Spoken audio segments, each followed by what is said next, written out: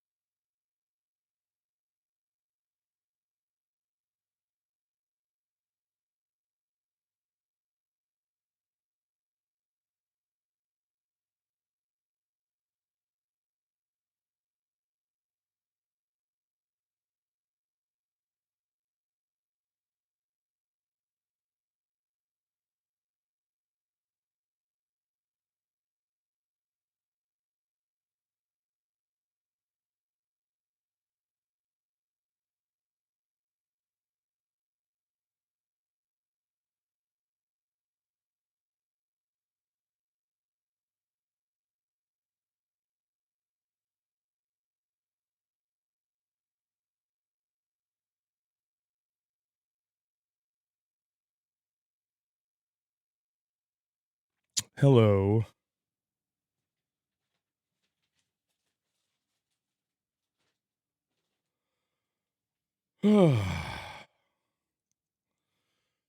Still sick. Because this shit just won't fuck off.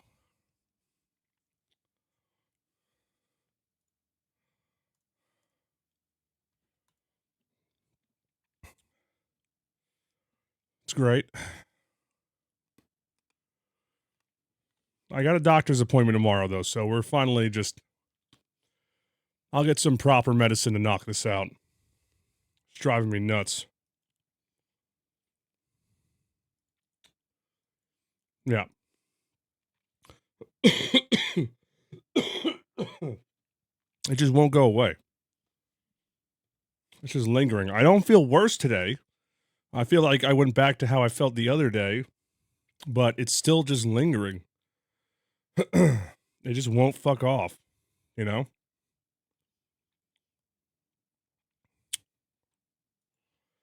And I can't deal with it. It's so frustrating, and I'm sure people don't want to hear it too when I'm streaming and constantly going and coughing like every 10 minutes. Driving me insane.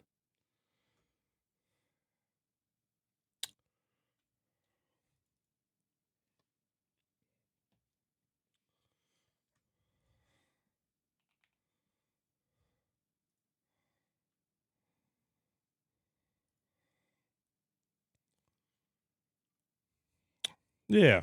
Diggy dig. I don't know. This is a game I meant to check out a while ago. Similar to that other one we tried. What was it called? A game about digging a hole. Yeah, that's the one.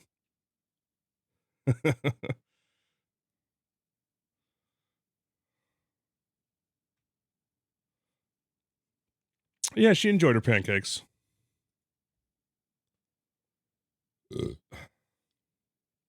Yeah.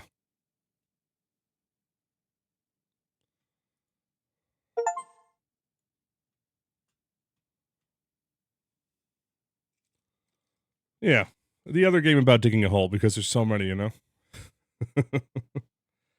There's so many games where you dig holes. Just so many.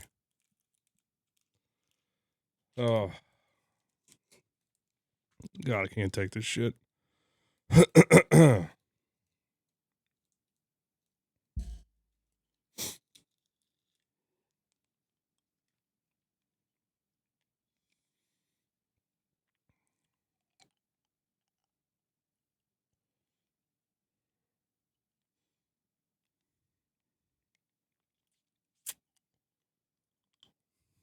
Oh, God.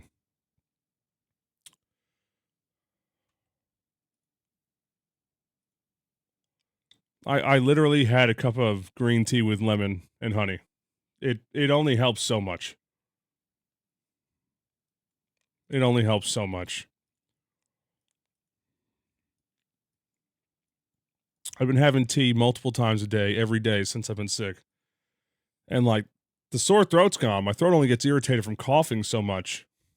But this sinus shit, it's probably morphed into like a kind of sinus infection. I'm not kidding.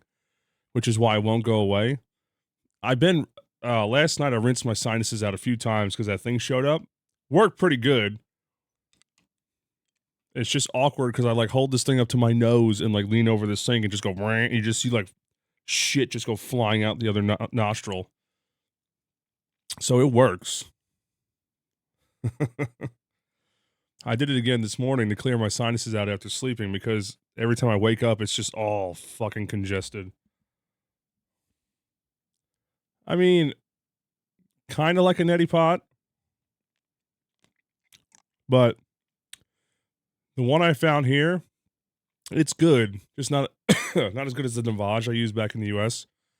Gets the job done though, because I just take like one of those little salt packets that they sell for doing this, you know, mixing the thing. It's kind of like they took a water flosser, you know, for your teeth, and just made it work for your nose cream, with like some different sugar, attachments for your baby. nostrils. Hello. It's like the same design.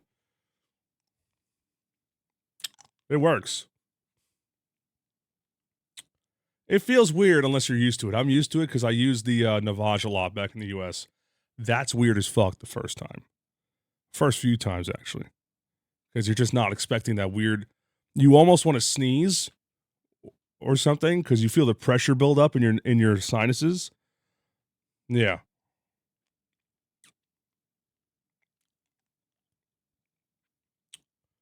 It basically is.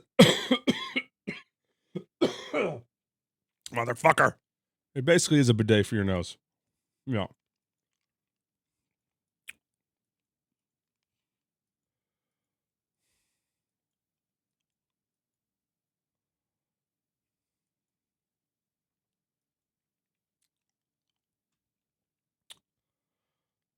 Um,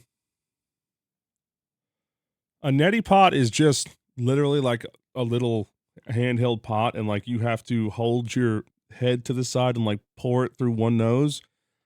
I'll try to find where's the thing I bought. Hold on, I got mine on Amazon in Australia. I'll show you. It's it works fine. Oh my god, fuck off.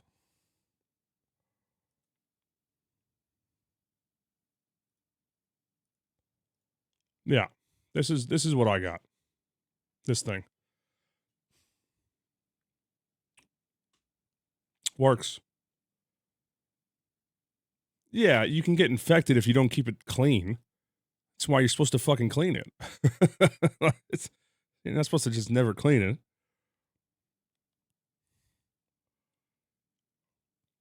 You just get some of those tablets you pop in, electronics, that use water. Pop it in there, let it dissolve, flush it through, and it cleans itself easy. Yeah. There's other kinds, but in Australia, this is the one I found. In the US, there's a lot more options, but this is the one I found, and it works fine. Yeah. Used it 3 times so far since last night.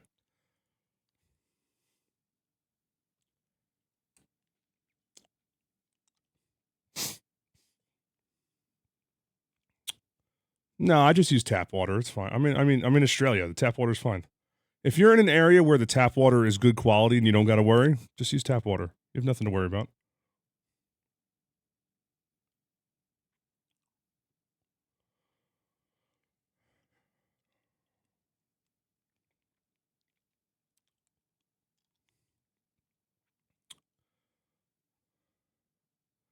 For as long as you've had this lingering sickness, I've also had a linger. Yeah, well, see, that's why I think it turned into a sinus infection, Electric, because every morning it's a bunch of green shit out of my sinuses. Green. That's bad. Right? If it's green, that's bad. Yesterday, it went back to being like a dark green, which is not good. Yeah, green is bad. So I think it morphed into like a sinus infection, and my body's just been fighting it. Yes, green usually implies infection. But you don't always need medication for it. It depends how bad it is. Like I've had it happen before. My body dealt with it quick. So yeah. And what doesn't help is, I have sleep apnea. So now my sinuses are all stuffed out. So now I'm breathing even worse at night.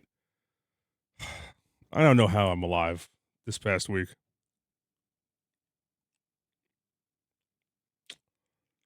Yeah, it's great when you don't need meds, but because yesterday it felt like I took a step back, I'm not risking it. So we made a doctor appointment.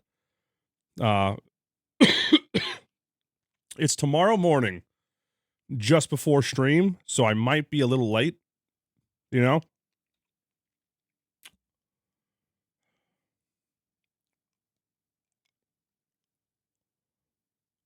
It's not even about like, oh, you're talking about the tap water, yeah. I had a sore throat. It started with a sore throat. Now my throat's only sore from coughing. That's it. Otherwise, my throat's fine. Like my throat just gets scratchy and a little irritated from all the coughing.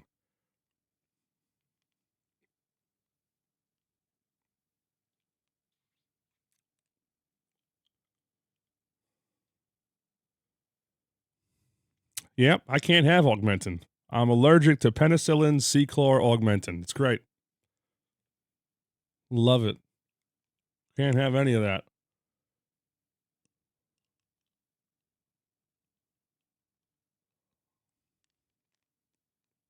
Mm-hmm. Granted, I haven't been tested for it in a very long time. I probably should get a penicillin allergy test again to see if like my body's changed, because that can happen.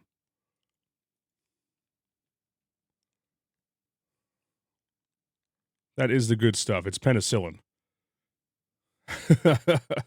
Penicillin is like the main thing used to fight infections.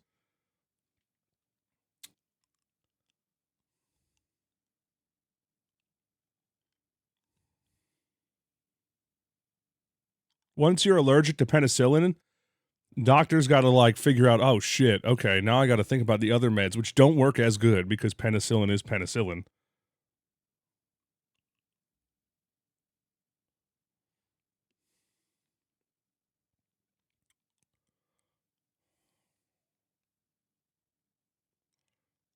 Get some honey. What do you think I've been doing the past week? Everything I have has honey in it. You guys think I'm fucking raw dogging water for the past week? Like no medicine, nothing?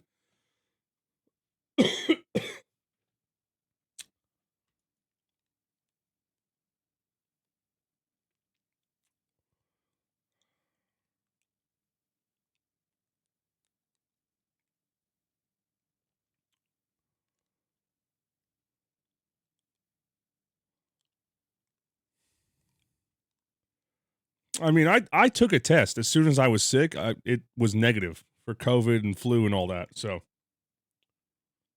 mm.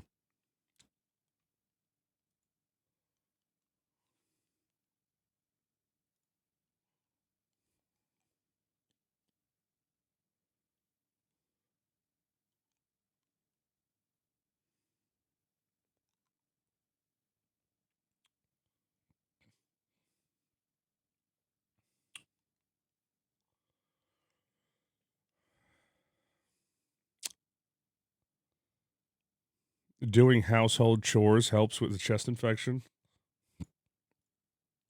I just walked to the shops this morning and made my wife pancakes with sliced strawberries and bananas. Okay. I've done stuff.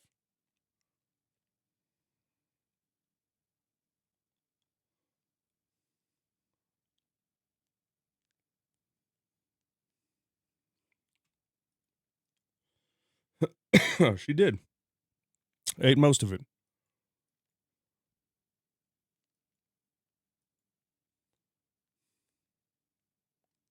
Saunas and all that ain't going to help. It's an infection at this point. It's an infection at this point, all right? Y'all can say whatever you want and throw all the shit at the wall you want. It's an infection. I guarantee you the doctor tomorrow's going to be like, yeah, you got a sinus infection. That's why the congestion won't go away. Oh, cinnamon and vanilla extract, Corey. You smell great, and it keeps the bugs off. If you didn't know that, chat. Yeah, mix with water. Yeah.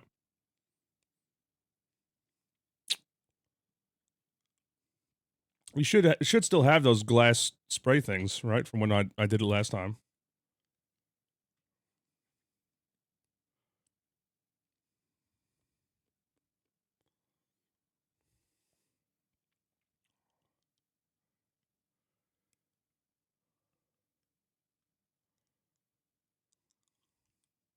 If it's viral.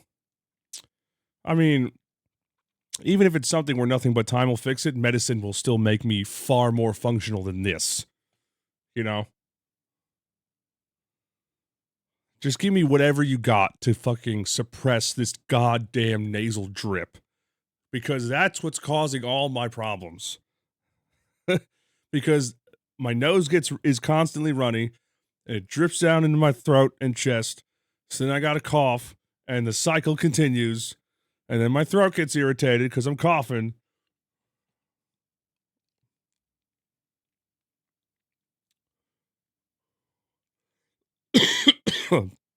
Trust me, I drink plenty. Lots of water.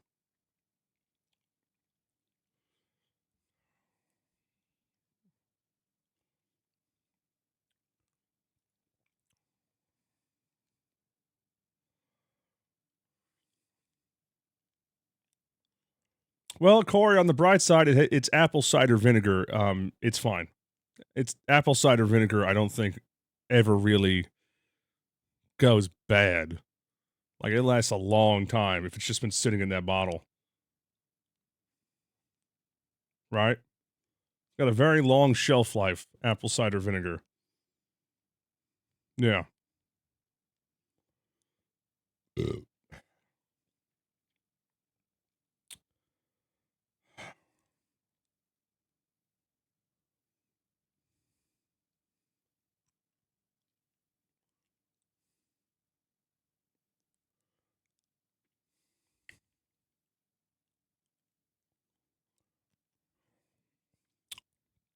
Chat, everything you're suggesting has already been tried or thought about. Sudafed didn't do shit. Honey has barely helped. Flushing my sinuses, literally been doing it the past 24 hours. Still runny nose constantly.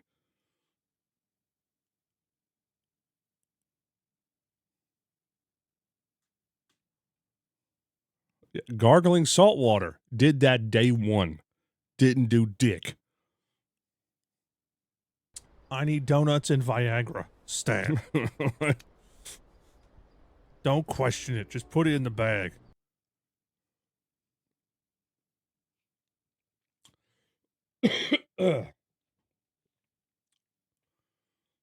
That's why I'm going to the doctor tomorrow. I don't know why everybody's giving me suggestions. I'm going to an actual doctor tomorrow, not chat MD. All right. I'm going to a doctor in the morning. There is no Mucinex here. I'm in Australia.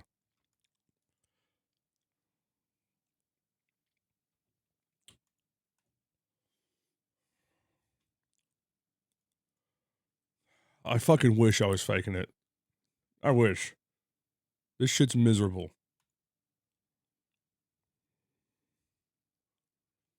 Also, on the side note of, if I am sick with something, which I'm assuming I am, and it's not allergies at this point, how have I not gotten anybody sick? Because, like, I've tried to not sneeze on people's stuff and be clean, like, wash my hands and, like, you know, all the time, use disinfectant whenever I do something. But, man, how have I not gotten somebody sick? I mean, if it's allergies, fuck. It's just, it's crazy to me. Like, because I haven't, Sinclair would 100% be sick. 100%. Like, I have, since I've been sick, I don't let her try to put, like, you know, she likes to grab things and try to, like, put it in my mouth and feed me things. And she tries to, like, grab my teeth all the time. I don't, nope, cut that off.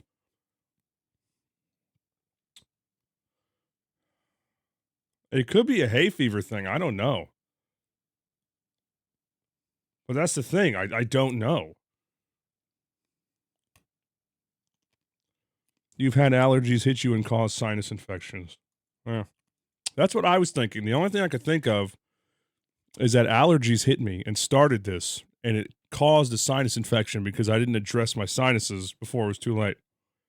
Which makes sense why yesterday it felt like it got worse, and then today it got better again. Because it's an infection.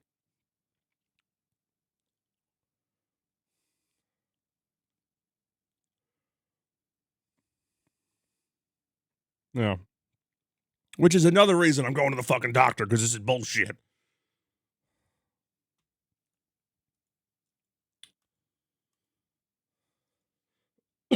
In Australia, Mucinex is called Codral mucus. That's a weird fucking name.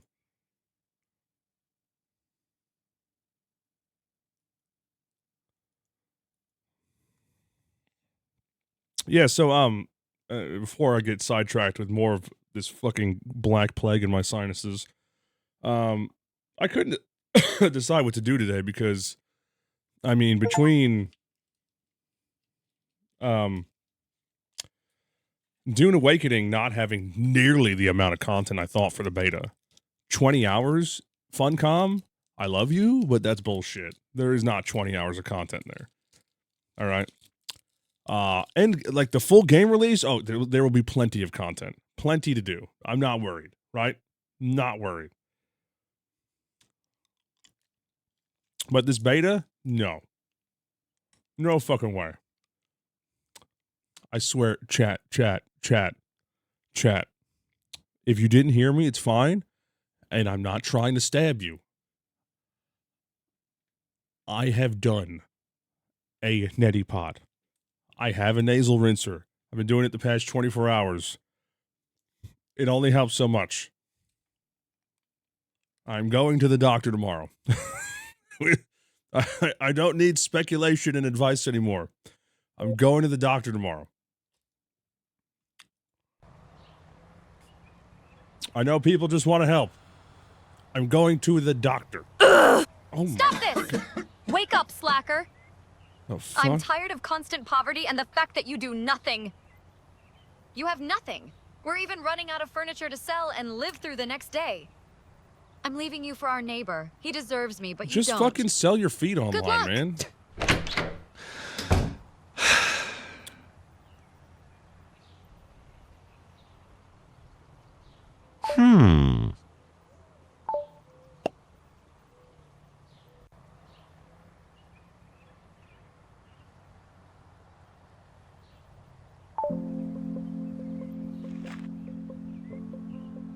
Anyway, yeah. No, I was explaining that.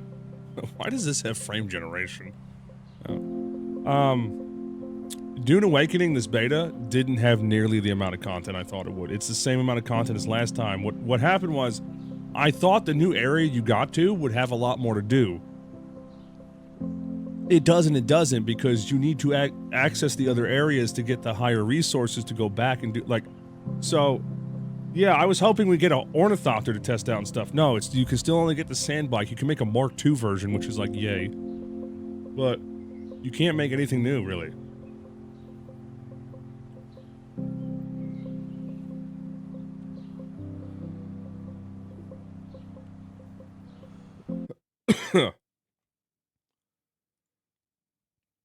Dune Awakening looked boring because it's the beginning tutorial area. Like, listen. If everybody thinks, like, if you think Dune Awakening looks boring based off the beta, you are judging that game off of such a tiny slice. Such a tiny slice. That is tutorial land, basically. There's, like, no PvP. The PvE is even minimal as shit.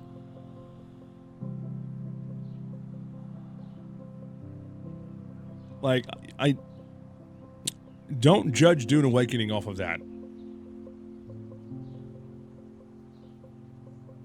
Yeah, like, if you didn't play the first beta, right? And take your time fucking around, you can get a good chunk, like, maybe a couple, like, days worth of content out of it. Me? No, I speed ran through the initial shit. So I could get to the new area. And then it was like, oh, oopsie. There's not really much here.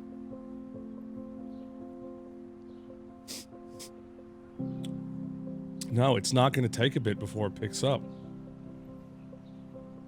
The end game PvP area is bigger than the main map.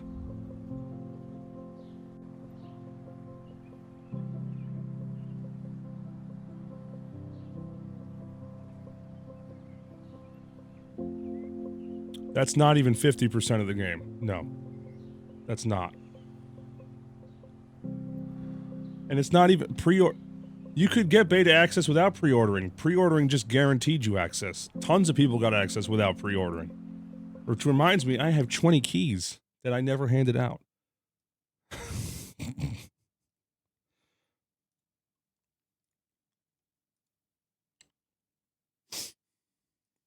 Oopsie. Oopsie poopsie.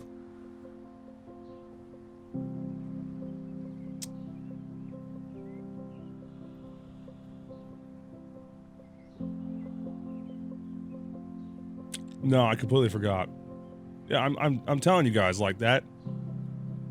Heller can tell you too. Anybody who's been in that thing, don't worry about NDAs. All right, you can. It's fine. That was the tiniest chunk of content compared to the full game. The full game is a lot. A lot.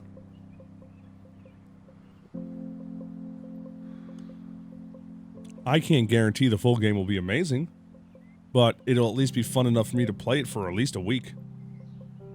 You know? Hoping for the best.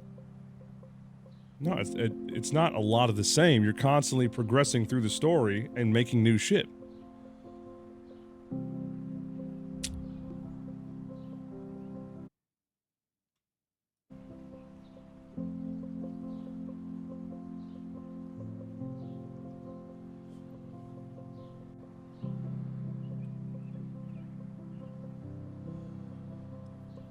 I wouldn't say 1-2%. I think that's reaching. Unless it is, which that would be fucking impressive.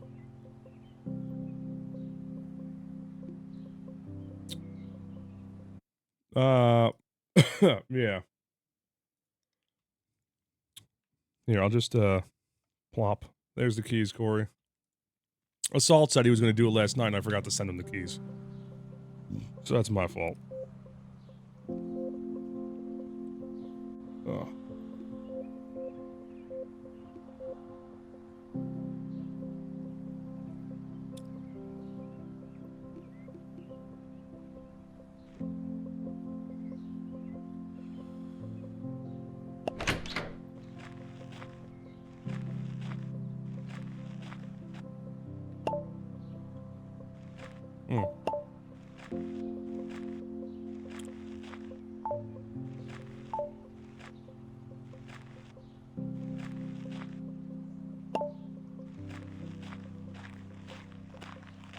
Go to my neighbor's garage and steal his shovel. How friendly of me.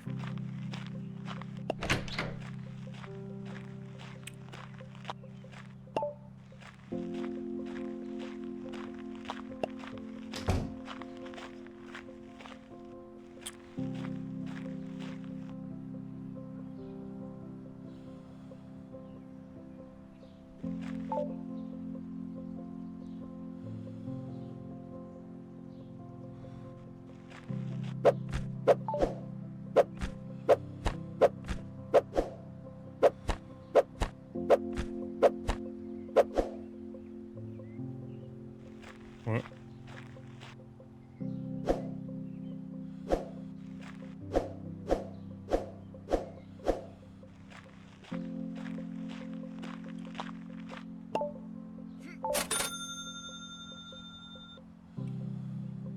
Okay.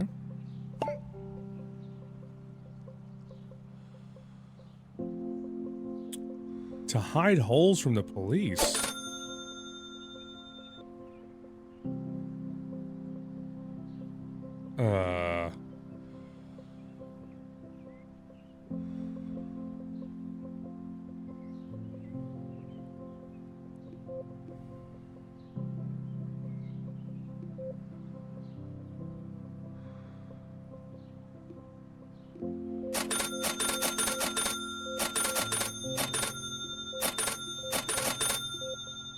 Okay.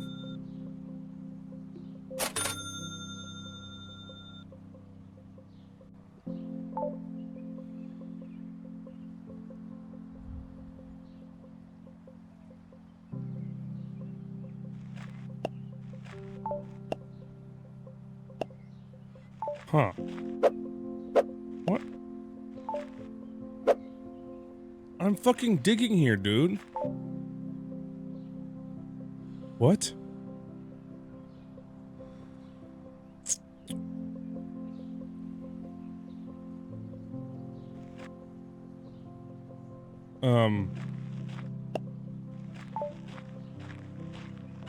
I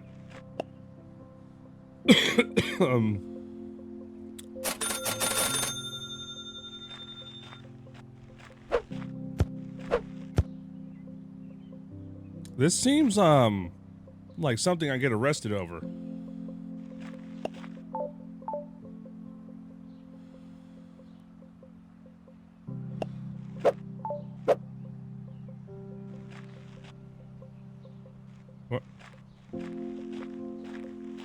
Meet the cop.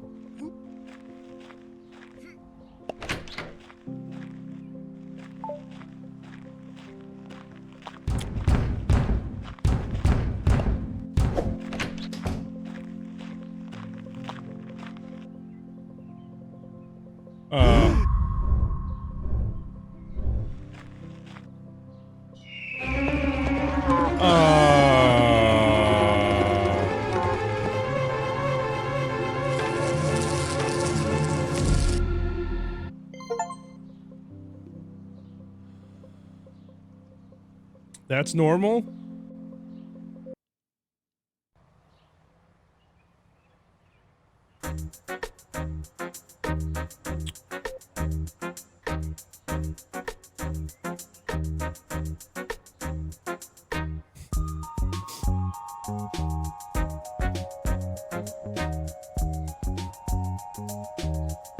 Huh.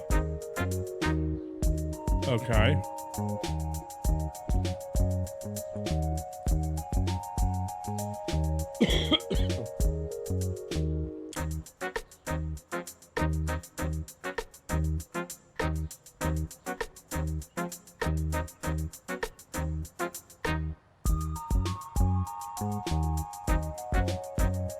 Uh,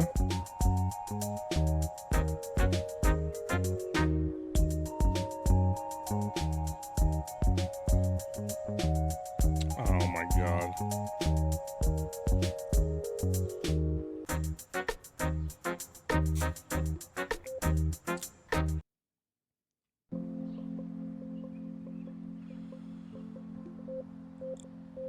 No enemies in default. Huh. Okay. Apparently it's multiplayer. Yeah, I don't know. I didn't expect that.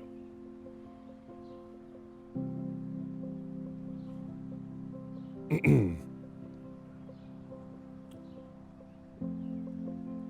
I don't know if anybody else would like to dig holes.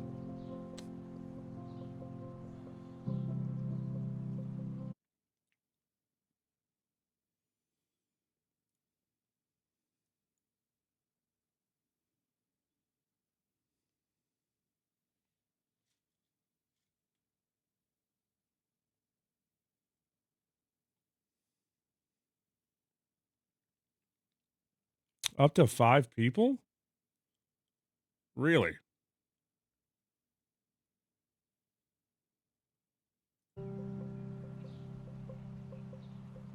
Well, it's the same old password.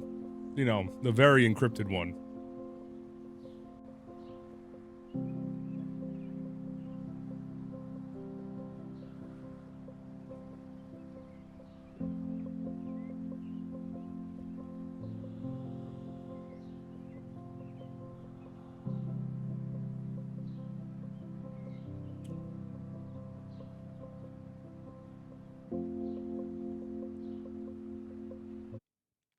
He's giving away keys in the general chat and Discord.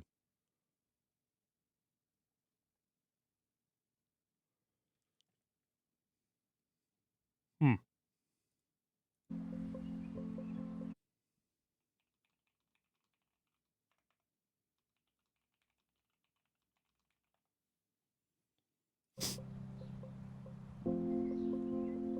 Dune beta keys, by the way. Yeah.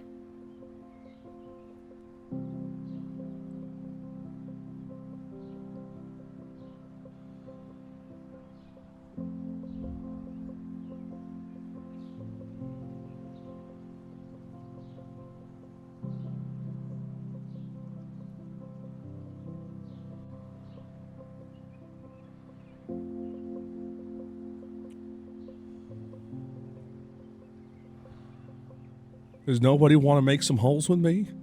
Am I going to be solo holing? One man in his holes?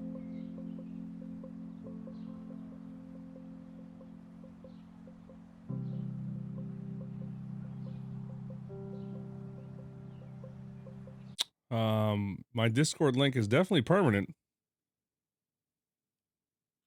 Yeah. You're telling me that's not permanent?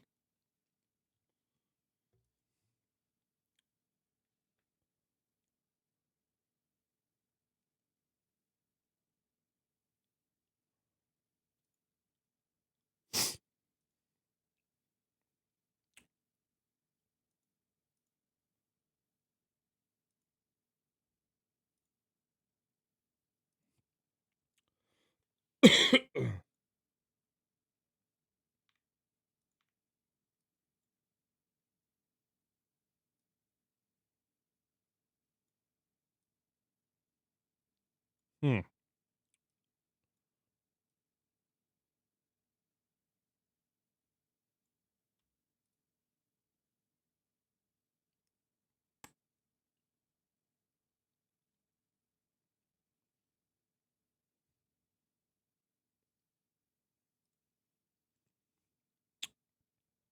Um,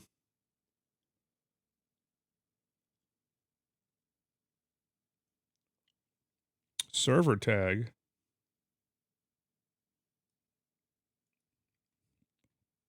Apparently, it needs to be boosted, even though it says it's at tier 3. So I don't really understand that.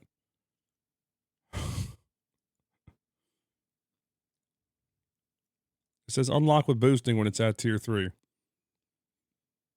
Huh. I don't understand how that works.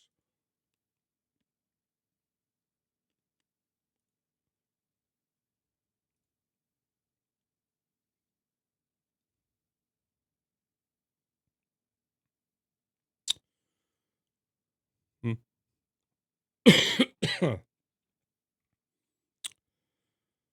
Server invite, background, custom link. Yeah. That's my custom link. Like, it's definitely... Yeah. I can't find the server. Oh, don't tell me it's a region thing. Can I just invite people? Oh. Let's see. If I invite Juicy, can he join?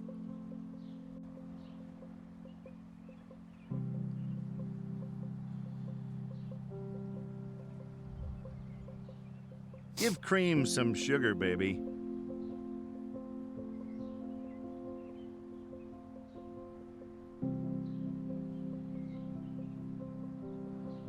I'm guessing he's in.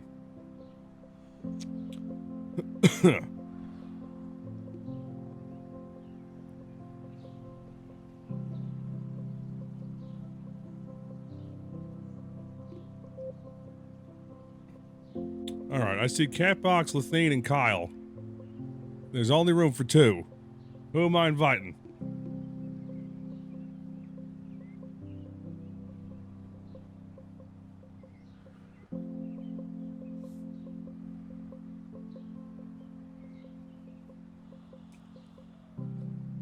Yeah, I don't know why it's not showing it.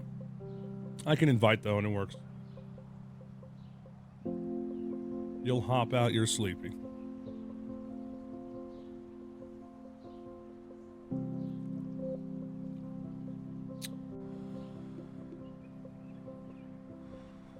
Assault's gonna go play some waifu shit, alright?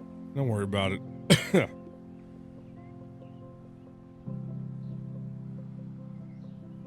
He's gonna be playing some Boat Girls stuff or some anime.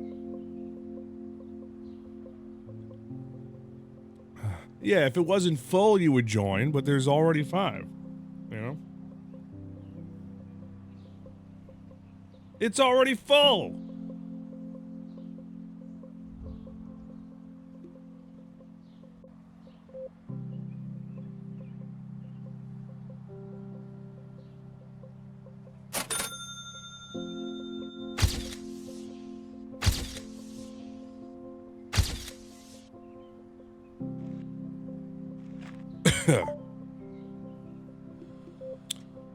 Alright. Let's dig this hole. Man, none of us did leg day, huh? We're in our underwear?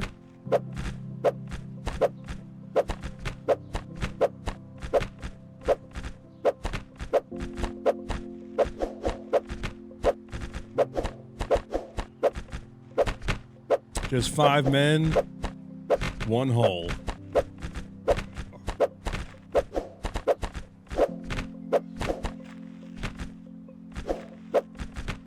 That's what it is.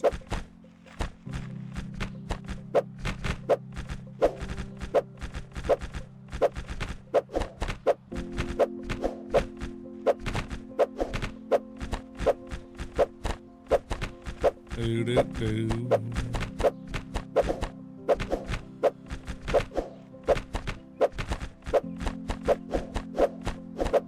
Dude, if I could just dig in my backyard and find all this shit this easy, I'd be rich.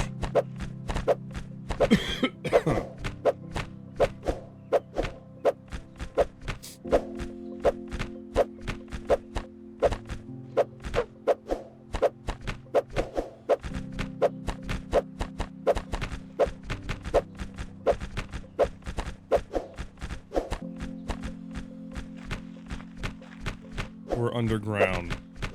We're getting deep. Why do I only have $55 now? Oh, because we restarted without...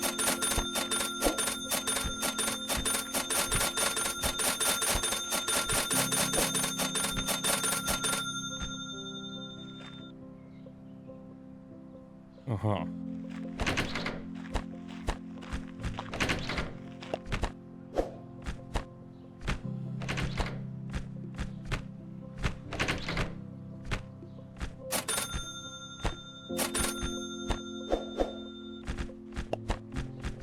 FYI, you can just hit sell all.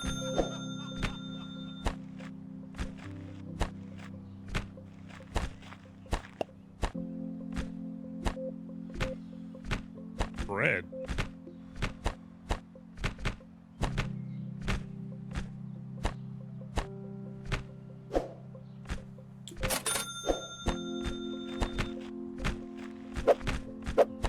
Oh man, look at the hole we're making now.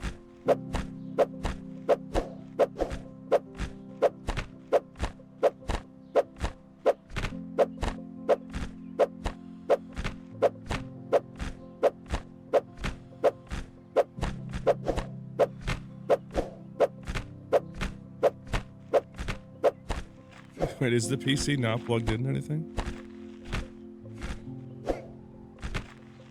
Yeah, it's hard to see. I don't think it is. No, I don't see cables. My God.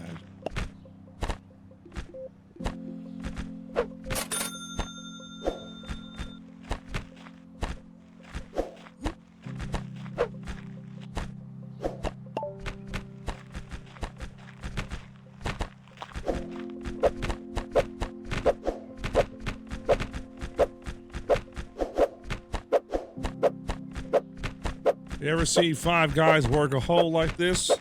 Bet you haven't. Ow. Ow. Bro, you're digging me. You're digging me to death.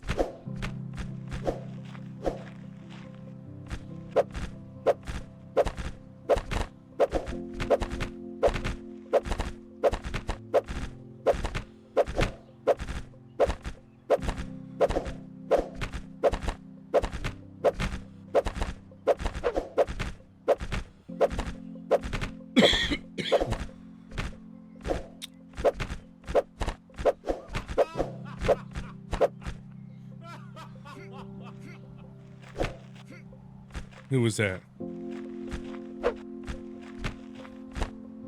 Got fisted by the homies.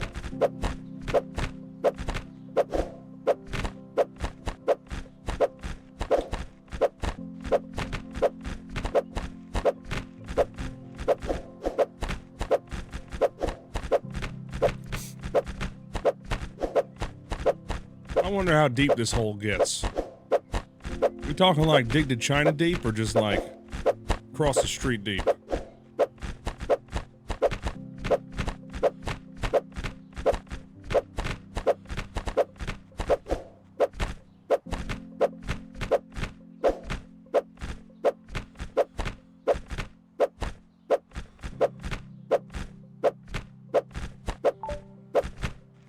Uh-oh.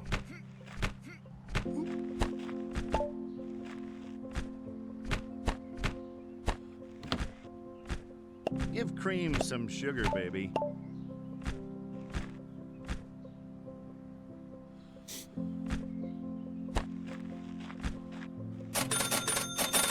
Oh, hit sell all. Don't spam that shit.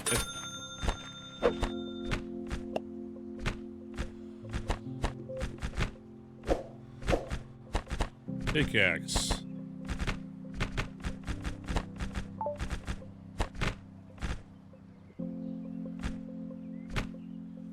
You know, I say we wait and jump right to the upgraded pickaxe. Yeah. Oh, shit. Fuck! Oh my god! Oh my god! What is this?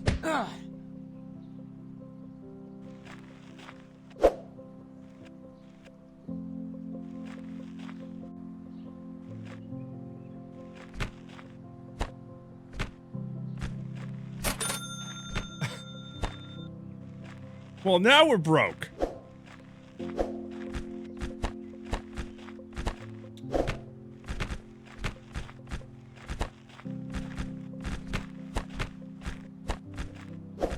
How you gonna just walk in on 5 guys working a hole and just, you know, beat one to death? Oh shit. Oh, I'm going. We need headlamps. We've gotten into the danger zone.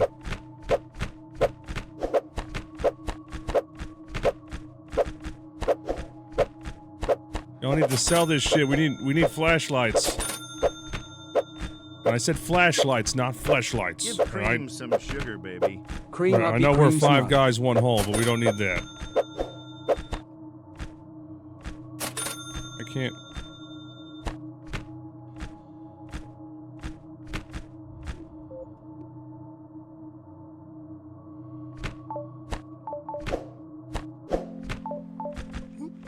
Does everybody have to buy their own flashlight?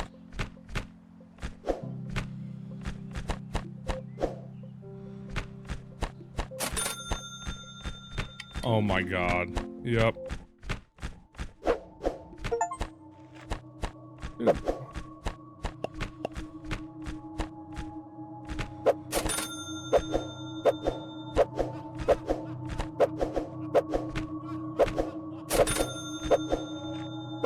Why is there so much ore just like floating down here?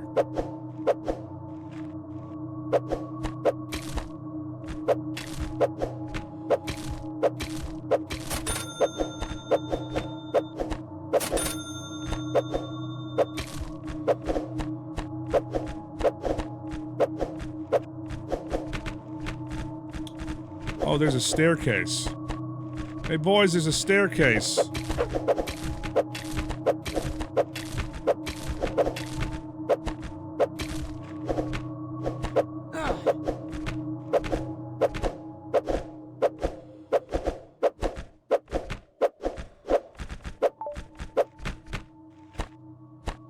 Somebody sell all this shit, we're full.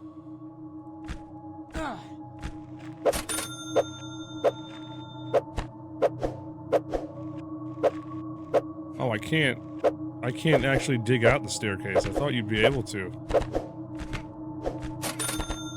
This is fucking weird. I'm stuck.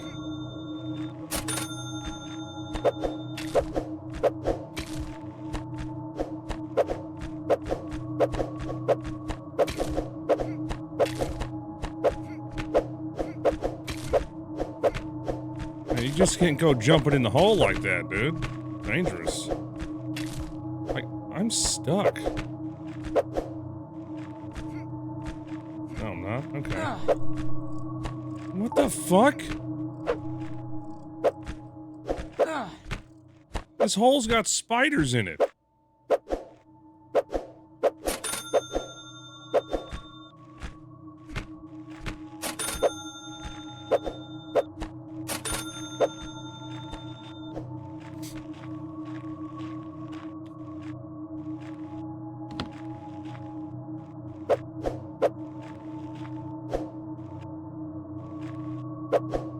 Drugs? You just found a brick of drugs.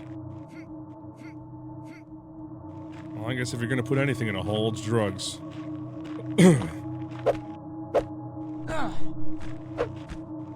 Dude, why do spiders keep spawning where I am?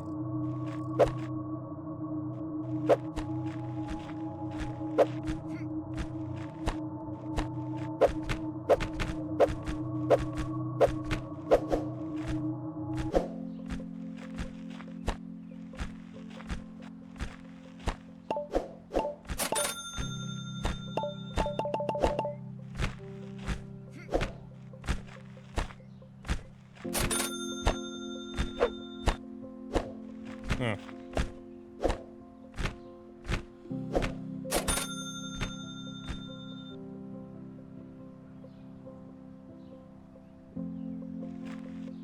Yeah, you should be able to just hit E.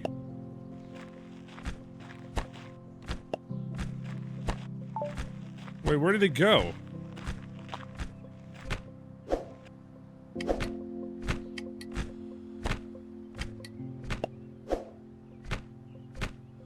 You have to buy it each time?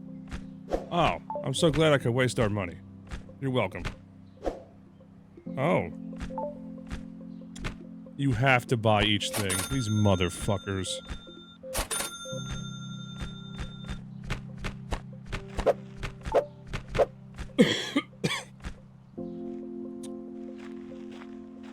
Camo net, quick! Hello, officer.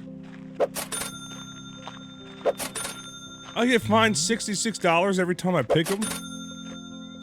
Really? You ain't no cop. What cop dresses like that?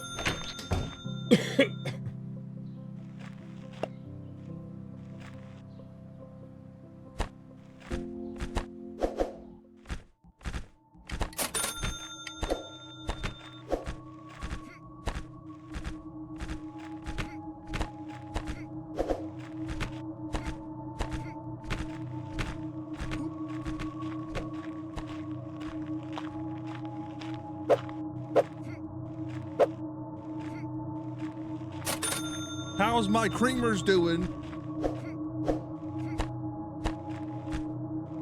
I went from 4K to 2K from buying an upgrade, not from the cop. Hey. Watch where you're picking, everybody, alright? This is a tight hole. Be careful.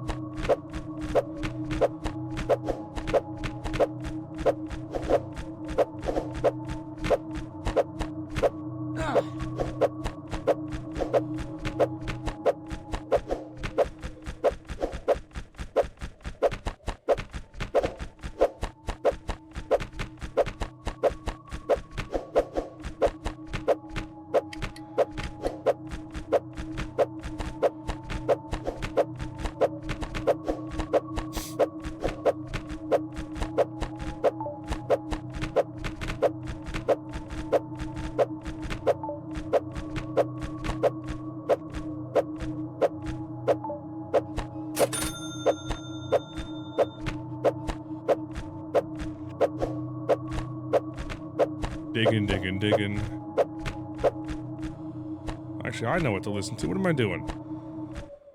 This crap out of here.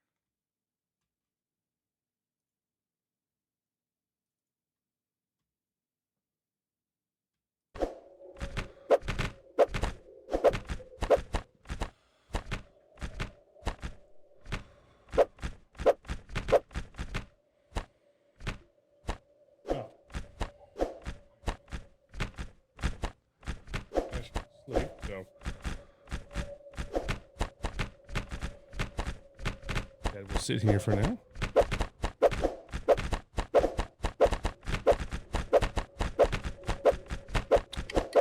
Yeah, it's flowers for Ash. Yeah.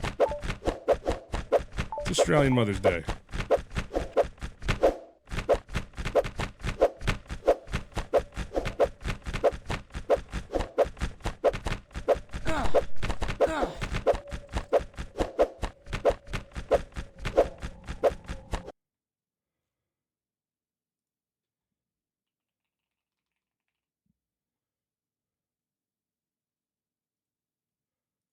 What if I do this?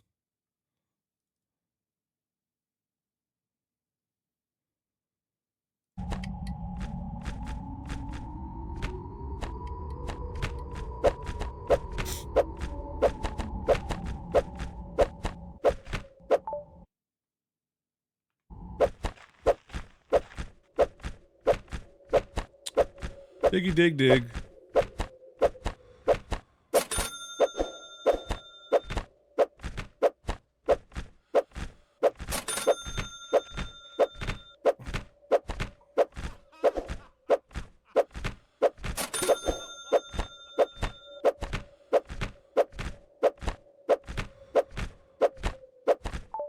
Why can't I use a flashlight? Oh. Oh. Well, that's nice.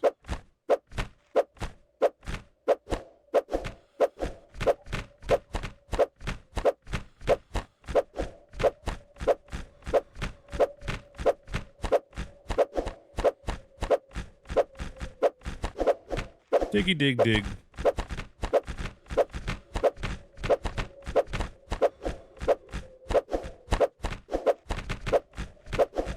I found a chair.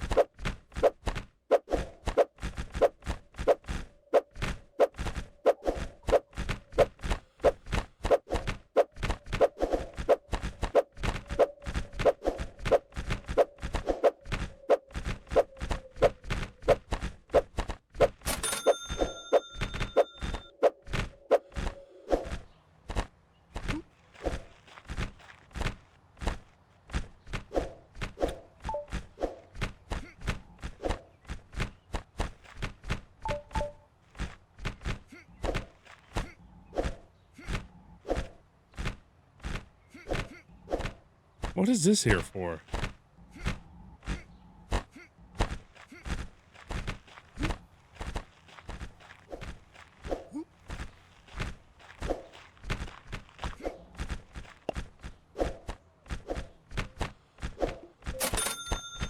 Pickaxe 2.0. Give cream some sugar, baby.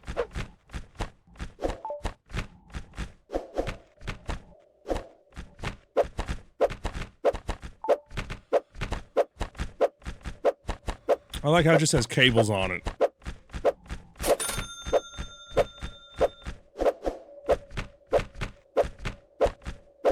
I found sapphire?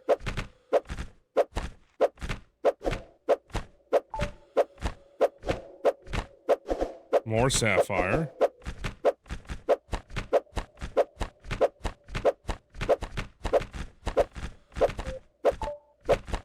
Uh-oh. I found a thing. Where's my light?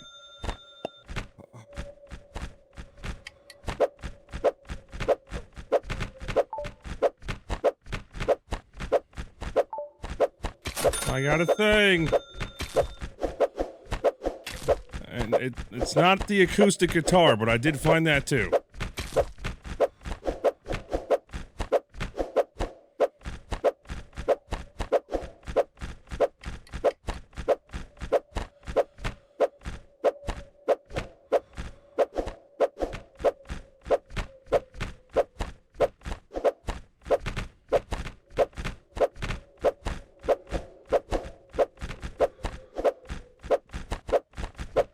Uh-oh.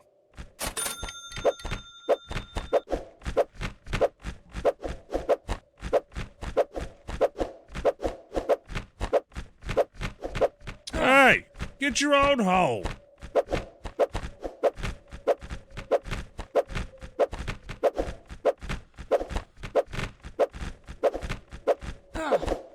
I'm gonna kill. Well, I just killed a man. His fault.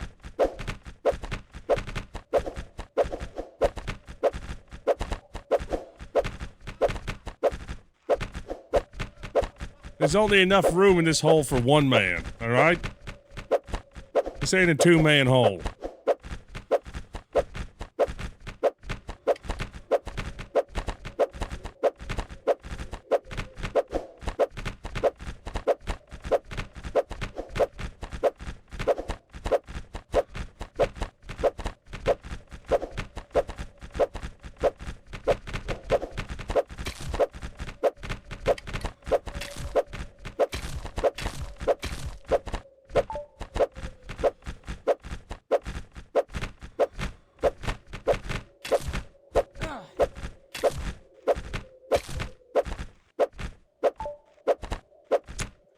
Somebody's gotta sell shit.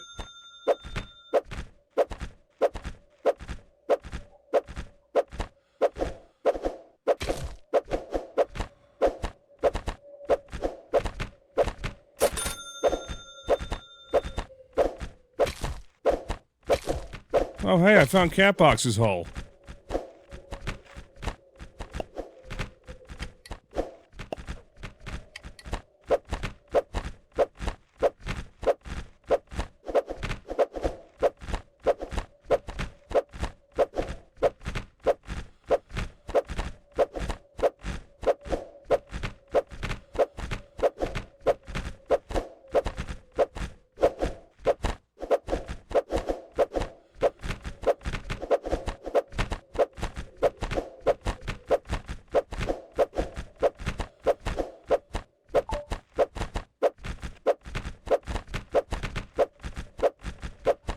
I think our holes are merging, Catbox.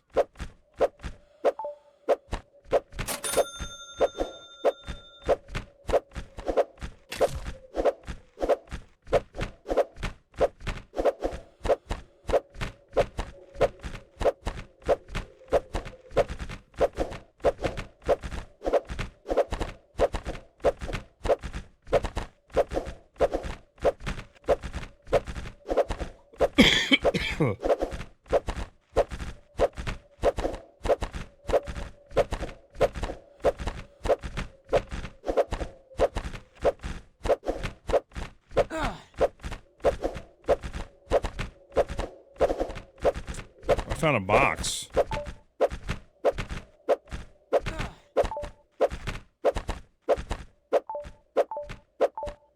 Warehouse is full. Cough, cough.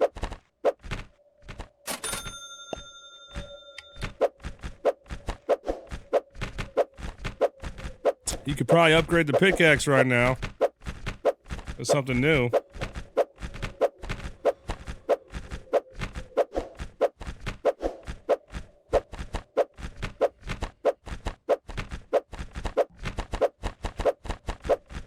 Good lord, man. Oh, look, see, look, now our holes merged. We got some holeception. I got here first.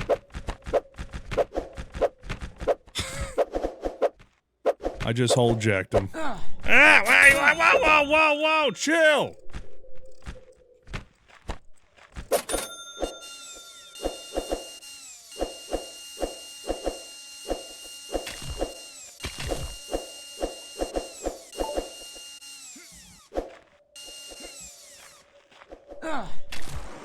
Dude, why do spiders keep spawning out of my asshole? What is that?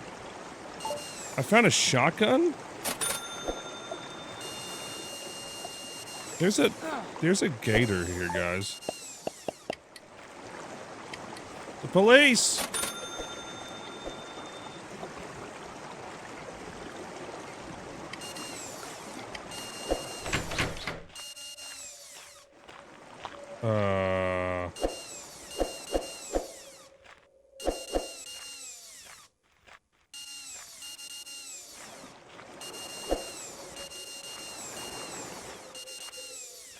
Okay. Oh, Jesus! Okay.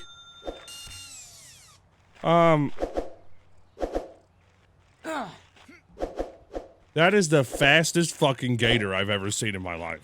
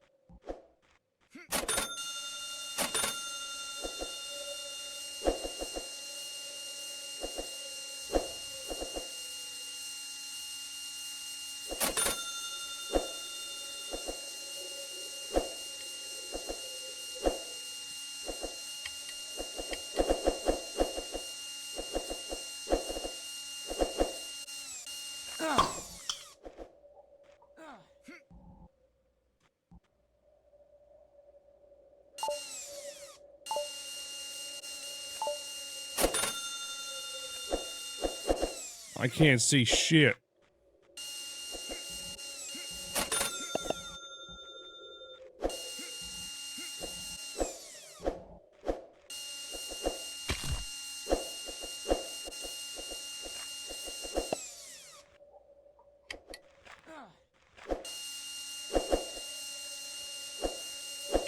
Meh.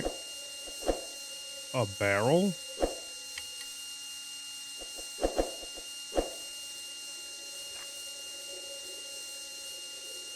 Okay, I guess we're just drilling now.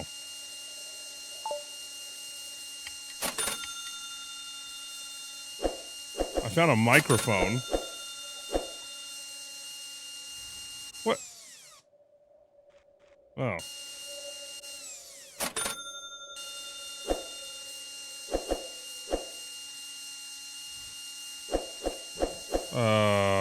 There's a giant hole in this hole.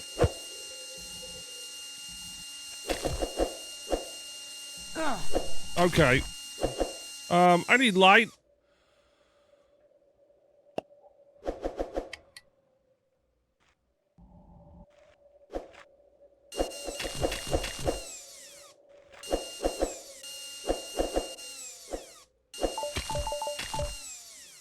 Guys, I can't see.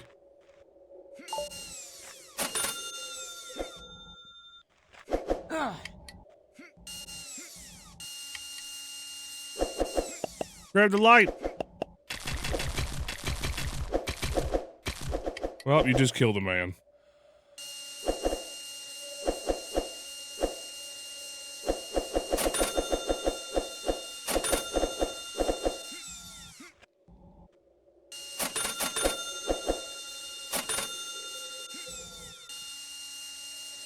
God damn it, man. Let me up. I jumped like 2 feet.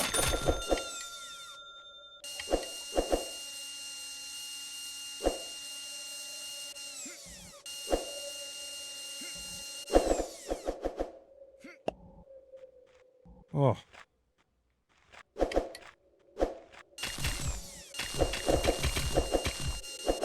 I found a whole wheel of cheese.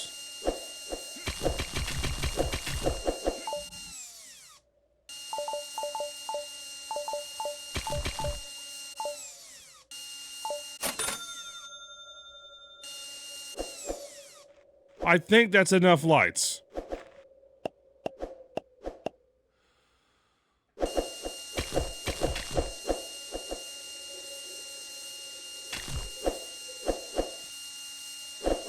A small golden cup. A fan.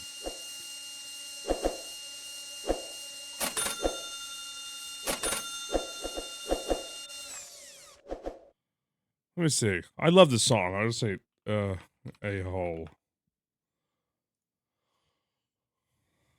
I'm a dwarf and I'm digging a hole.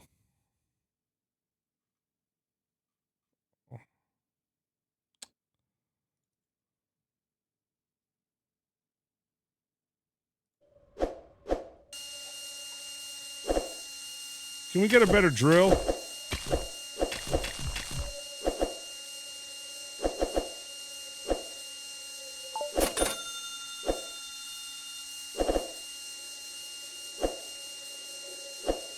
Yeah, I know. People who made this game were not good with audio.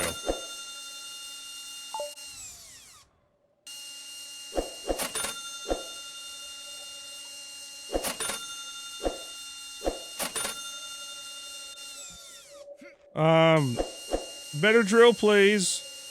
Oh, you got it already. Literally as I wanted to say it. Never mind.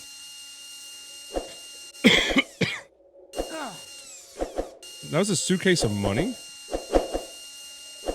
A Russian rifle.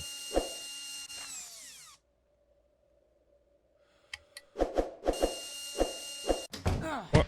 Oh, come on!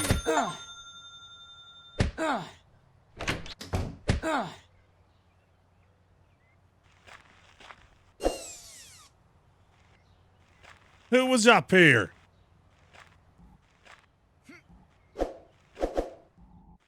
For shame. Now I gotta find my hole again. That was actually a lot easier than I thought it would be. I kind of just slid right down.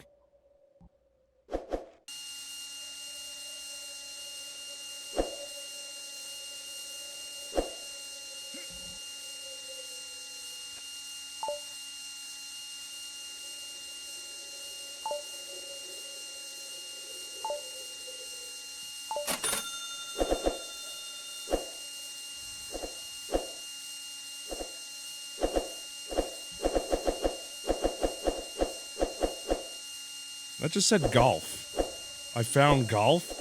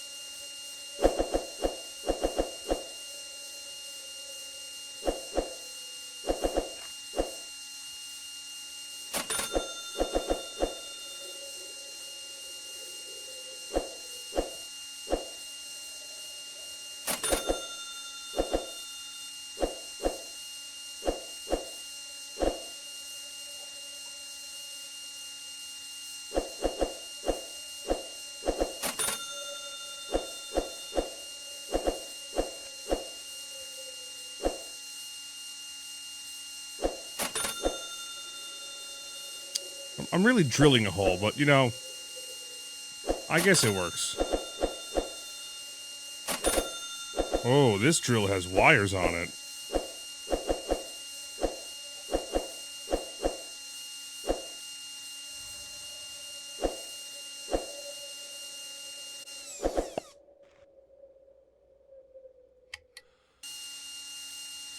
Give cream some sugar, baby. Drilly drilly hole. Drilly, drilly hole.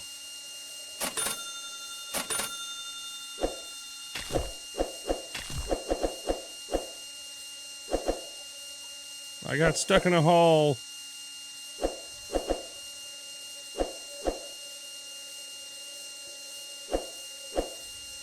Yeah, nothing says quality like making the drill sound a dentist drill that you hear nonstop.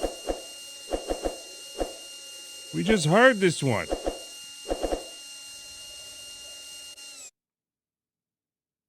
Is this just like 8 for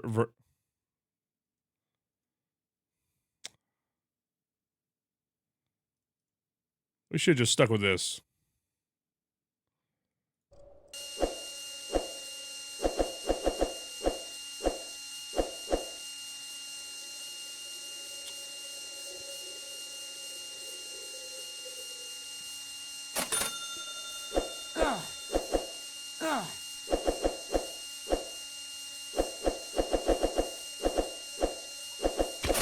Just act like you can't hear it. It's fine.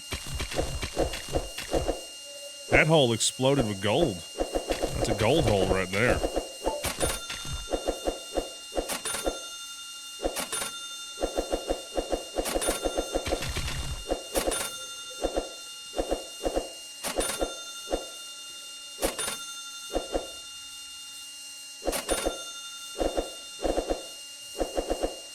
I want somebody to make a game like this where you can have cave-ins, and you need to properly support your hole, or it will crumble.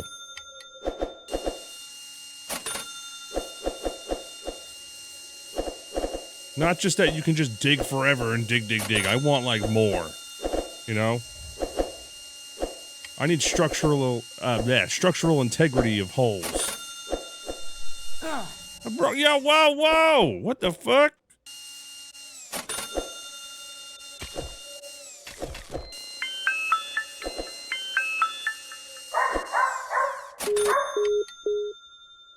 The fuck was that?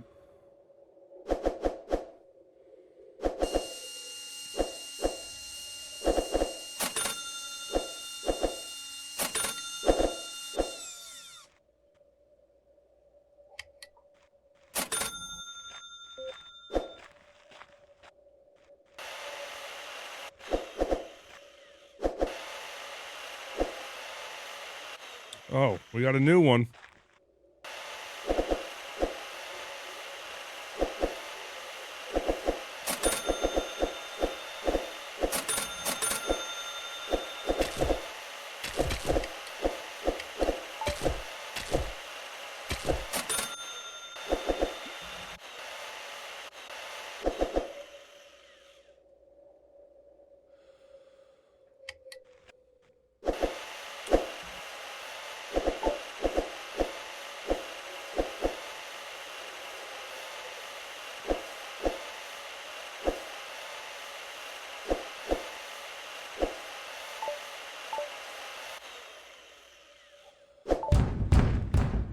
shit. Get the carpet, man.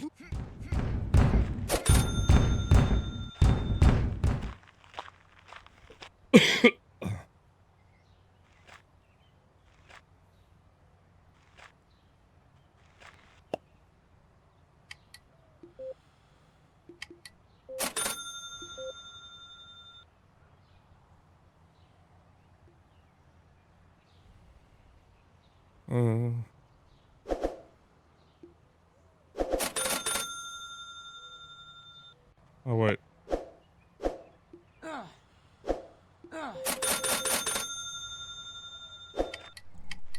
I'm sorry to whatever happens down in this hole, but I'm about to blow it up.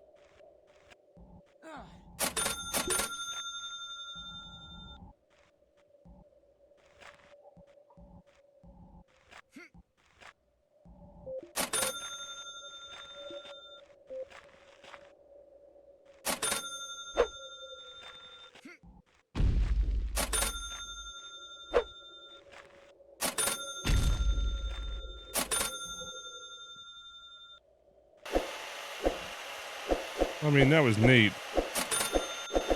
I do that much.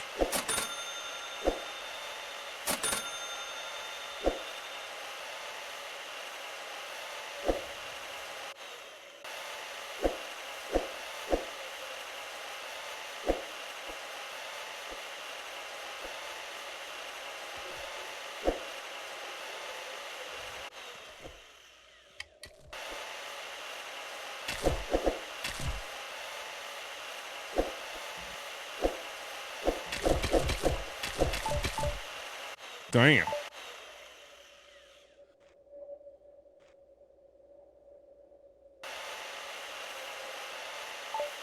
Warehouse is full. Shitter's full.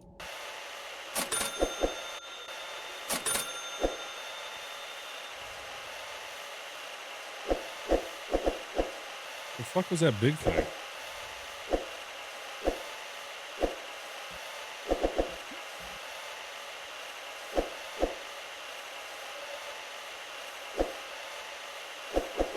A tub? Just a whole ass tub. Right.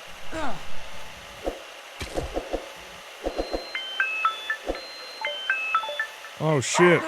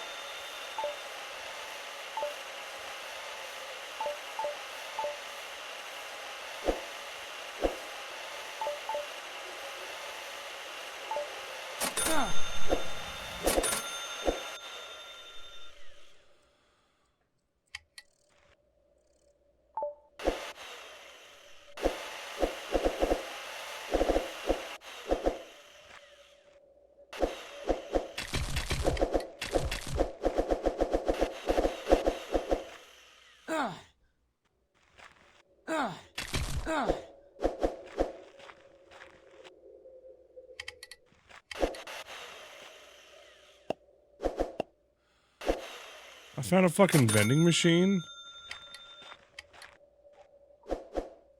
Give cream some sugar, baby. 77 long hard months in the mines. What the fuck? What?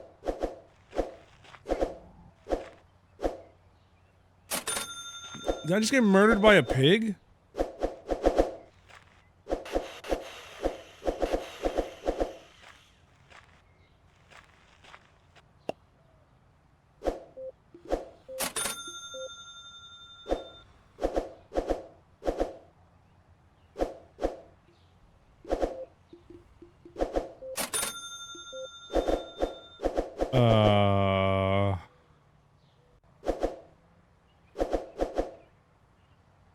I don't understand.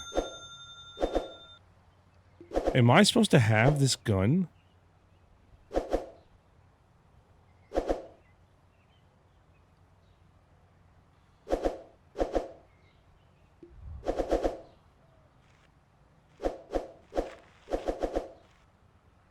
We're supposed to fill the house with things?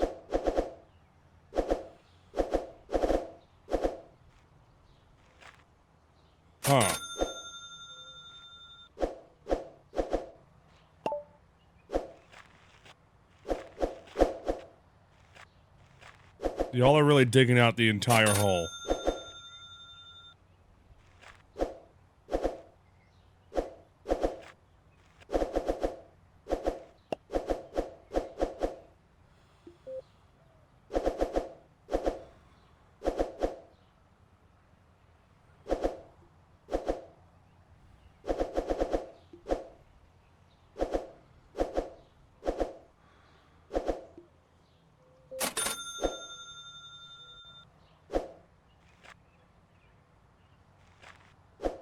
I bought it. Where is it? Oh, it's over. Oh my god. Guys, I can't get out.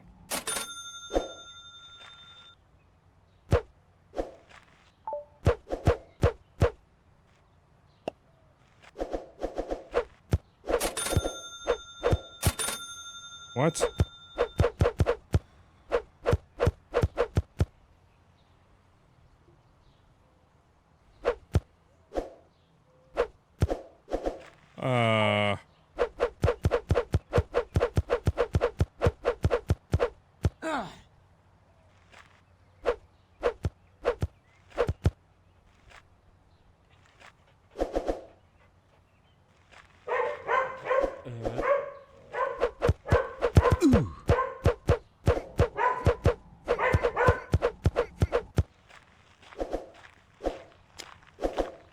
Right.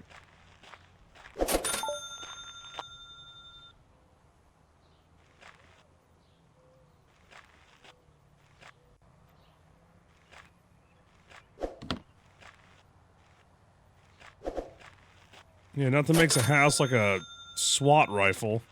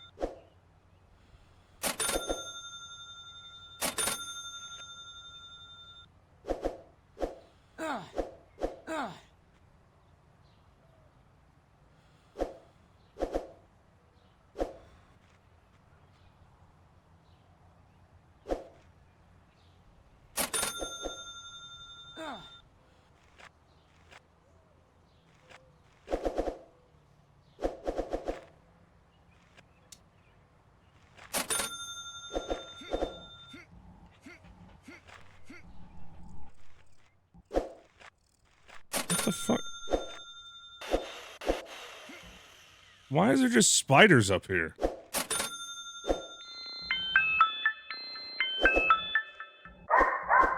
Bork, bork, bork, borking, bork, and gork.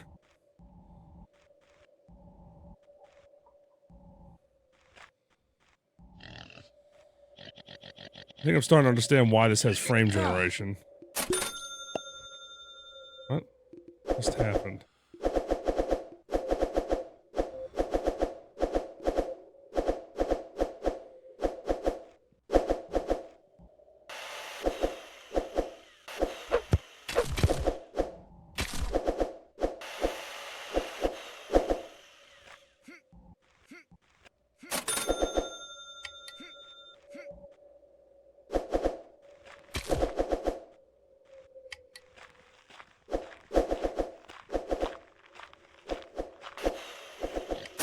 Oh, fuck. What?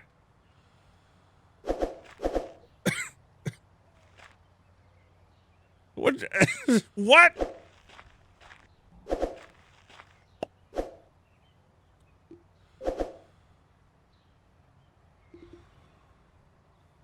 I don't understand what just happened.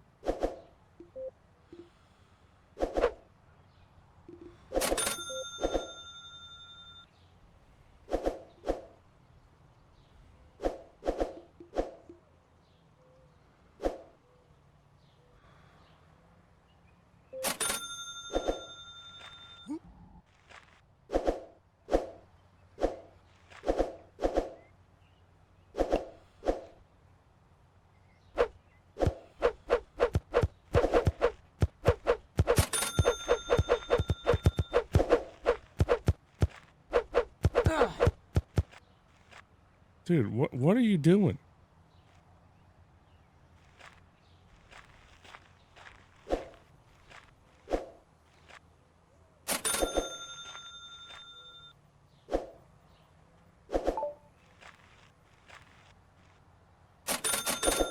Yeah, sure. Place it in the floor. That makes sense.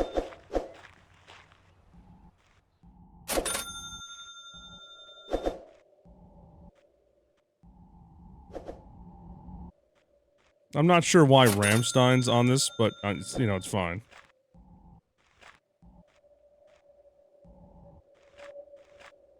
Dude, how do we deal with this pig?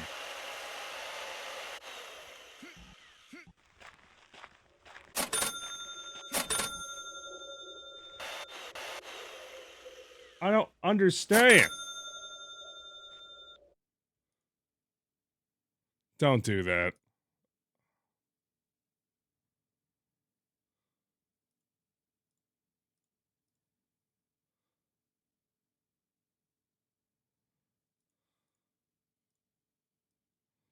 I don't like this. I don't like this.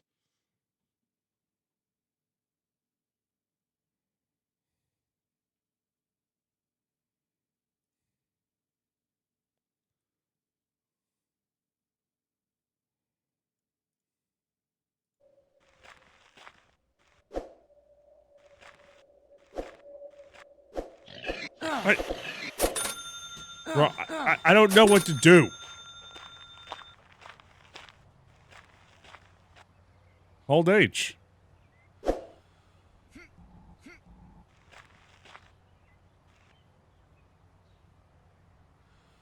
Hold on. Sinclair's up. I'll be right back.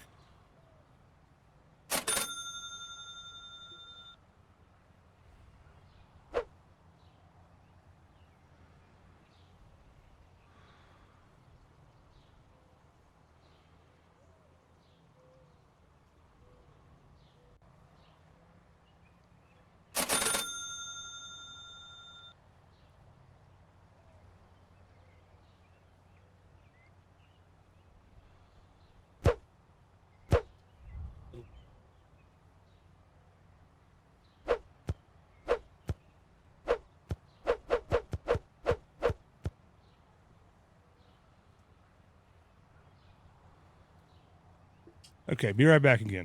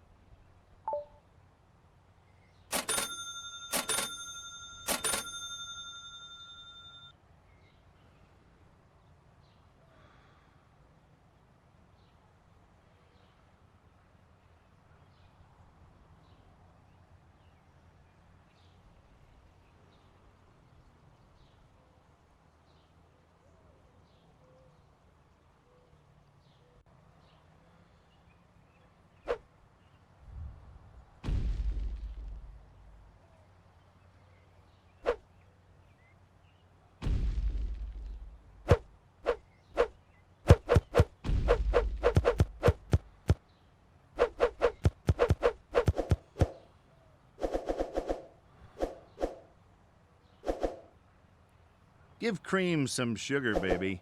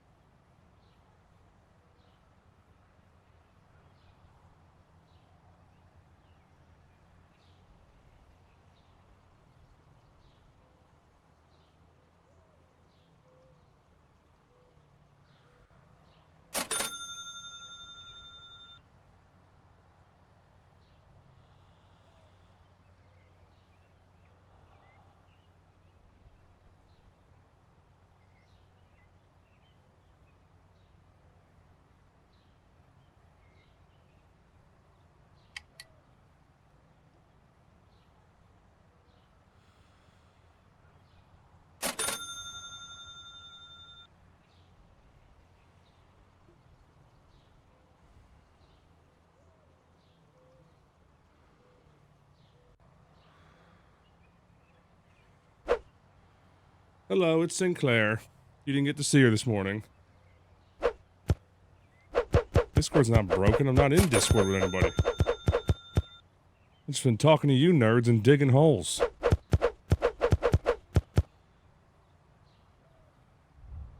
Why are you trying to steal my stuff?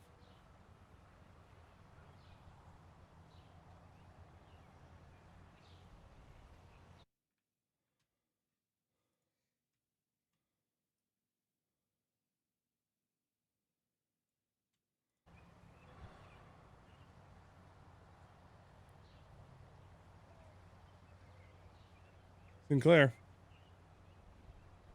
Did we make pancakes today? Because it's Mother's Day? Yeah? She stood in the kitchen on her little tower. She has a standing tower so she can assist. And helped by eating the pancakes and strawberries and bananas I cut up. That's how she helped.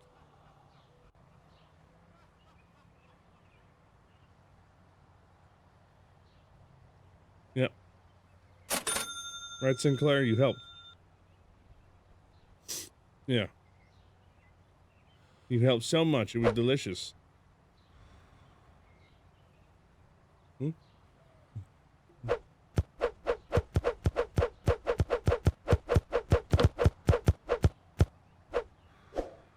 Yeah.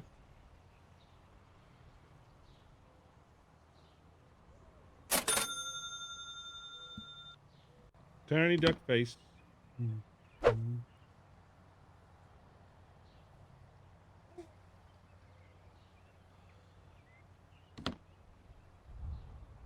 Constant duck face.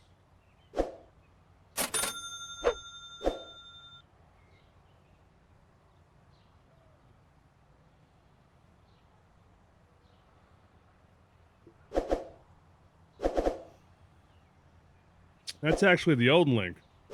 But that still works.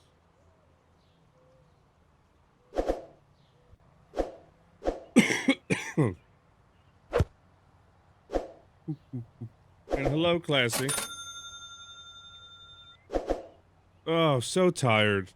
Had such a rough morning. She had to be there and eat pancakes and bananas and strawberries while I did all the work, you know. So exhausting. Just existing, you know? It's so tiring. Right, Sinclair?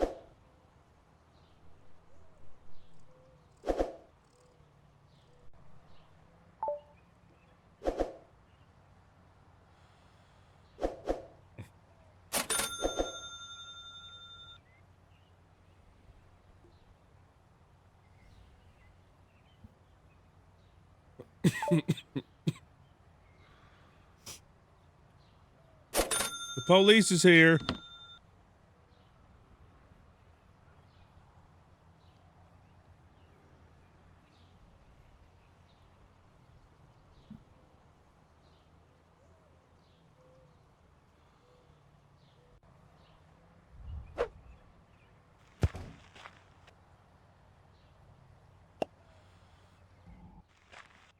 I'm ready to get in this hole.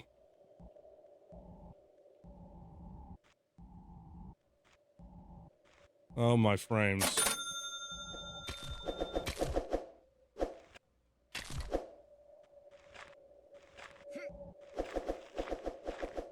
Have we figured out how to deal with oinkers?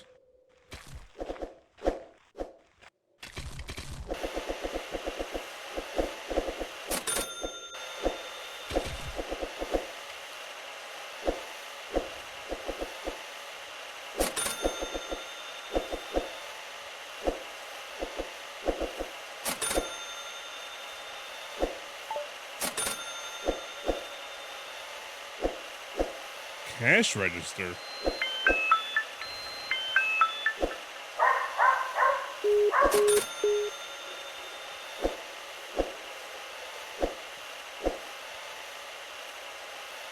No, don't grab this and spill it, please.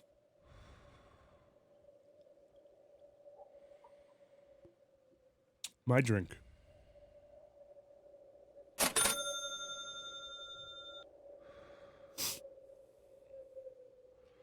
I have veggies though. It didn't do nothing.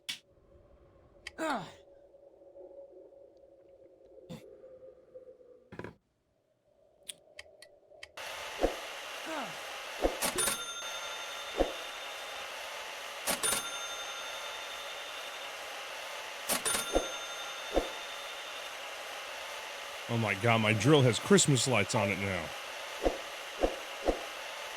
Whoa.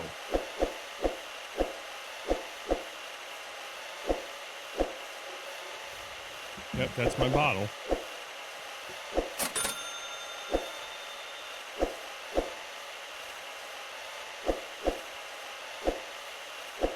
You know what?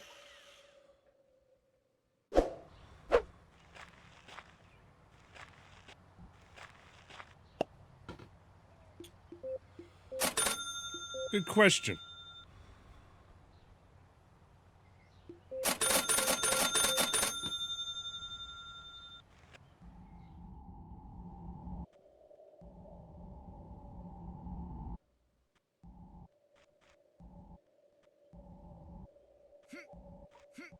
Here, piggy, piggy.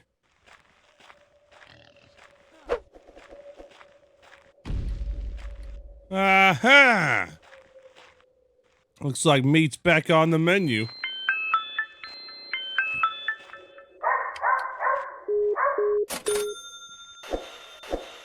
Stupid pig. Oh, there's a lot of drugs here, guys.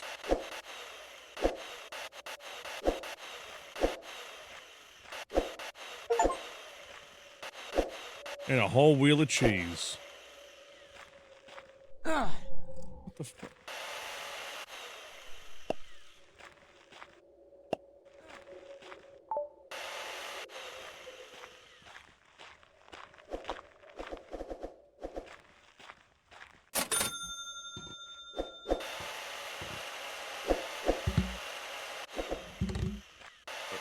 Yep, that's a bottle, Sinclair. Thank you. Thank you, Sinclair.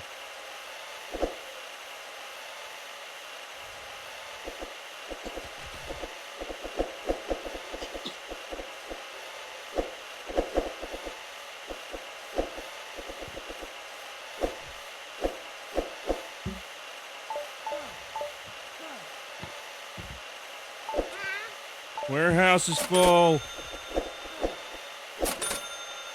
Shitter's full.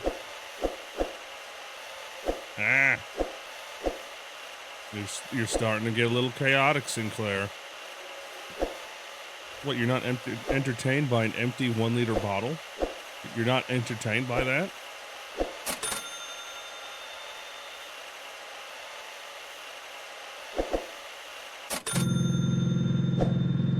Oh my god, a better sound, thank god. Yep. Ah!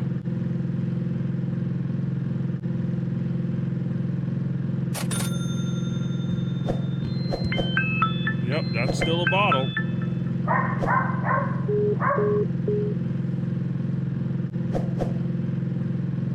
Brrr. What the shit? Okay.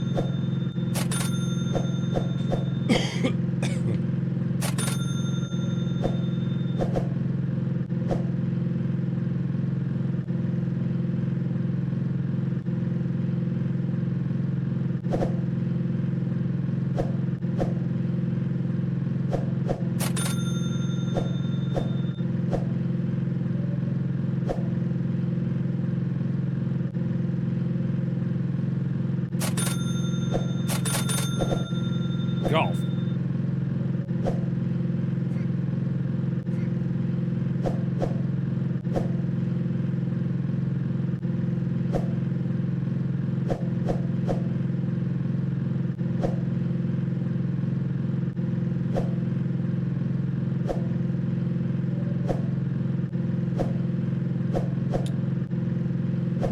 Demon poop? What?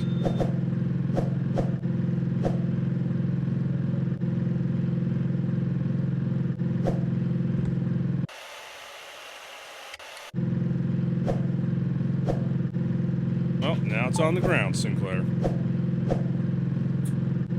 So she steals my microphone.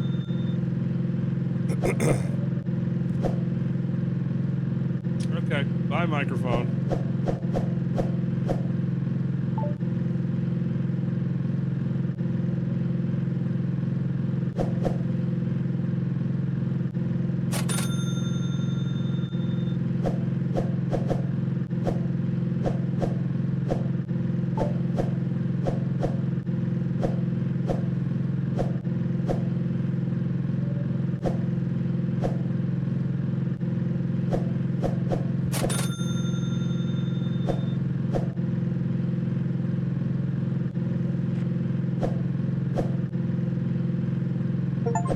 You're stealing my phone now?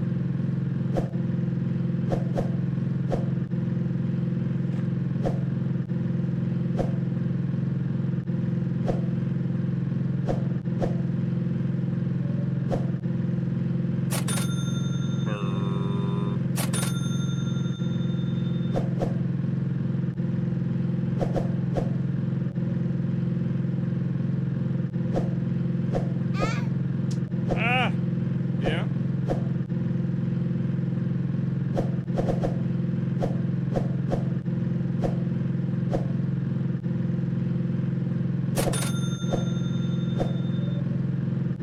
That's my phone.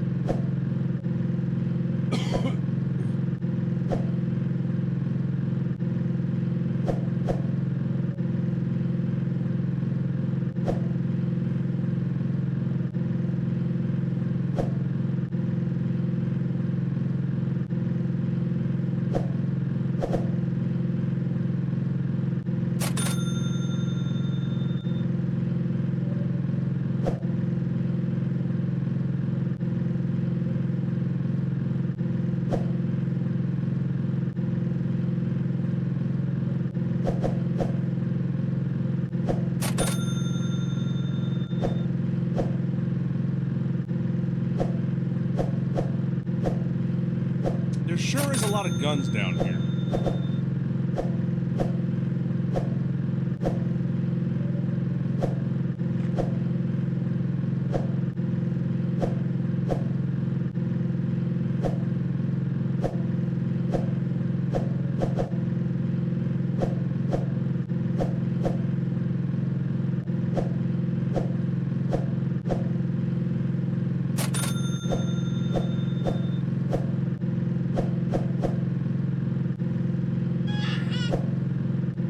You gotta be careful.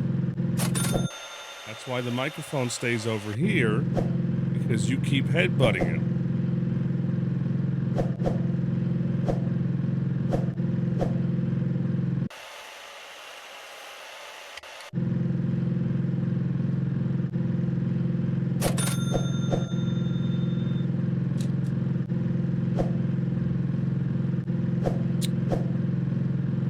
Yeah, this is co-op digging a hole. But then there's also, like, things that can hurt you and stuff. Something, something, girlfriend leaves you, must fill the house with stuff to get girlfriend back, I guess, even though she's kind of a bitch. You know, whatever.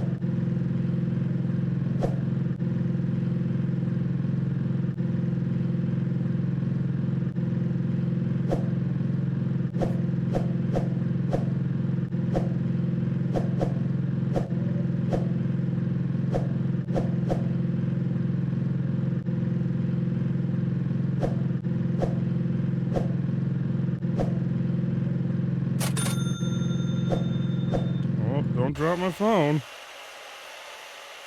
I was saving my phone. Why are you upset about that?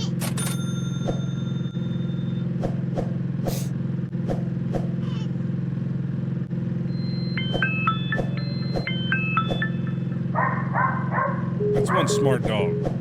You can use a phone.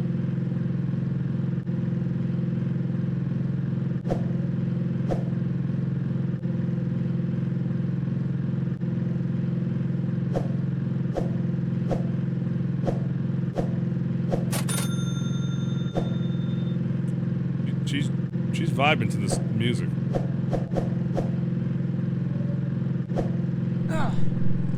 What the hell, man?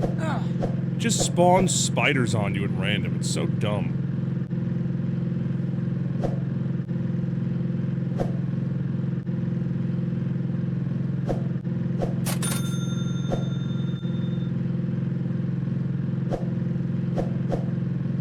tort? What the hell's a tort?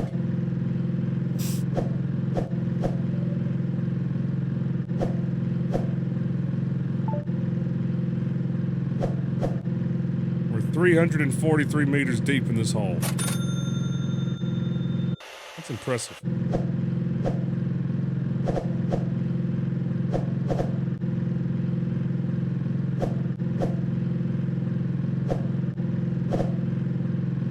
Right, Sinclair?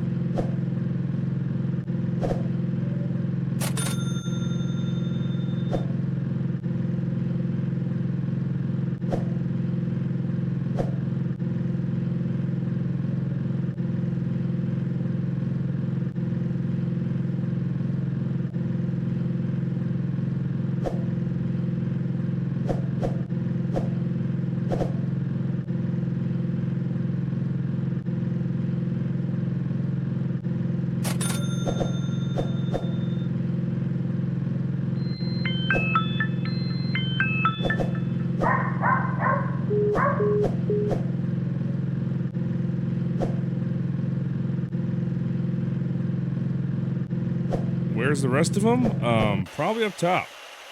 Yep. Well, and right next to me, apparently. And gone again.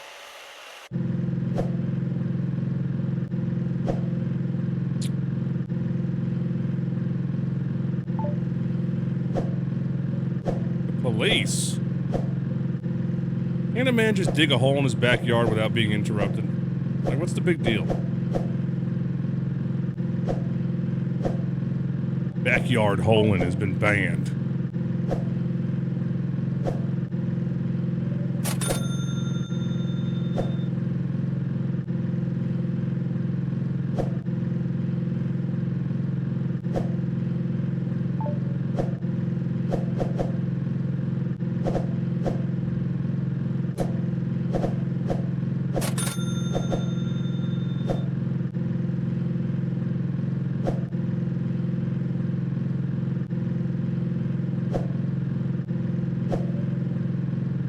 Commode.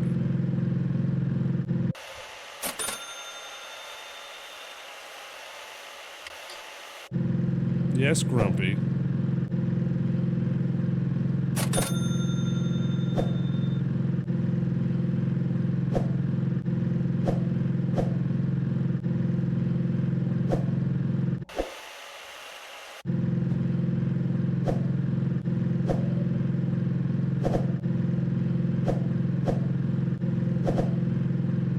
Do you have to kick my phone into my mouse? Oh, we found the new spot. It's so dumb.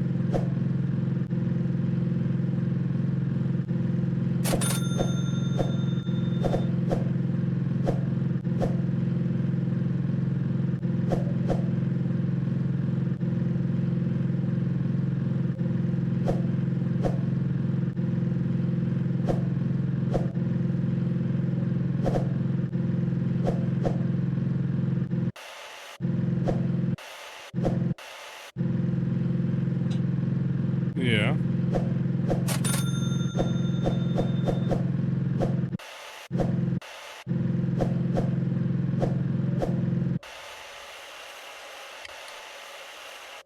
Whoa.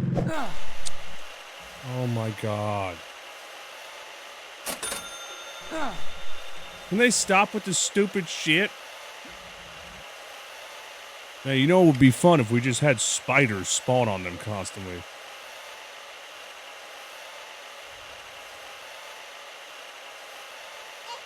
Why are we grumping? Why are we grumping? Do you even know?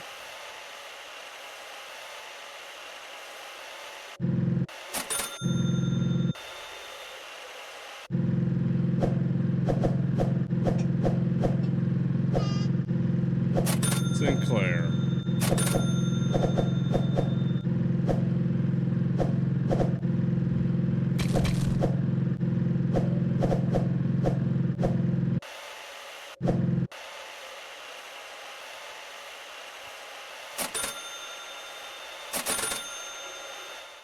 What's wrong? Why are we grumping? Life's so hard.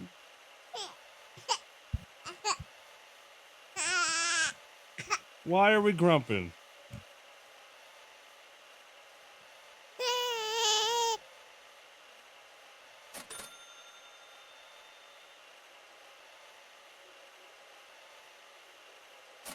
Huh?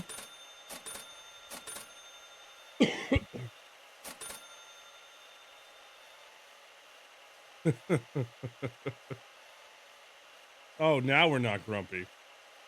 You know, why would we be grumpy when Mom's here?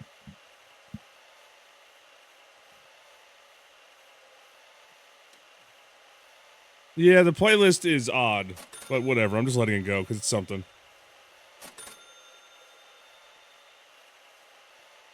Grumpy.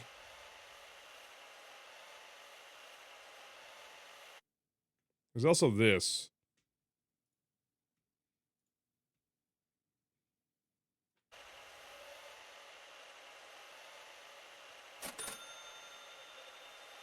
Take me from the smelly man. Yeah.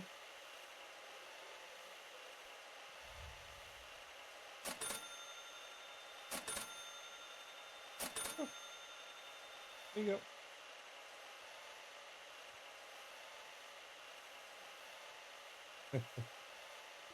Okay. Bye-bye. Of course she's a faker. All kids are.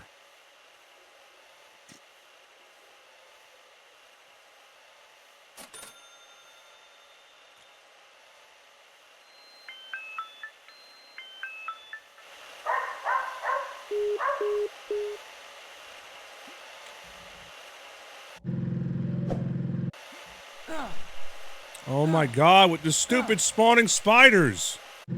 Give cream some sugar, baby.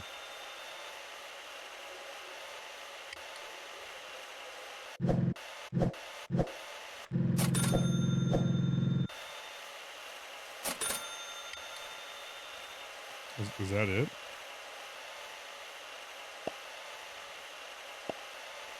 I think that's all that was here.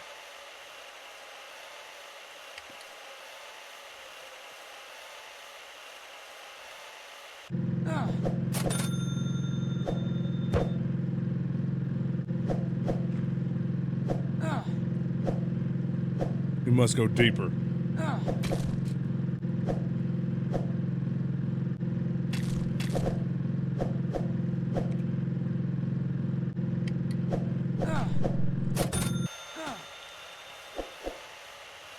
Hey, developers, that is so fucking annoying. I'm just gonna make it so periodically spiders spawn out of their asshole and just does damage. Why? Just why? Is it a light thing?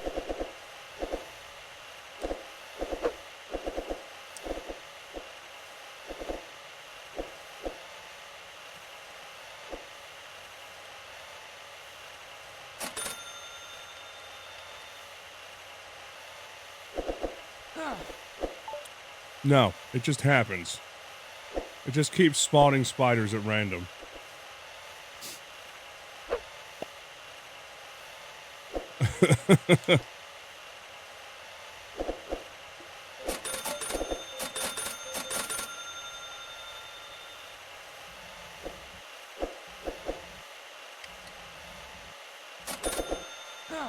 Oh god, world, here I come.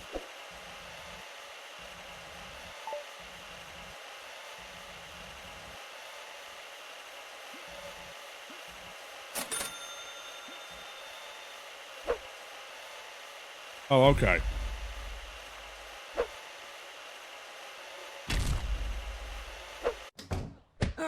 What the? Oh, come on!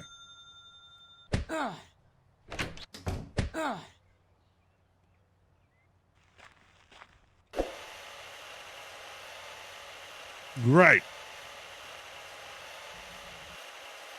That's just great. You just pull me out of a hole and start beating the shit out of me. Sure.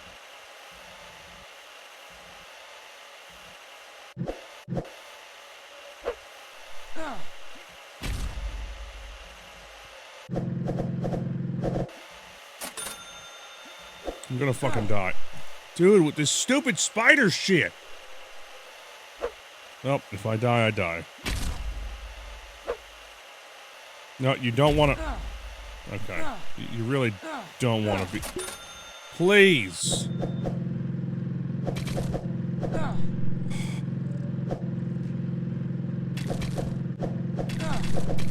Developer, please! What is this shit?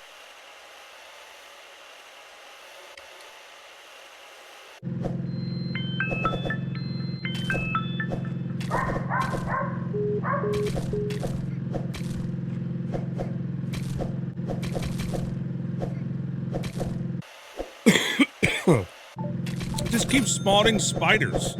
Why?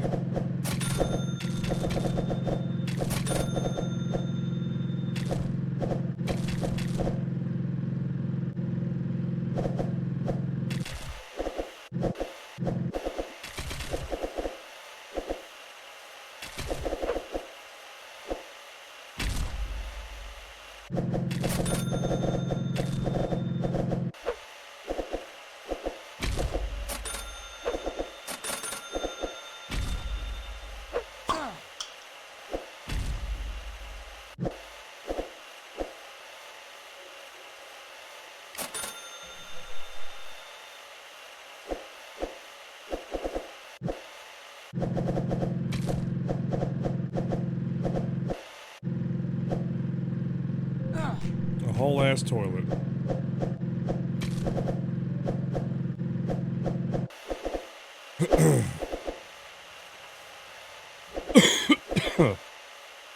I think it is a light thing. It's stupid, but that's what it is, I think.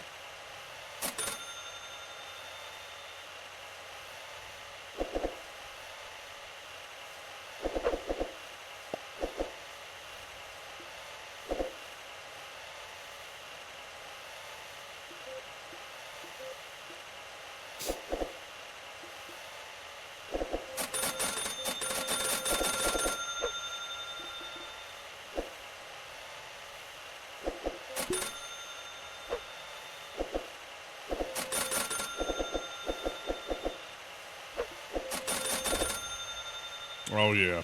Now I'm gonna show you a hole. Oh yeah. Just you wait.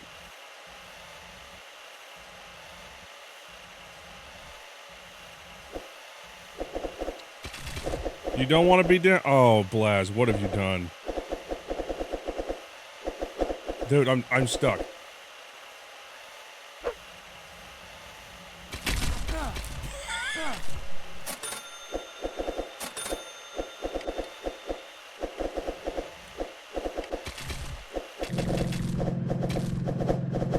There is so much shit.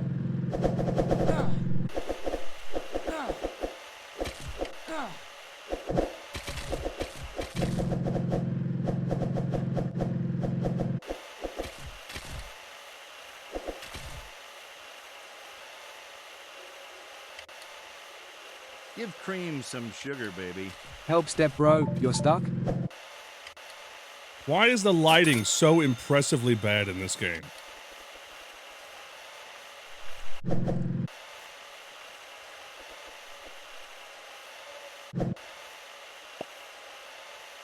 I can't see a fucking thing, man.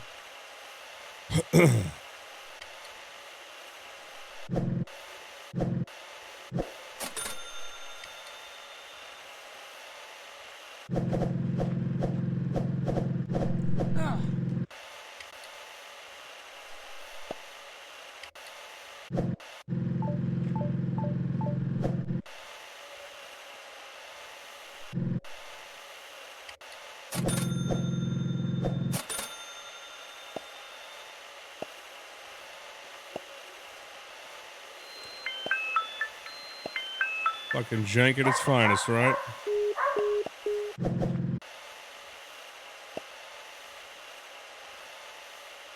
Oh.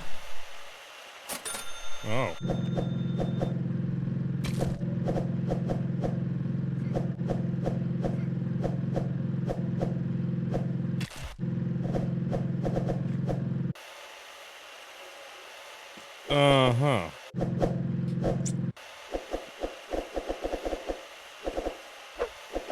Look out.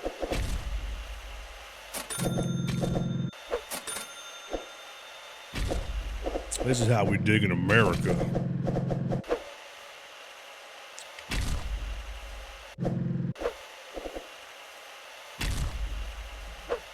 Uh-oh.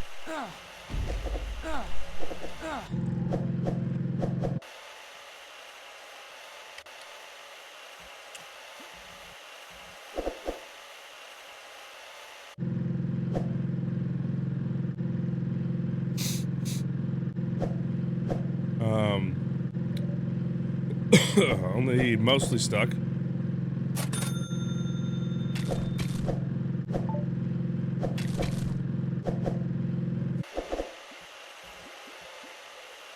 There we go. No, you don't want to do that.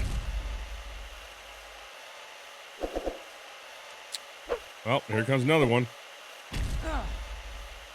Man, that's crazy.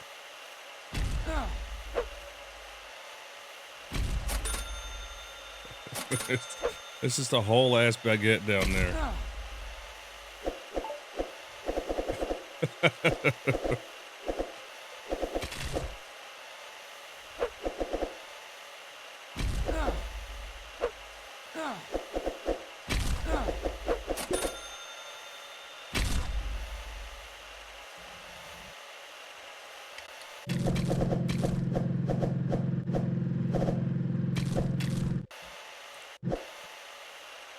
It fucking works, man. I need more.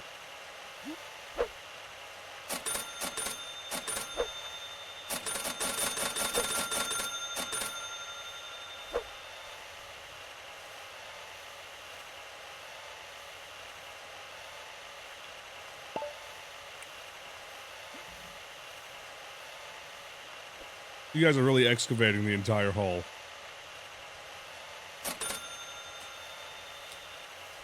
Let not one scrap be left.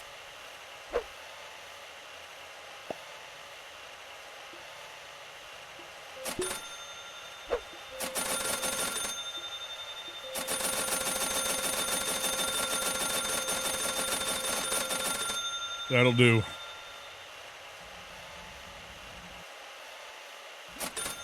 Fucking stuck? What? Who did this?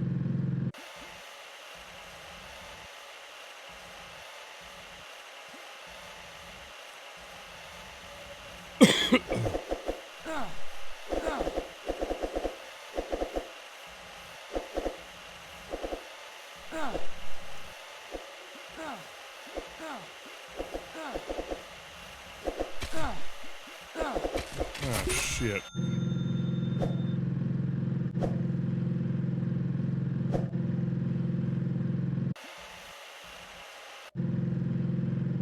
I love how your guy can jump a hole like 2 feet in the air. Just like,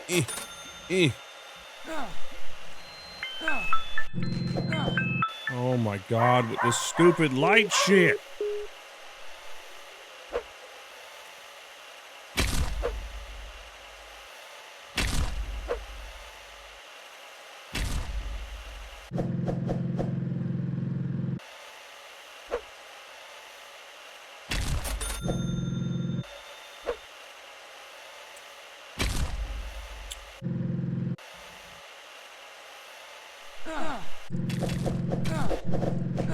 How you gonna just dive into the hole like that?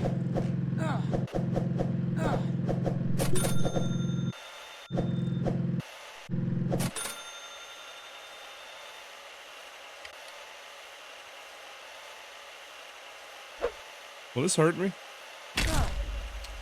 Yes.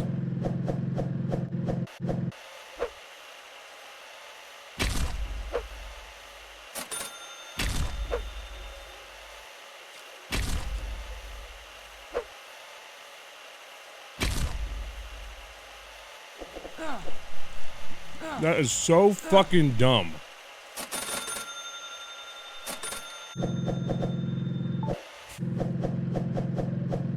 Instant butt spiders. That's what it is.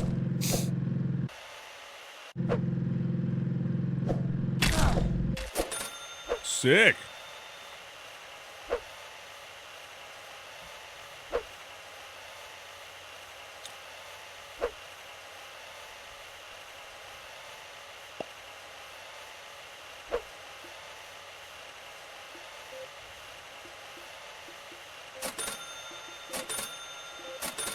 Ah, fuck it.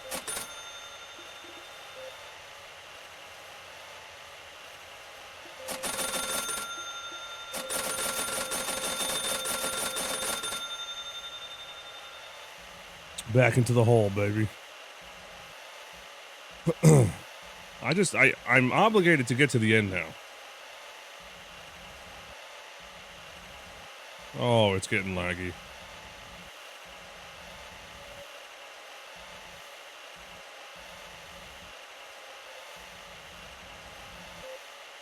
Uh-oh.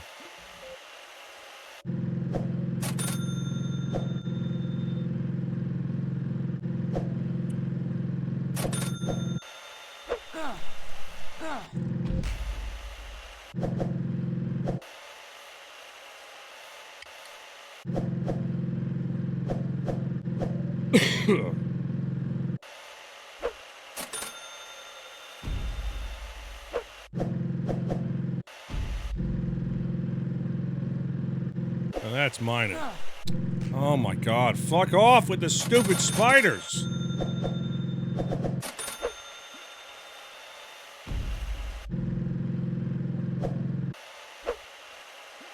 Well.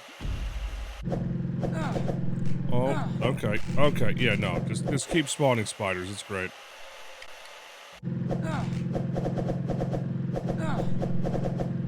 Fuck off with the spiders!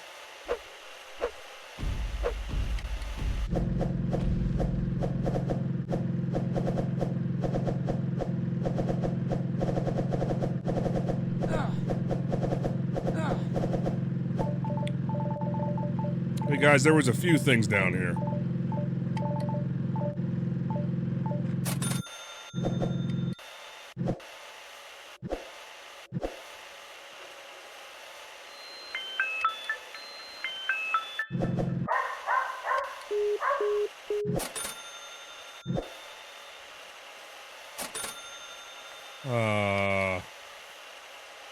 Why was there a camera pointed at this couch?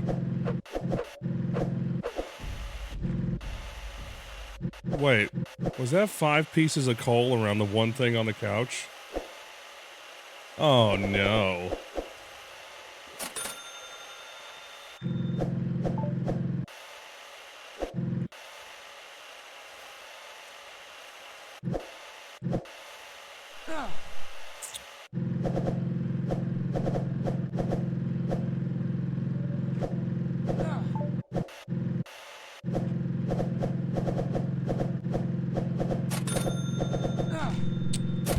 This spider shit is so dumb.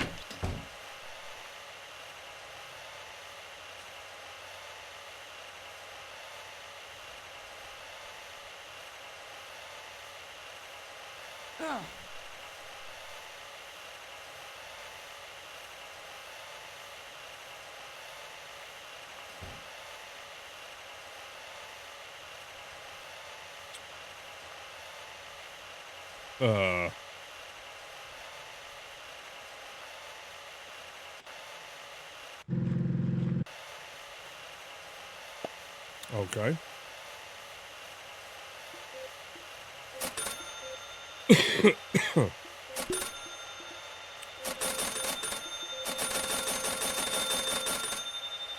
I guess we're going deeper.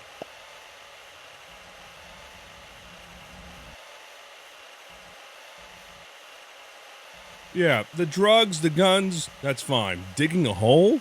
I'll fucking kill you. That shit's illegal, dude.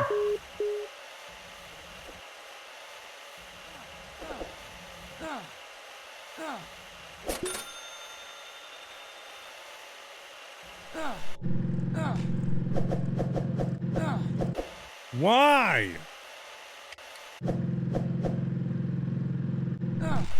Dude, what the fuck is that?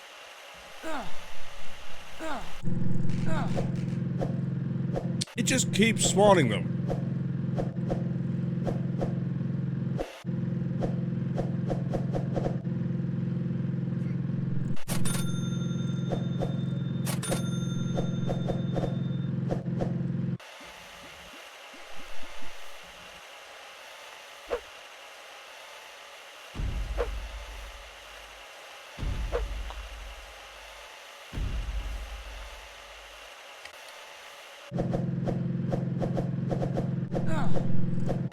Oh my god!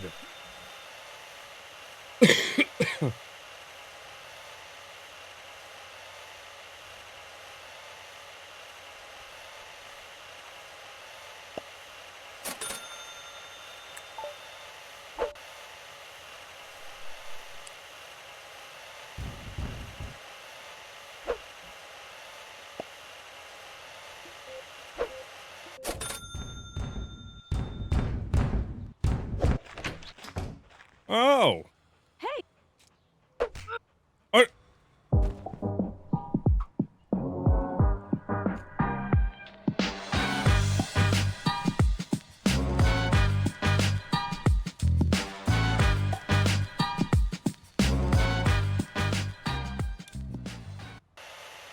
That was it.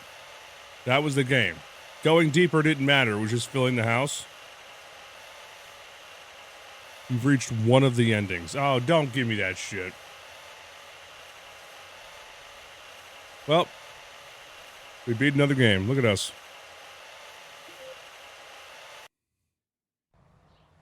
I thought there would have been like a little more to do. Yeah, more endings, my ass. Right.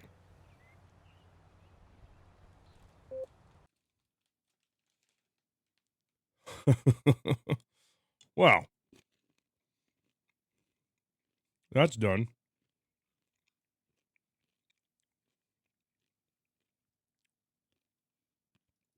Oh. I mean, it's a $3 game, yeah. $3. Can't really complain that much.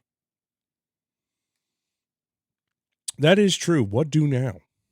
It's pretty much dealer's choice. We can do whatever we want.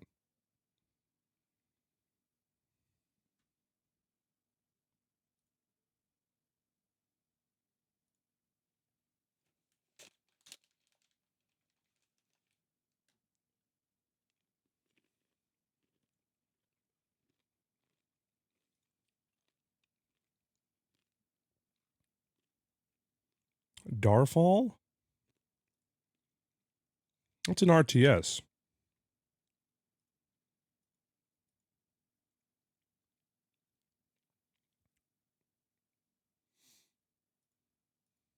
Yeah. No, it's Darfall. Oh, the door's open.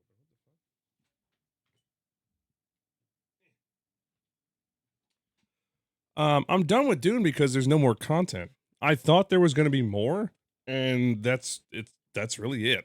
I sped through the beginning chunk to try to get to the second zone, thinking there would be more to do, and I got there, and I was like, oh, like a lot of the stuff you can't really do because to do it, you need the resources from the zone right next to you, like steel and all that. So you're just kind of stuck. You can't really do that much.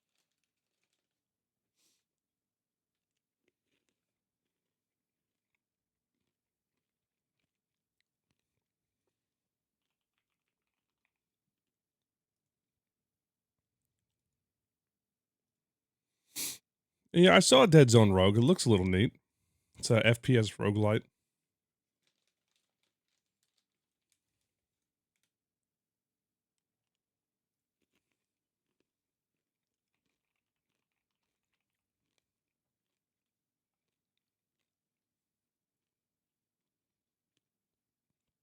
The only way to get steel is random loot. Oh, yeah. Yeah, that's just annoying.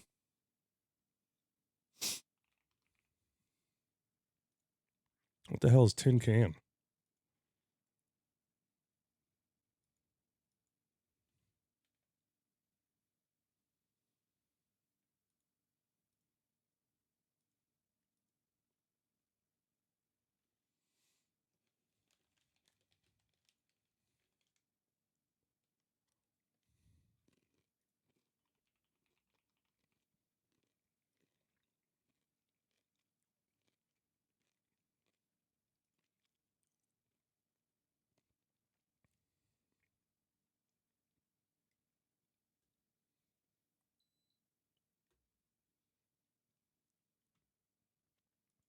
Yeah, Darfall, the RTS.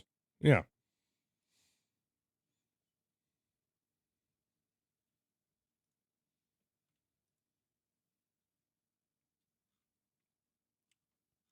Repo. You shut up.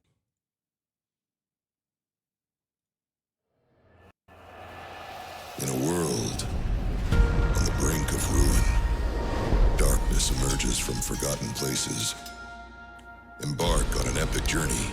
Build your empire. Forge alliances. The human escapes with the shard. Every choice shapes your destiny. Old school RTS. Victory It's like, or defeat. It's in your hands. Or test your limits in survival mode. How long can you endure the relentless onslaught? Darfall. Available now on Steam. It does make me think of Diplomacy's Not an Option. A game I meant to actually check out when it launched, and I didn't.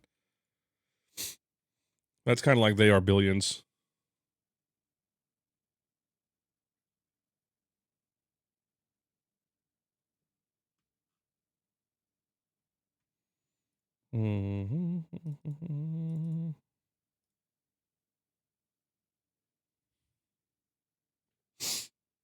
Hmm.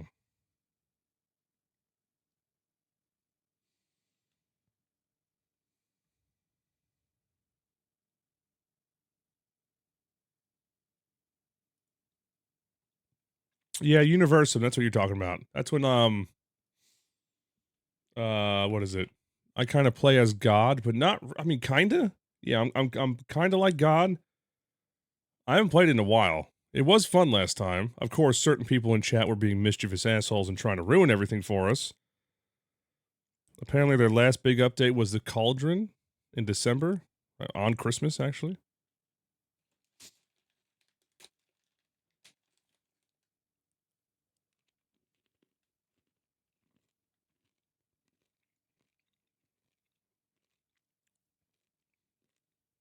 I remember hitting a point in that game I genuinely didn't know what to do to fix things. Like, I was just stuck.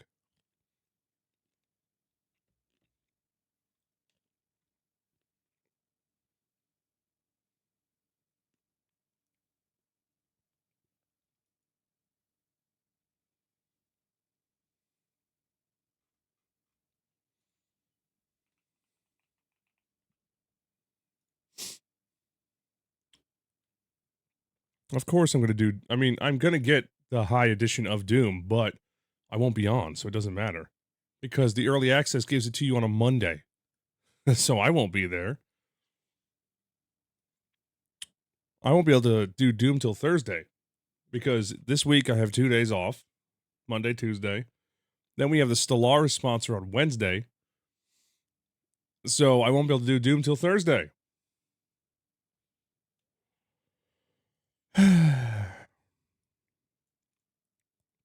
Well, actually, we can do a little taste of Doom before the sponsor. We could do Doom a little bit before the sponsor on Wednesday.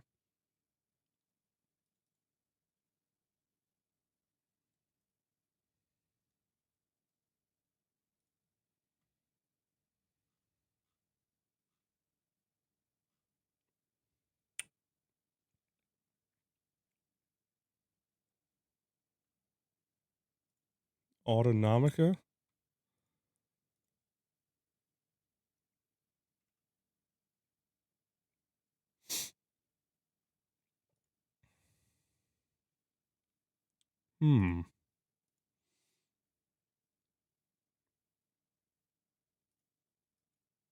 Interesting. Very, very odd looking.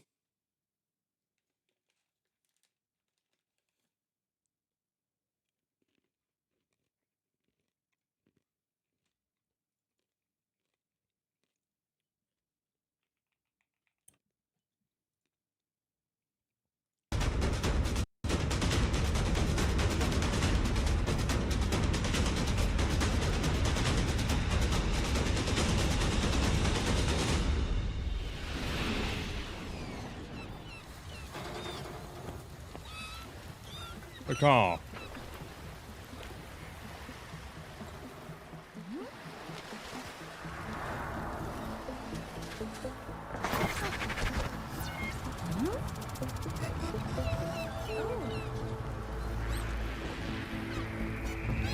Cheeseburger backpack.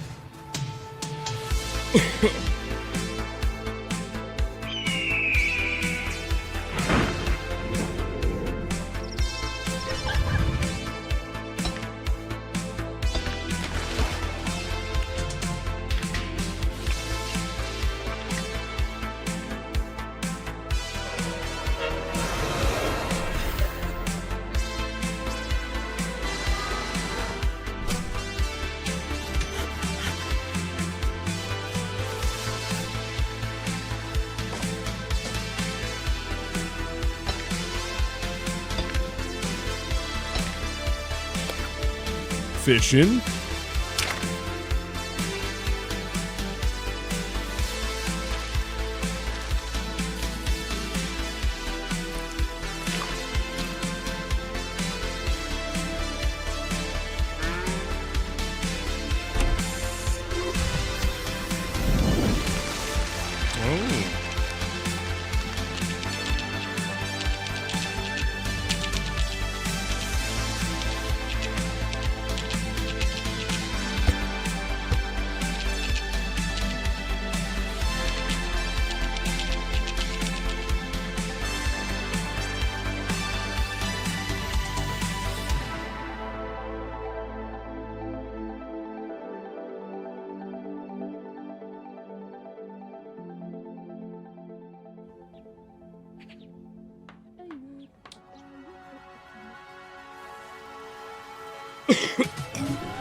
All I see is women's. Where's the man?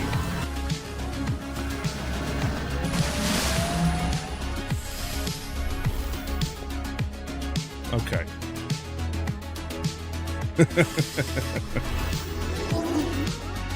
Oh, shit. Oh, so we're going Satisfactory-esque.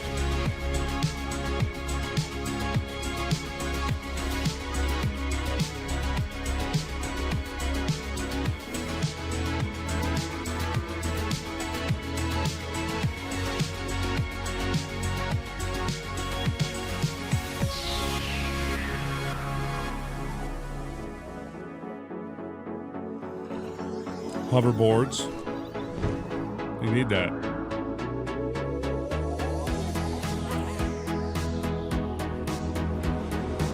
Oh, I saw those jiggle physics, man. Let's backtrack a little. Look carefully.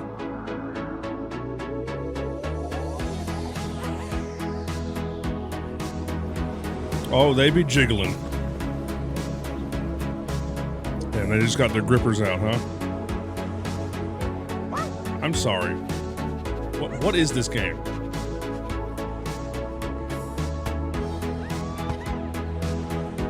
Damn. That was full. Whoa, whoa, whoa, whoa. You saw that. Invite her on a date. What?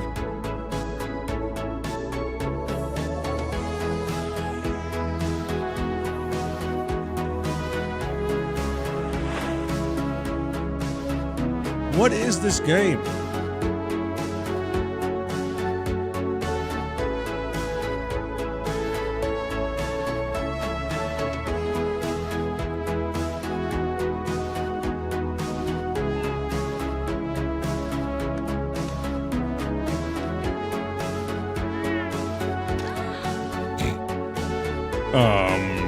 Robots be fucking?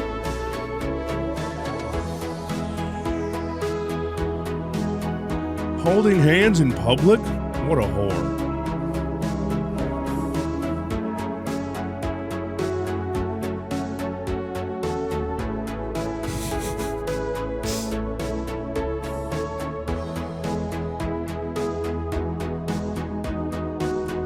What is happening? I swear to God, if you make babies too next, I'm gonna...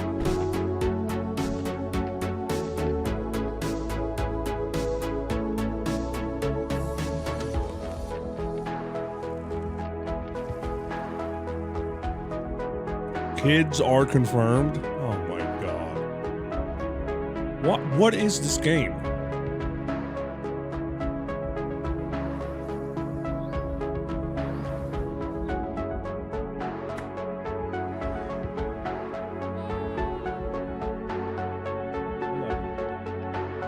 It's this game called like, what is it?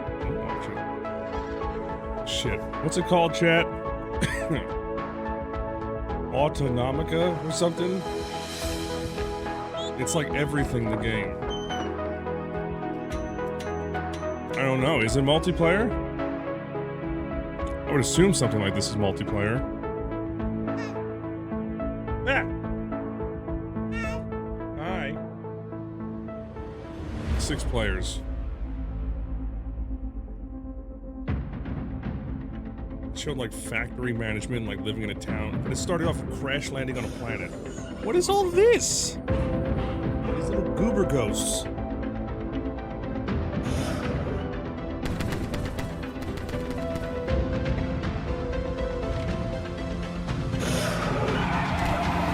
He's got one big ball dangling.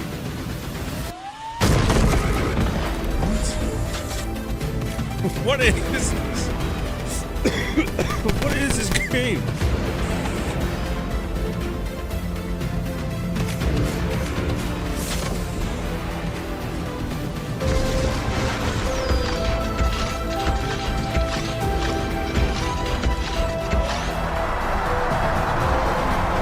Like it's going Ghostbusters now. They burned down your place?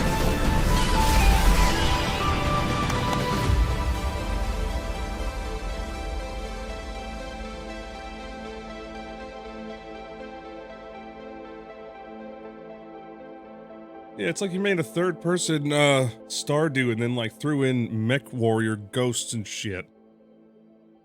It's very like it looks neat, but it's like what just happened? That's a lot. It's very ambitious.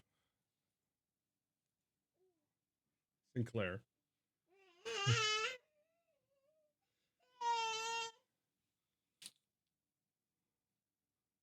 Oh my god. Go away. Go away. I don't need this. I don't need this.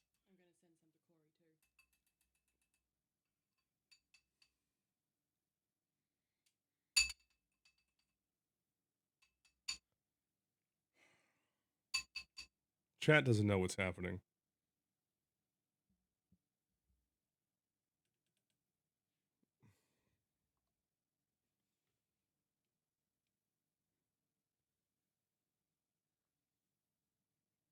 She got a damn retractable tiny hand.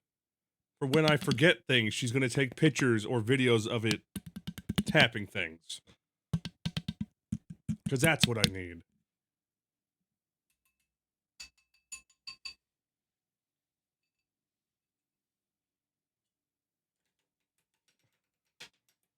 Yeah, I see it. Waffle House or IHOP?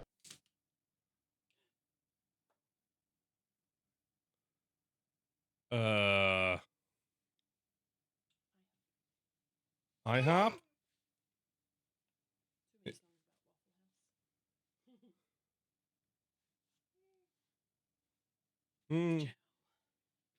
Bye-bye.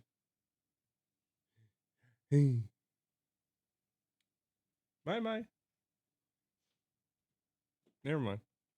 Not bye-bye. Hello again. Bye-bye.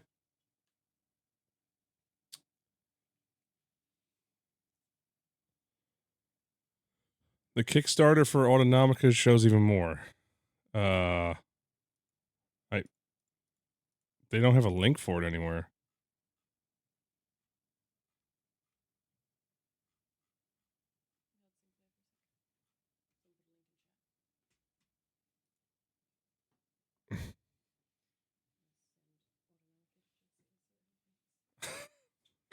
Now Ash is going to send that to her best friend and see what he thinks. Okay, Jesse. There, you happy? Most of them don't know who Jesse is. Oh, watch where you step, Sinclair. Oh my god. So it's already raised almost $1 million Australian. It was looking for 265,000, and there goes that. Why are you addicted to dropping things on the floor?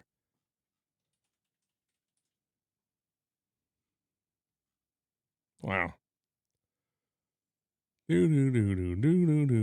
Rewards. You've unlocked the Liberate Squirrel. It's a little thief as a squirrel. You've also unlocked the Robo Dog. I think. Or am I crazy?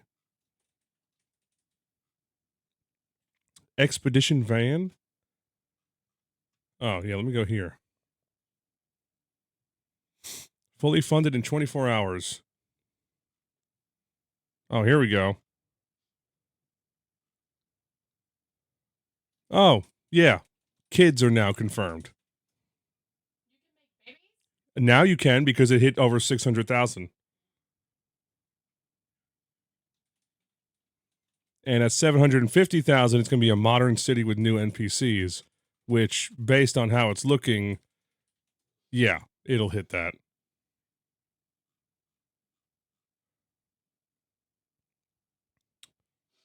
Every goal reveals more of the world. The game also has an extraction PvPvE mode. Why?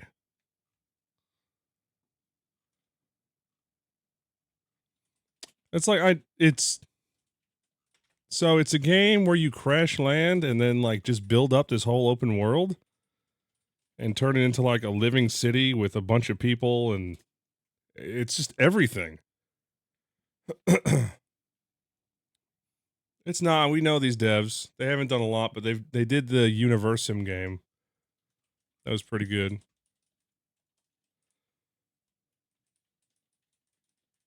Sinclair, you can't have everything on my desk.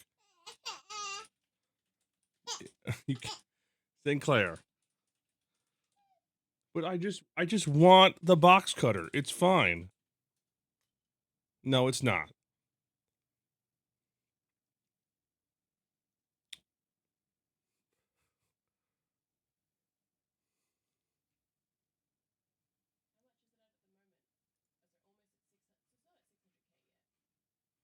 But they said they confirmed kids already. Yeah.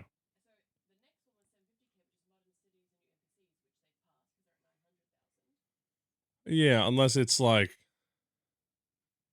oh yeah, it hit 622,000. Yeah. It's in Australian. Yeah, the goal is in US dollars. So it's at 622,000. So it just needs 130,000 and it'll hit their highest tier that they did not expect, I'm sure, of modern city and new NPCs.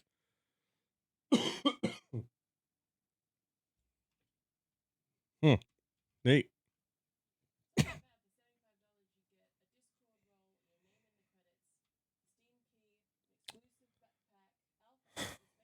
Is there a reason you're saying, wow, $75 not?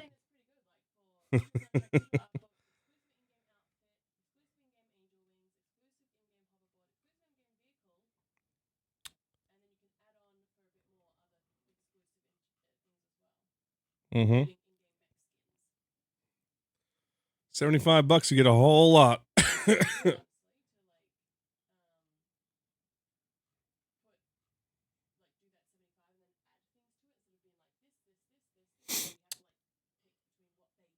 Yeah. For $75, there's also the Twin Harvesters pack. Share alpha access with a friend or loved one. Both of you will receive a special Discord role and have your names added to the credits. Yeah. Stop trying to grab all the things you can't have. This house is a prison. He won't let me mess with everything. Yeah. Pretty good.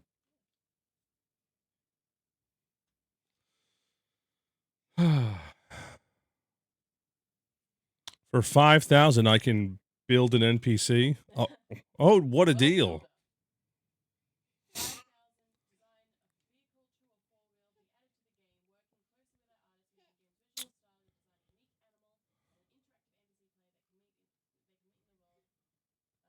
Mm-hmm.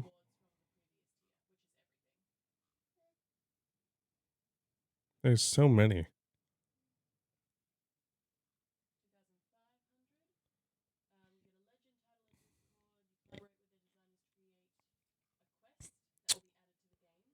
Oh.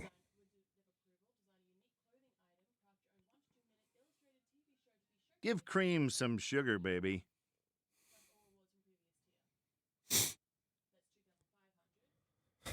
I can create a TV show?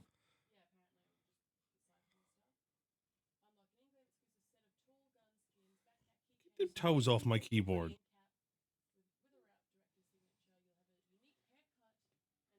You little...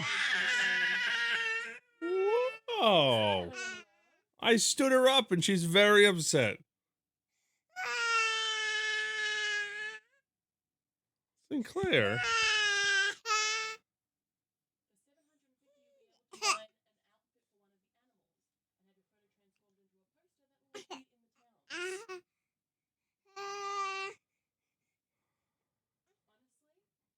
No toes on my keyboard. I don't even know. Okay.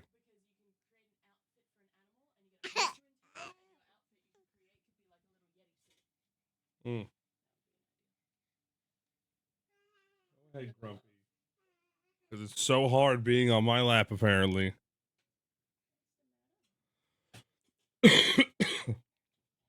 Okay.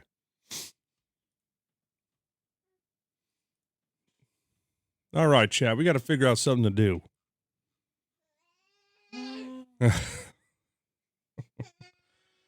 Grumpy.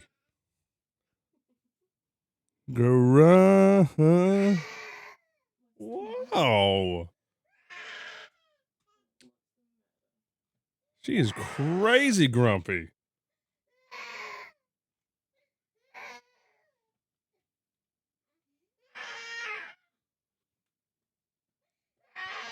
Yeah, so last night we sped through the content on Dune, thinking in the second zone there would be a whole bunch more to do. And once we got there, no. Because you're limited to what you can do because you can't get in the other zones to get resources.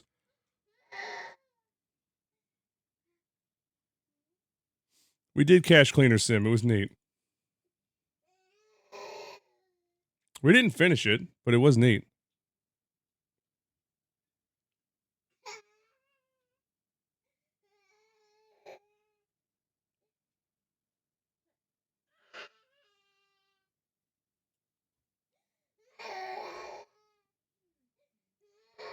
God damn, Sinclair.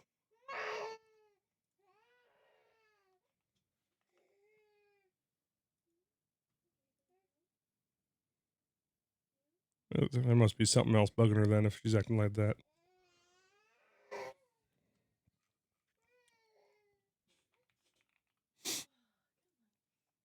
Bye-bye, Grumpy. What's the matter?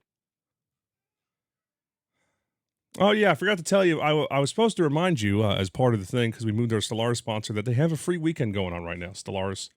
If you wanted to check it out, it's also heavily discounted, 75% off, and a lot of their DLC, because, you know, they have a lot. All of it is pretty heavily discounted. So, yeah, Stellaris has a free-to-play weekend going on right now. I think my link has my command, exclamation Stellaris. It's old, but that link still works. It's still the same link. So click that link, please and thank you. That'll take you to the Stellaris Steam page. Yeah, Stellaris having a free-to-play weekend. All the DLCs heavily discounted. So if you ever thought of messing with it, I mean, it's a very in-depth strategy game. And they just dropped their new update where you can do crazy shit. Develop your own, like, space kaiju, like, make space Godzilla, basically. I don't know. It's a lot. We're going to be doing it on Wednesday. Yeah, that's what normally happens. And when there's a big new DLC, they discount everything except the new stuff because it's new.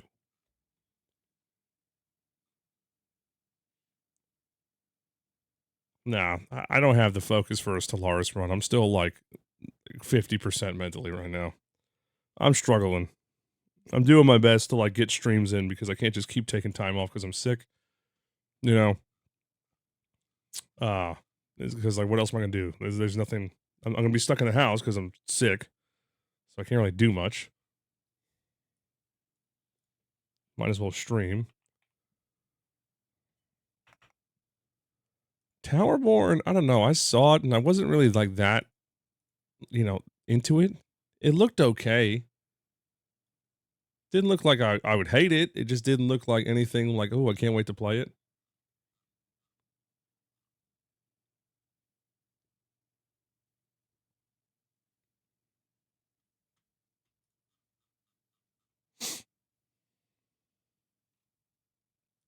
Cabin crew life sim. Another sim. A simulator for your simulator. God, this looks so fucking oh, I have the 4 start pages thing on. Hold on. Yeah. The Midnight Walk. What is that?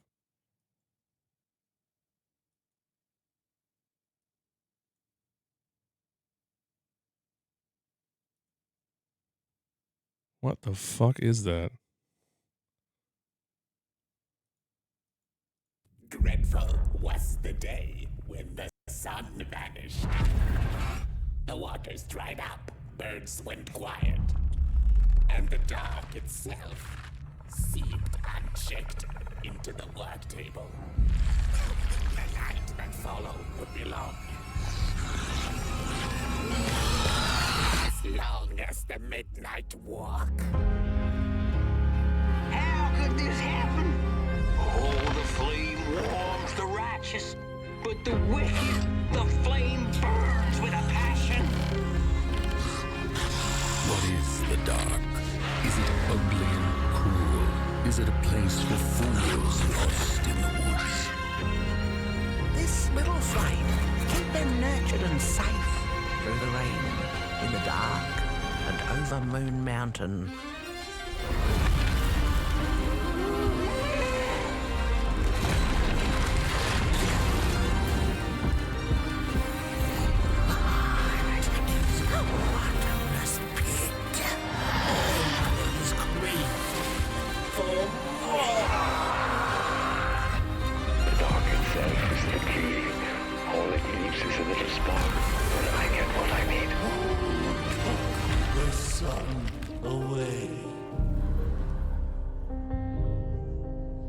That is a crazy style.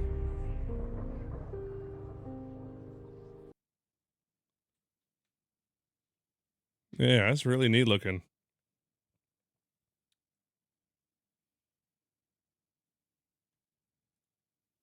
Oh god. Do I want to know? AFL 26. What a shocker. It's mixed reviews. It's probably trash. Big Ant Studios.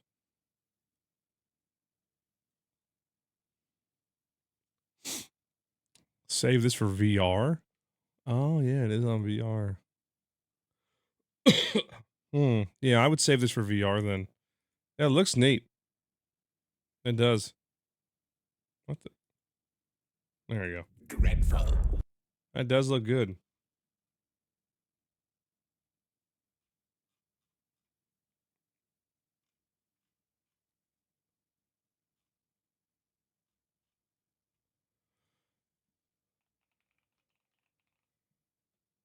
It just went 1.0.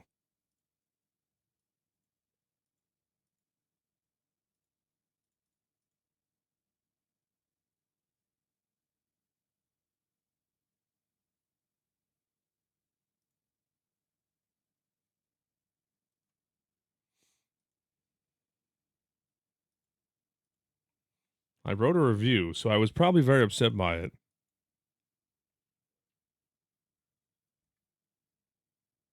Oh yeah, the visuals were all fucked. That's right. We only lasted a whole 20 minutes or something. It was bad. Something with the visuals were rough and like my eyes hated it. I don't know what they did. I mean, now this was a while ago, obviously, but yeah.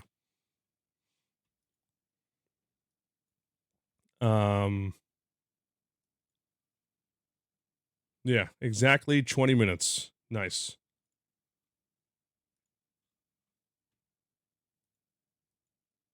Give cream some sugar, baby.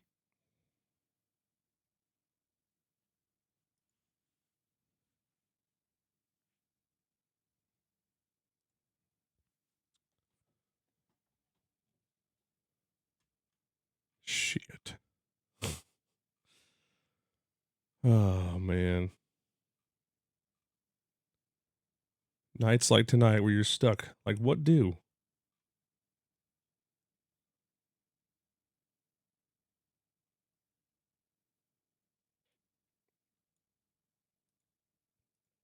Seven Days to Die is adding third person? Run Out, your own mining company.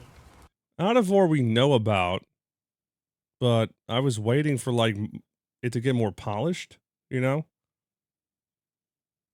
It looked neat, but it also looks like it's a lot of time.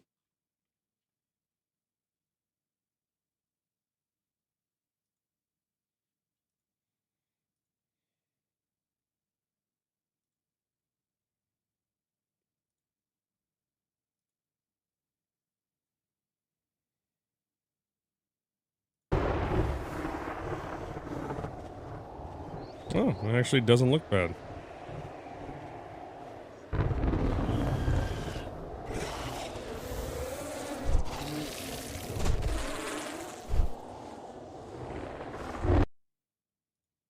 Hmm. Why does Planet Crafter sound familiar? Because I own it. Oh, yeah, we did a sponsor of this, but we didn't really, like, get that far.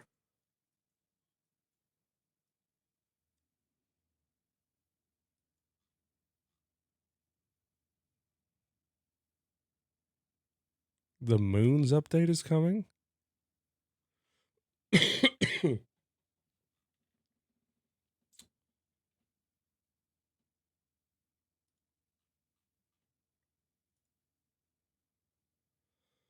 Hmm.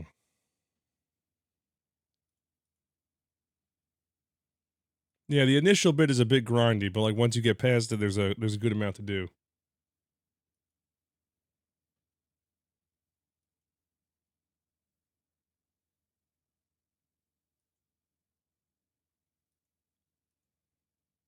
Hmm.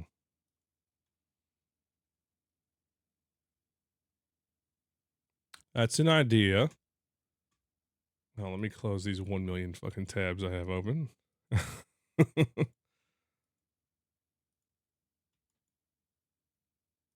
There's a DLC planet.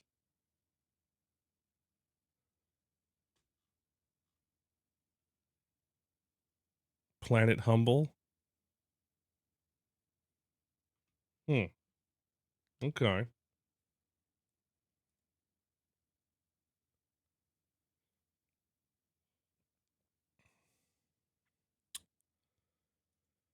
Man. Kind of sad what's going on with this. I remember For the King 2, we were excited for, and it was whelming. I remember this. For the King 2 never really went anywhere, right? They're still just constantly updating it. Emergency. Correct your trajectory. The fuck? Stop that.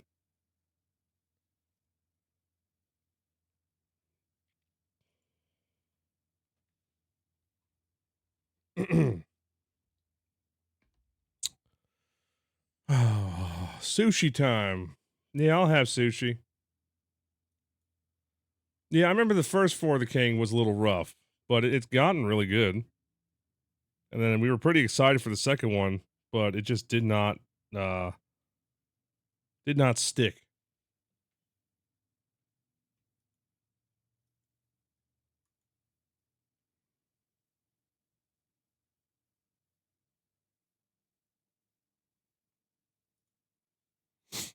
Hmm. Yeah, same as usual.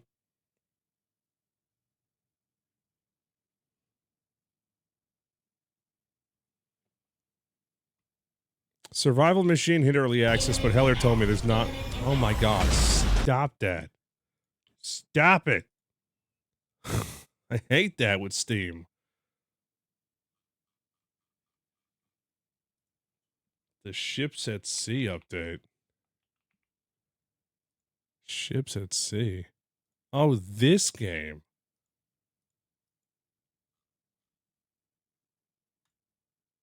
I remember this thing sucked at first.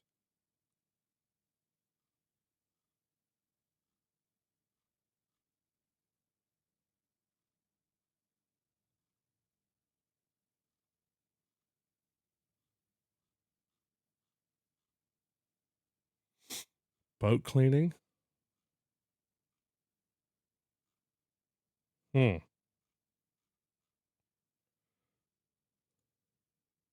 Yeah, this is supposed to be like the multiplayer version of that game, Fishing North Atlantic. And it was really neat, but man, was it rough on launch. And like they added multiplayer, but it might as well have not existed at first.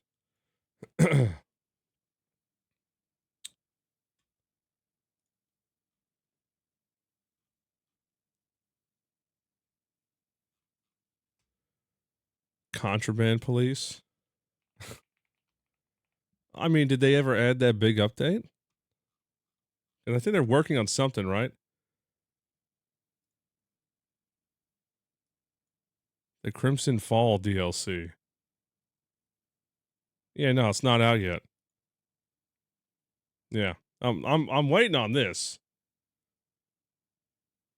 It looks good, but you know, you just gotta wait.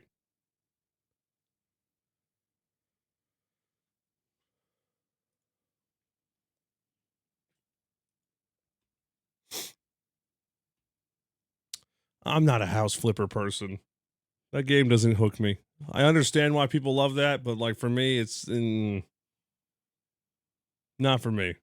Yeah. It was Autonomica. If you want to check out the Kickstarter, oh, it's so white and it hurts my eyes. Jesus Christ. There you go. Autonomica, that's the one. It looks good.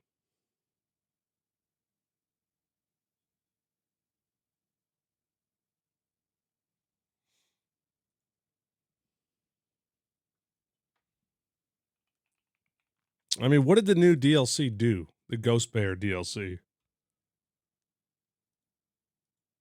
Is it just more of the same?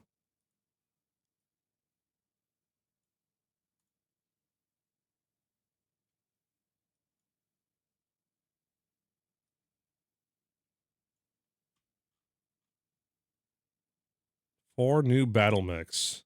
Four new Omni mechs.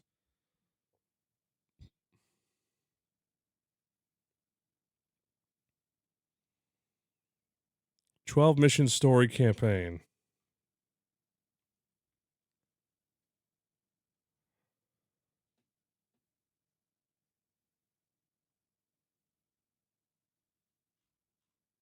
Hmm.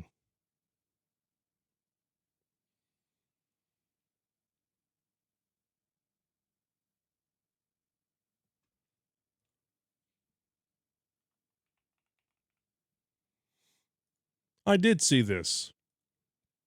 I have no idea what to think about this game, Wizardom. I saw this. It's like almost Doom, but you're a wizard. Right? Am I thinking right?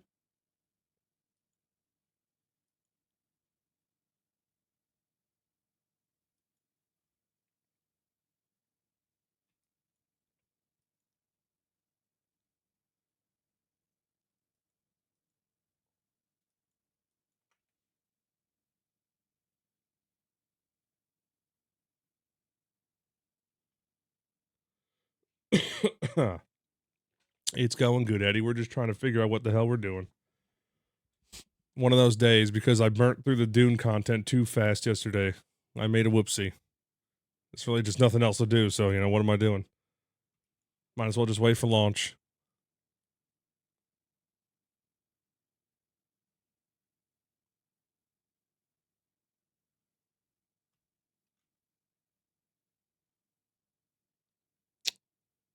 Nobody can ride a worm. You get eaten by the worm. You don't get to ride one.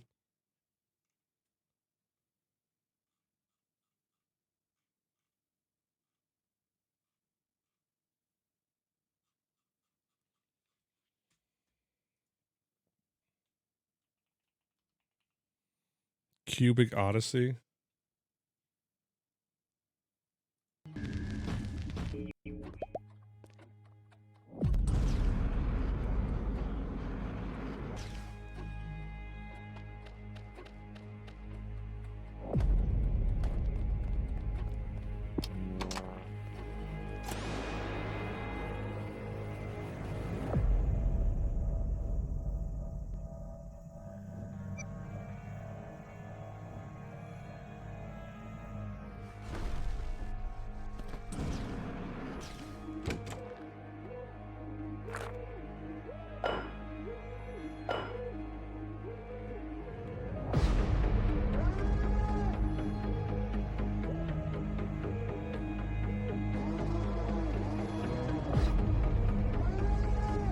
I mean, that's what happens when plans fall through, you know?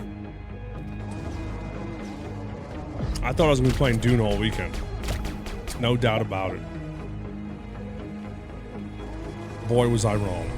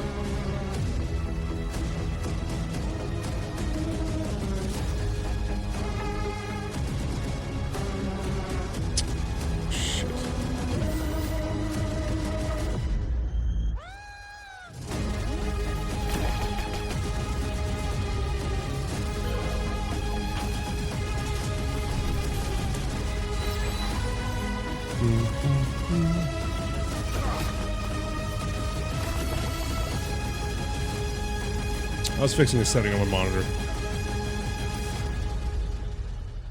Oh, Gaijin, huh? Okay. Well, I guess we'll see how that goes.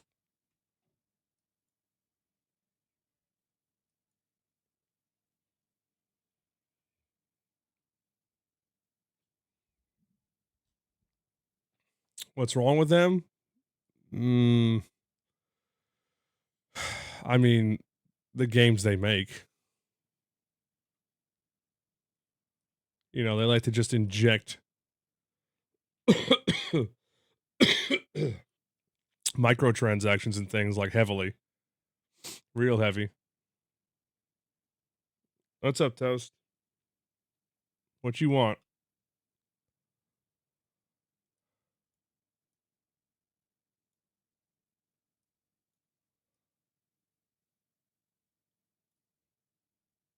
Good old Cuisine Royale. Good times. Good times.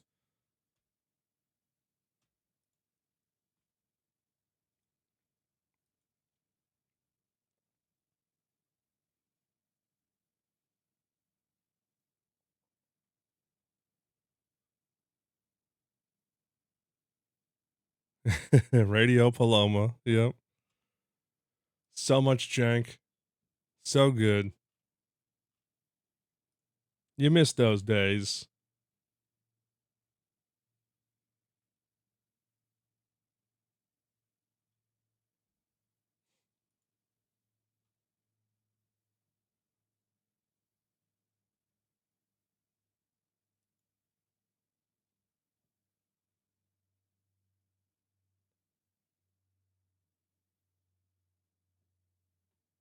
I don't want to watch food porn videos though.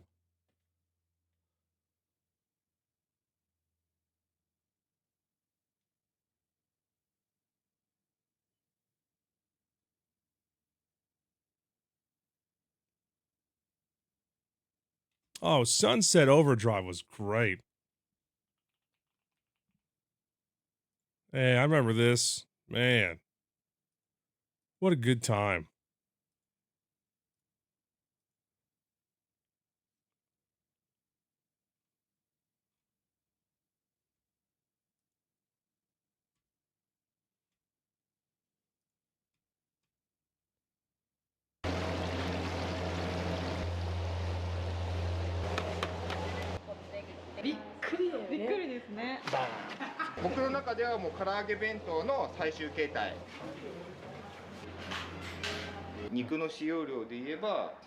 This is 35 minutes long of making chicken. もうね定期的に食べたくなる時が来るんですよ。嬉しい。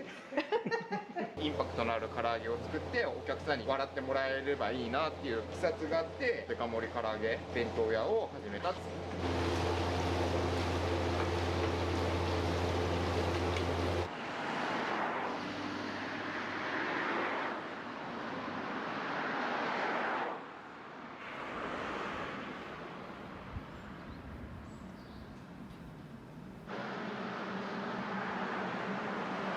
It's not frying an entire chicken ain't new.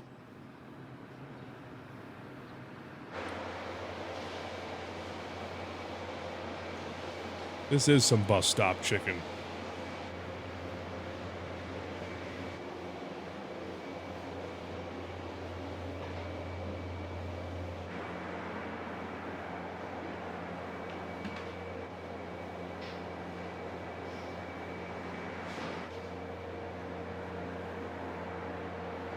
I came here for food porn.「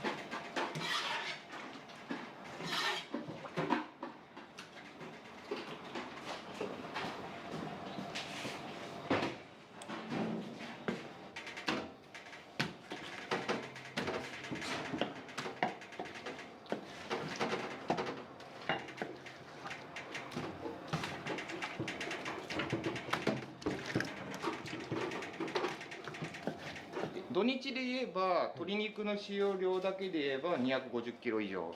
ただそれにあと丸鶏とか豚の唐揚げとかもやってますので、肉の使用量で言えば300キロとかは1日使う。300 kilos 土日は今平均は of meat a day. 350キロ350キロ。Never mind, 350. That's a lot of fucking chicken.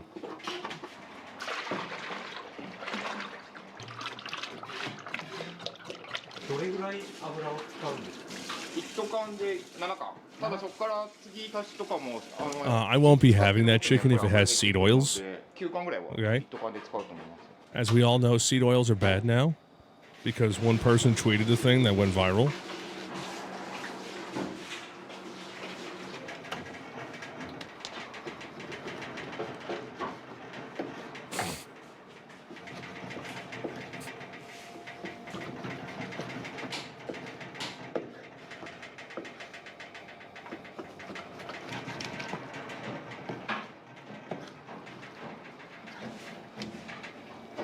That is basically why. It's vibe-based medicine.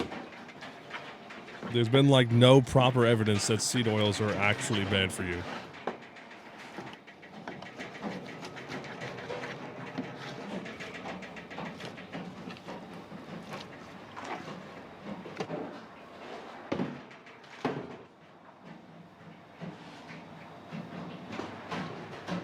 It's just like, what was it in the 90s with the MSG and fat bad, like all that shit. MSG's the devil. Why?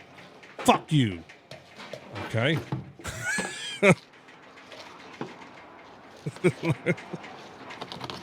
God. Yeah, fat's terrible for you. I mean, yeah, if you chug fucking whole milk all the time, I guess it could. Or like, you know, just eat sticks of butter constantly.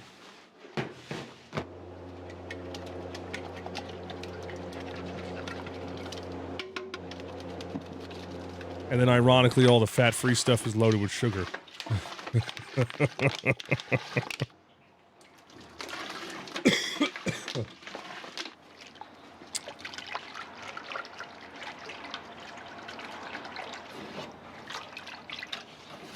This is taking too long. I want to see the chicken. All right.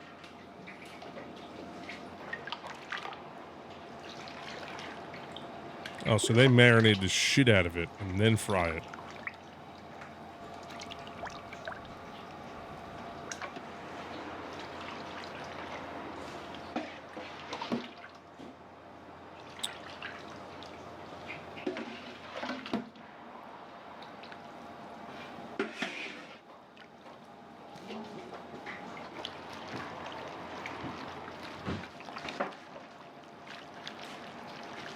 I mean, it's been a while since I've watched an Asian man work meat like that.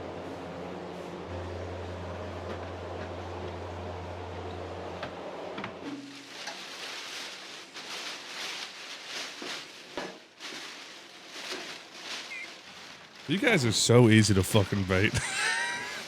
I literally went down to grab a drink and looked at chat and and I was in my head, I'm like, wait for it. There they go.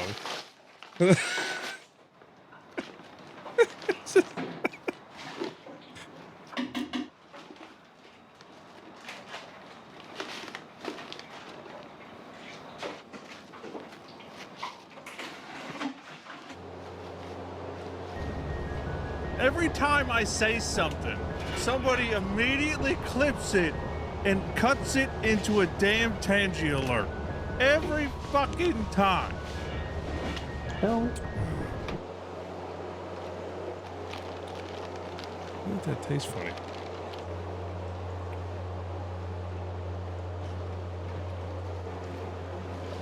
Hmm.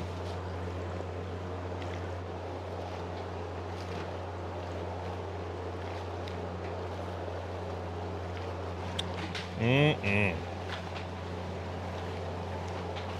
You might as well change the status to like videos and chill. Or food smut.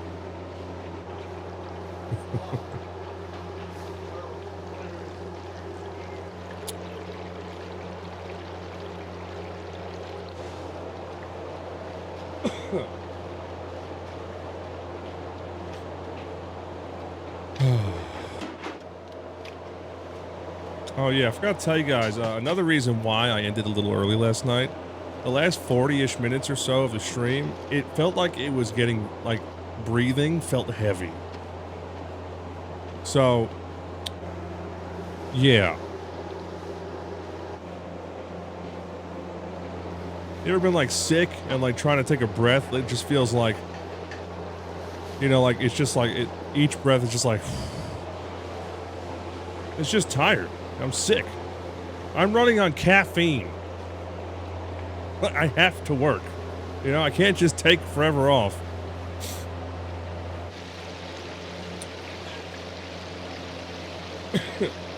Because if I take off, what's going to happen? I'm not good enough to go anywhere. You know, I don't want to go anywhere. I don't want to spread my ick.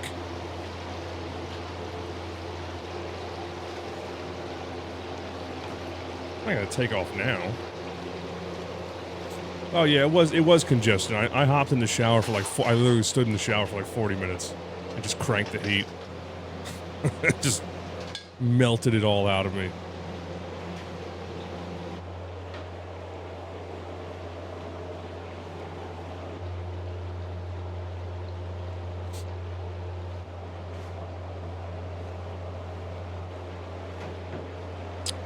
Hey. Putting out content and watching fried chicken get made in Japan, it's still content. Alright? It's still something. Gotta do it.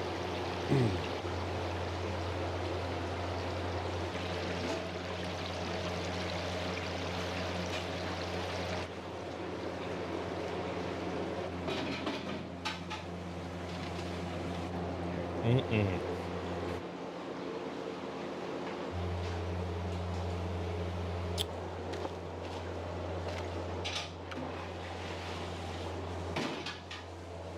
I've rinsed my nostrils like 3 times in the past 24 hours. It only helps so much, you know. I'm pretty sure I have like a mild infection, at least, in my sinuses at this point.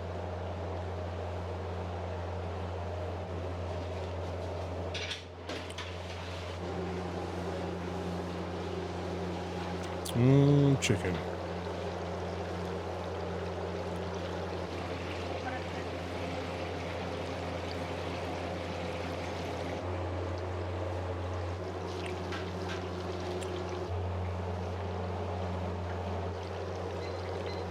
Yummy.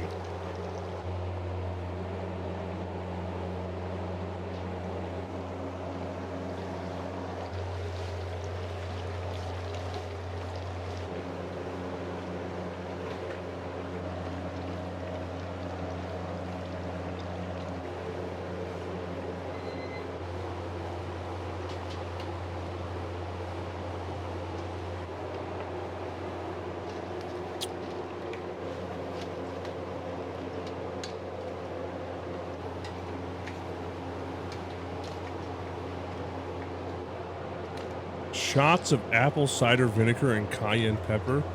Oh, Jesus. Yeah, line me up. Oh.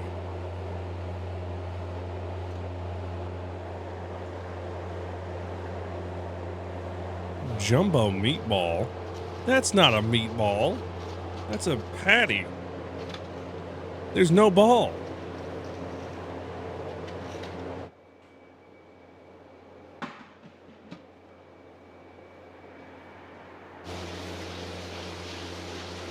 Wash your rice. Wash your rice. Wash your rice.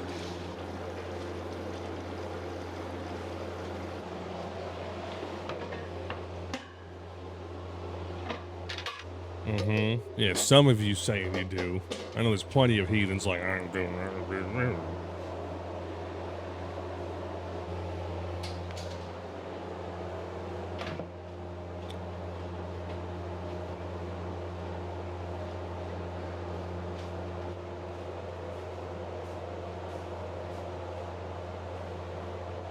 Okay, if you're making a rice pilaf that needs the extra starch, that's different, I guess.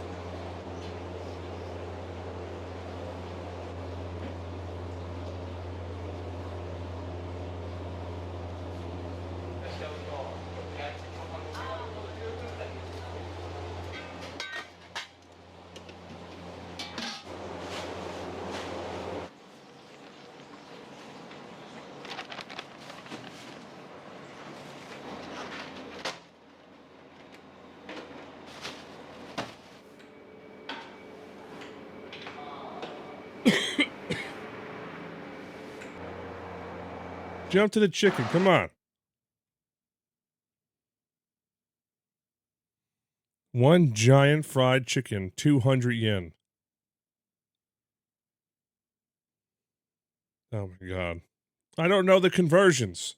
Is that good? Fried egg, 50 yen.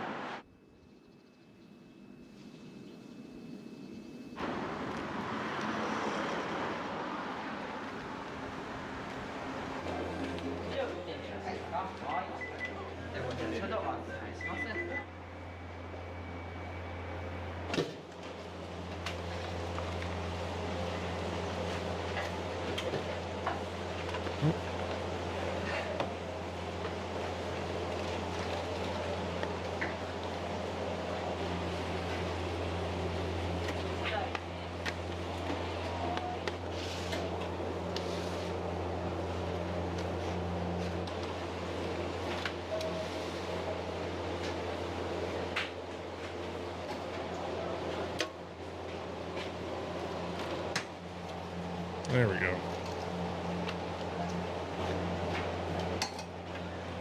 God damn.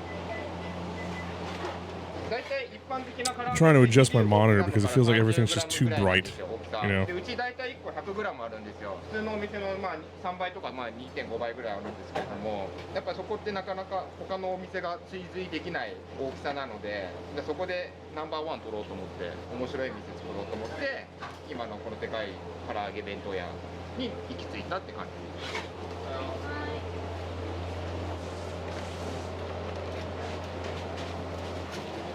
The one downside to these OLEDs is holy fuck do they get bright.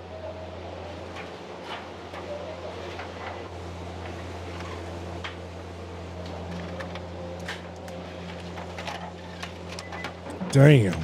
How much is that?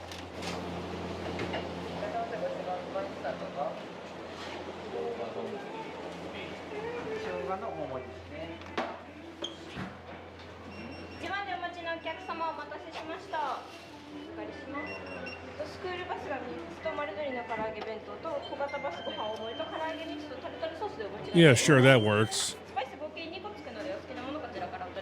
Get proper containers to fit the meat in? Why do that when you could just rubber band a plastic lid to the top and go, yeah, she'll be right.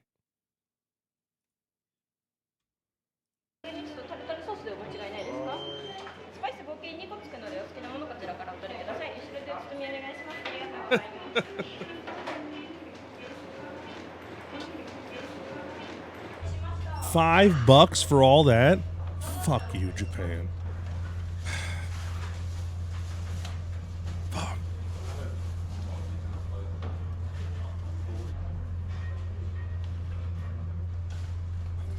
They have rolls of saran wrap for you? They don't even do that for you?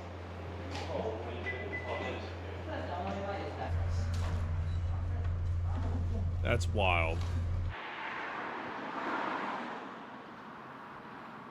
That's the only bench for you to sit and eat.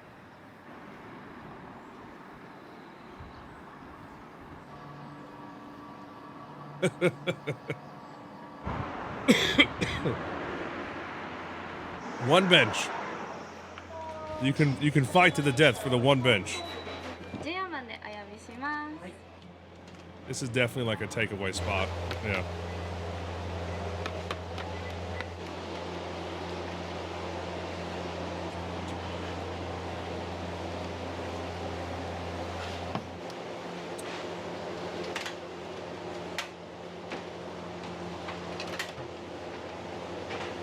Pickles.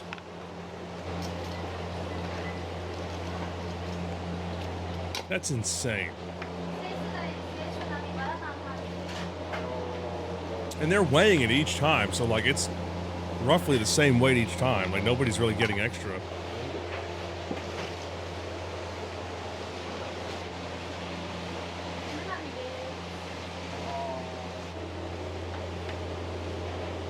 Why are they orange?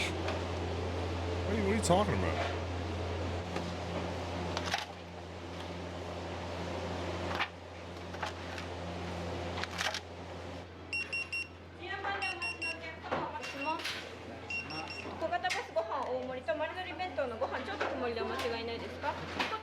Oh, the pickles.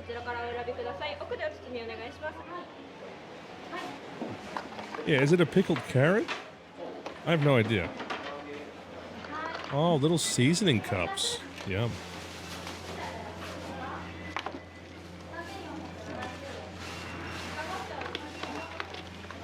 Yeah, it says pickles, but it's probably pickled something. It's not an actual pickle, like a cucumber, you know. Translations. How do they work? Okay, this is great, but I need something else.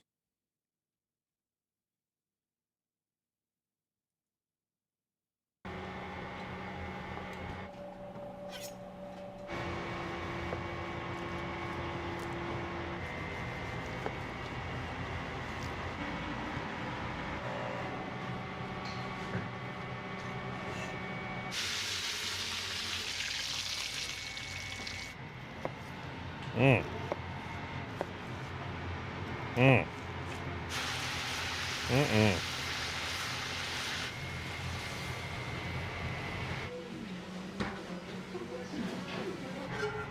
Yeah, you take a whole pork loin and cut up your own pork chops. It's always cheaper, by the way. If you want a lot of pork chops, go buy a big pork loin from Costco, cut up a bunch of pork chops. Boom. You're welcome.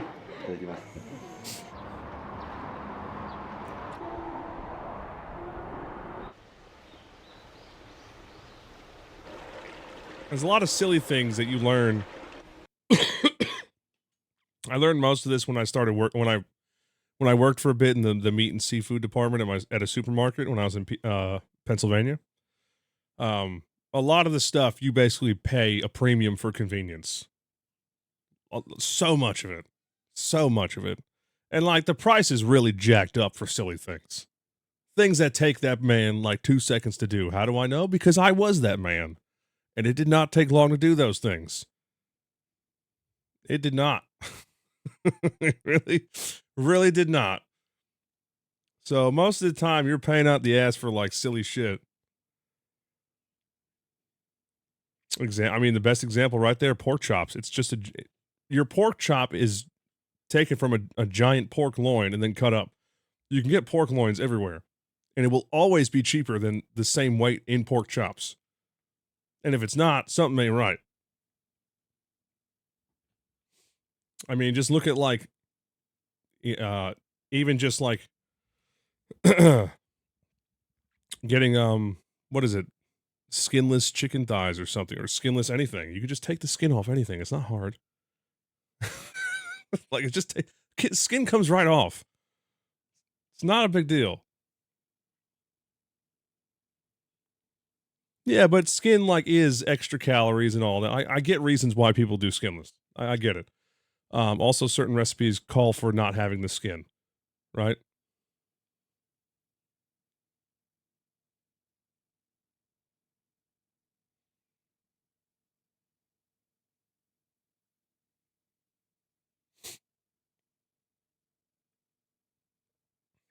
Yeah, ground beef. If you got your own grinder, you can make your own ground beef really easy, and they're not expensive. It's just extra. I mean, it's work you wind up doing.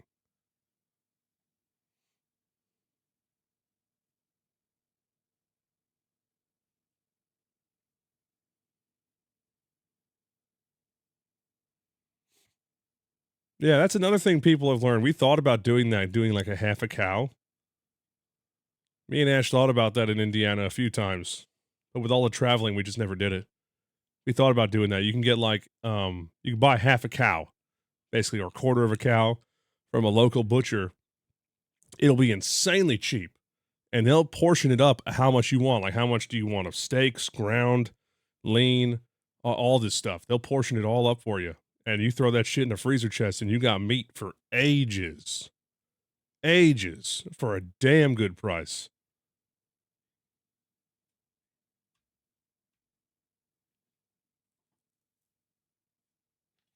Oh, I don't know how much grinding meat would save you now. I don't know now.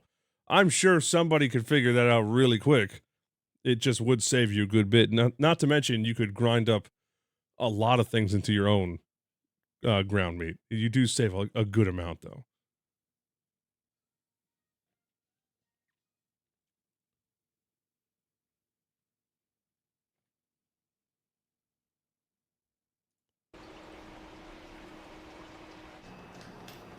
Yeah, just don't be like Sausage Man and like fill your sausage with dirt.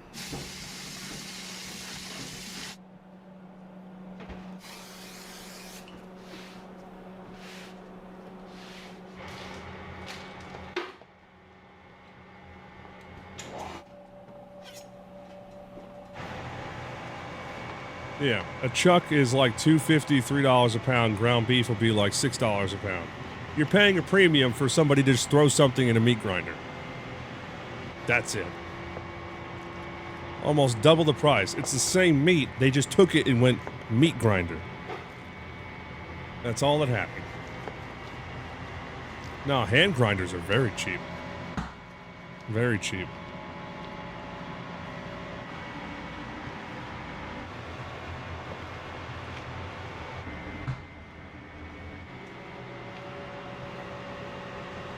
Yep. Yeah, and that way you can also add your own spices to the meat. It's like you can basically dice up all the meat, season it up, and then throw it in the grinder. And your ground meat will be all seasoned already to however you want. Yeah, you can blend your own meat. You can do a mix of beef and chicken and all that shit. Just have fun.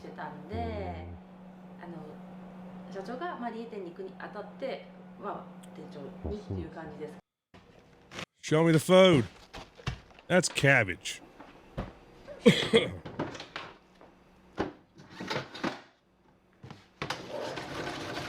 Cutting boards. I remember when, man, the age of misinformation, right? Where it was recently people were going nuts over wooden cutting boards getting moldy and shit. It's like I'm sorry. Wood is naturally gonna take care of bacteria for you. So unless you're shitting on that thing every day and just putting it back in the cabinet, it's fine. Unless you're literally shitting on your cutting board, smearing it in, and then putting it back in the cabinet, you're okay. Like, literally just rinse it off. Oh my god. Now that's dinner. Bologna and mac and cheese. Mmm.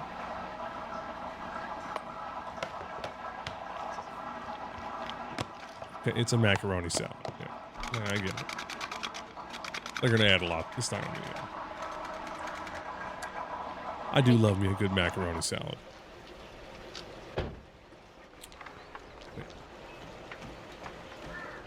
Yeah. People also don't oil or wax their wood cutting board. You're supposed to do that. All right, let's do it now, chat. Let's bring it up. How many of you have never cleaned the filter in your dishwasher? Hmm?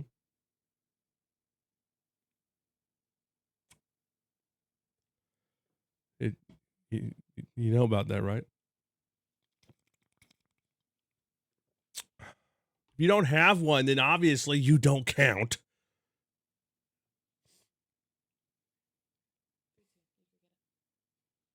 Huh?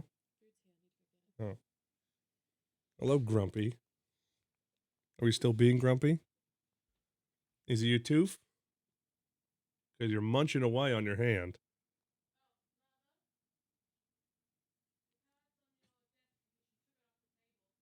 You got a tooth coming in?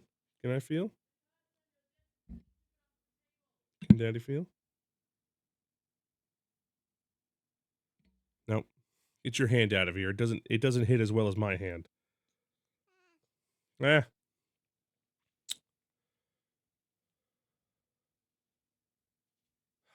Not your wife. Jesus Christ. That's a good way to get stabbed by your wife. Yeah, just walk up to your wife. Do you have a filter? Huh?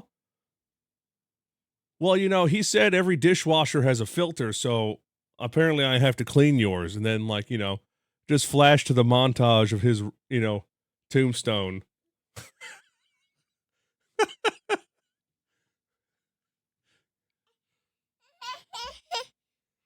What is up?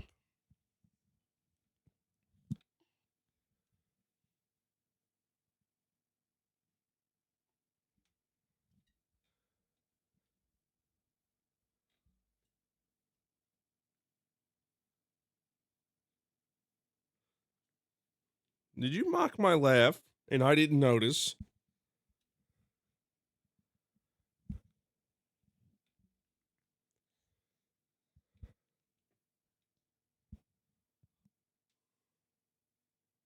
She sees emotes. Emotes. Say hello, chat. Hi, chat. Hi, chat. Hello. Hmm. I want the emotes.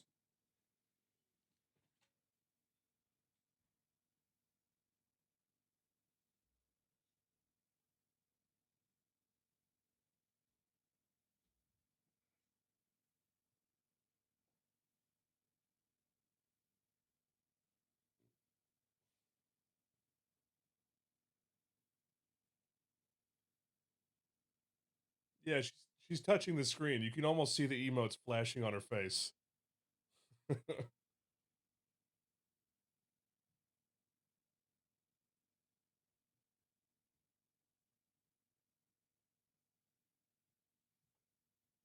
No, you can't have the camera. Oh, okay, we're going back. All right. Give cream some No, sugar, hate baby. Bleep bloop. Absolutely despise wasabi.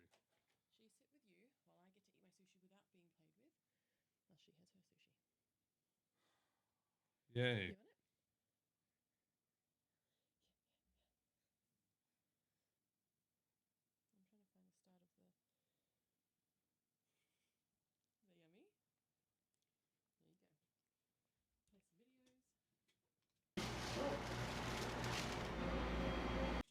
She loves sushi, by the way. Yeah, it's chicken teriyaki sushi, but she loves sushi. She ate the seaweed first from the piece she stole from Ash. The seaweed first.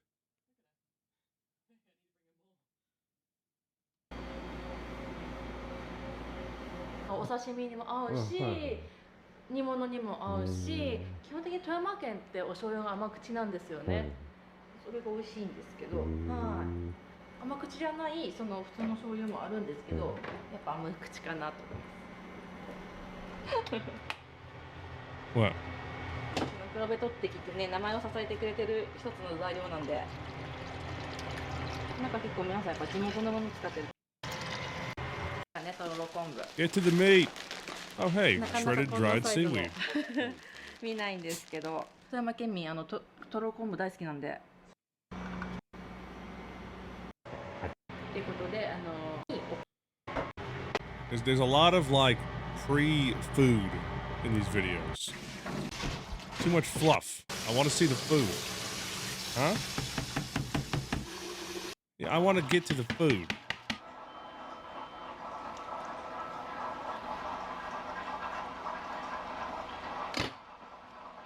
She's ripping apart the sushi roll on my hand. No.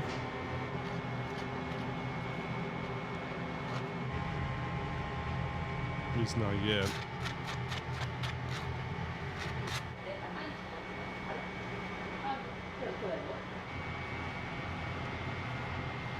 Well, it's a big chunk of chicken, Sinclair.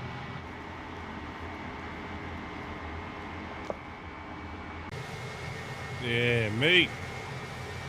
And the chicken's on the floor.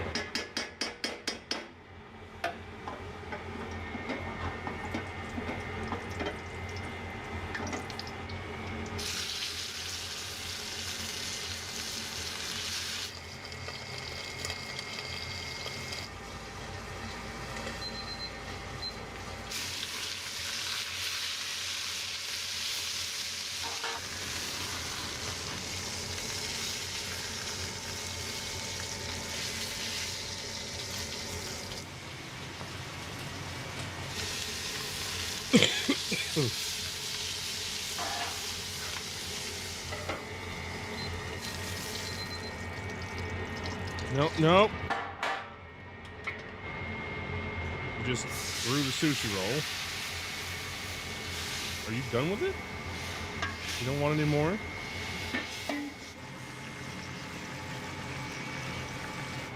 No.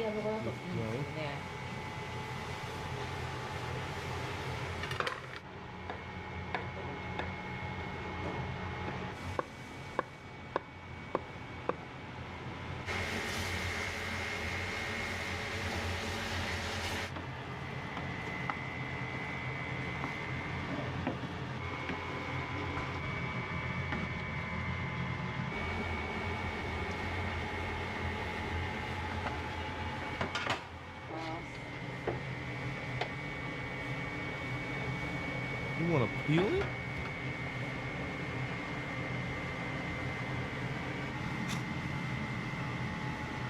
She just ripped the seaweed off and ate it.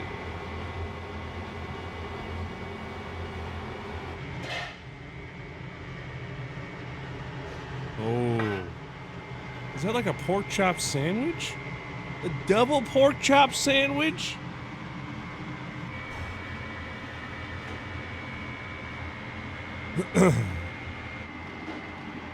Lord. And what is that blackish sauce? Okay, she's just dropping chunks of sushi roll now. She just wants the seaweed.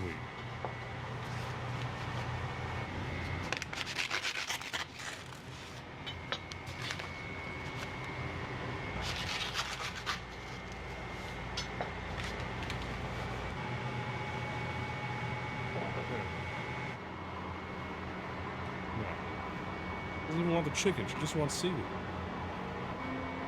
サンドイッチは平日は予約のみで、土日はまあ作ってあるので、なんていうか買いに来られてもお店で買えるよっていう感じですね。作れる数に限りがあるんで、予約してもらえたら間違いないかなって感じです。この山まで来てね、なかったらちょっと残念なんで。Ah, damn. It's soy, butter, vinegar, and fats and oils from cooking?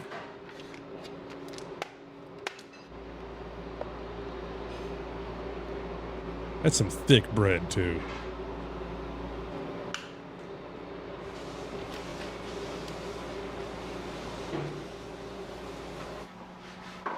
No, don't get food hands on the mouse. Just making a mess.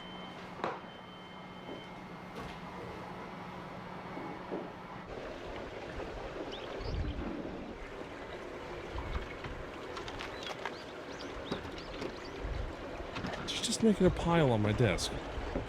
Give Cream some sugar, baby.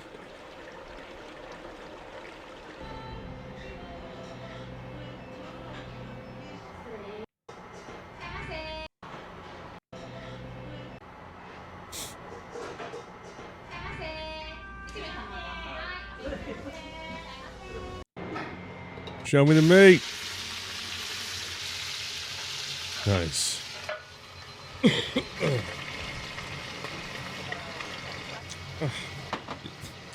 Sinclair, now there's just food all over the floor.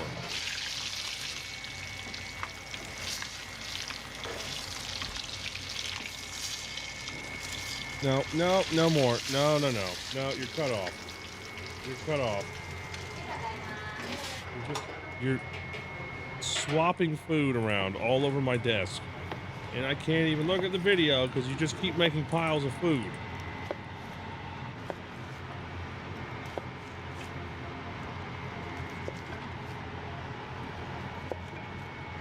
My mouse has rice on it. Sushi on the floor.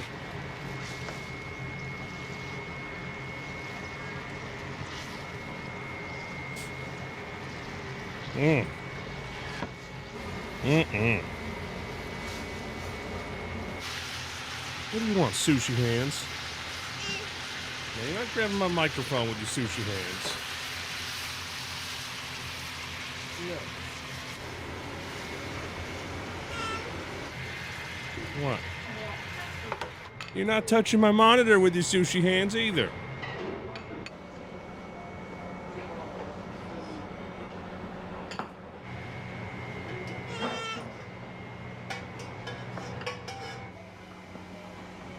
Damn. That's the normal portion? So much rice.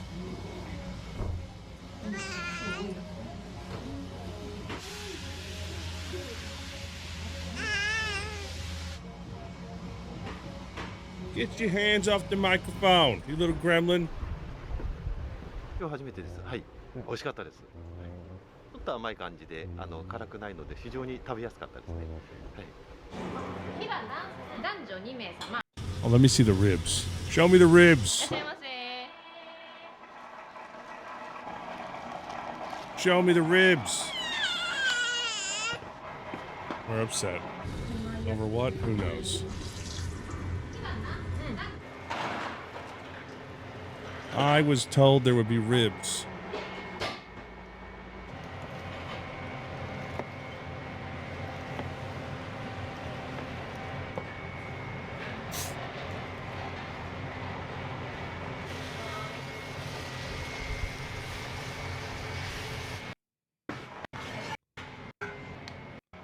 Ribs.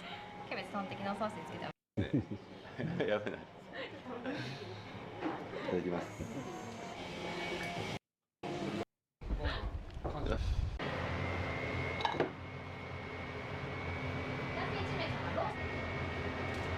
I'm not seeing any ribs. Am I blind?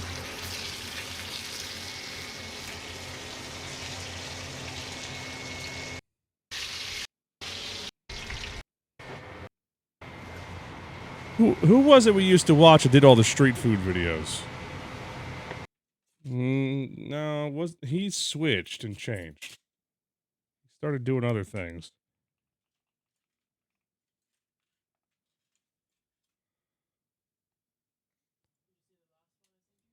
Sinclair, stop making piles of all my things.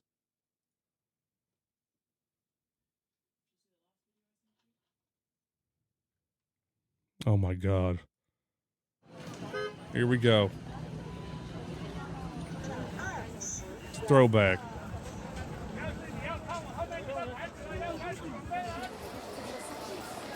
Beer fried snails? Oh, he does subtitles. We don't need subtitles. No fried snails are as good as my snails. I got the best snails in town. Oh.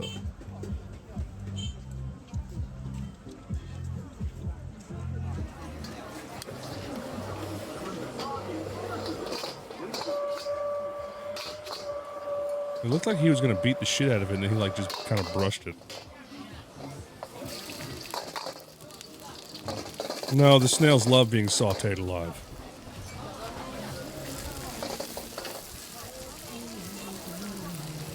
Speaking of, did you see some psycho bitch put this video on TikTok of her seasoning crabs before they're dead? They're alive, and she's just seasoning the shit out of them, and then air fries them in the Ninja glass air fryer. Yeah, right in the air fryer. So they're alive the whole time.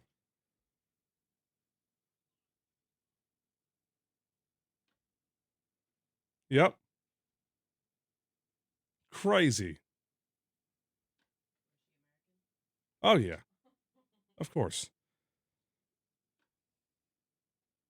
Why? Because people are fucking stupid. It's just a crab. What the fuck? If you're gonna eat it, at least give it a quick, swift death, which is why when they get boiled, that shit's like done.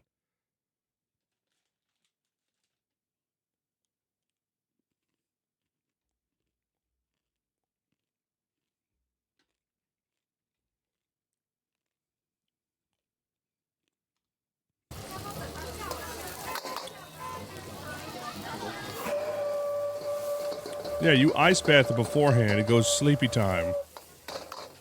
Sinclair, why? Nope, do that. Nope. Nope.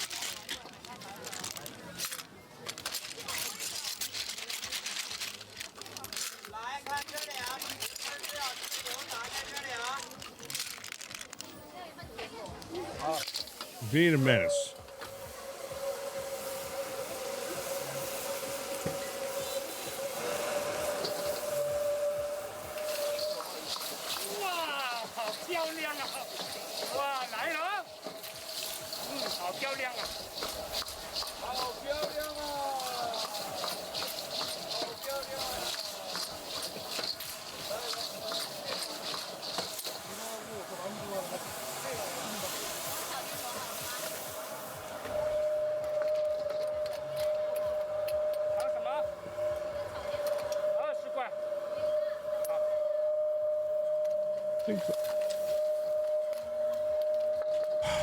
Jesus.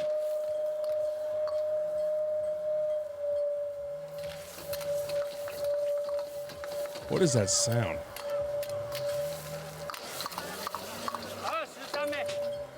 Well, there goes that.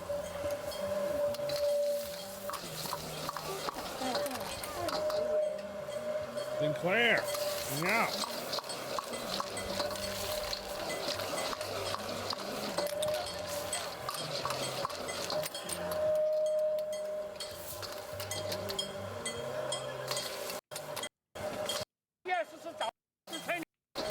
All right, let's skip to.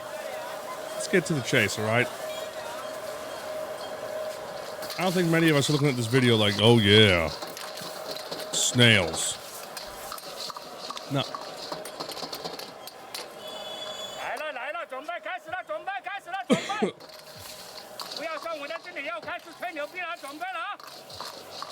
I'm skipping this one. It's taking too long. I don't want to watch. It's such a slow burn. I don't want to watch it. It's like 8 years just to finally see them make something.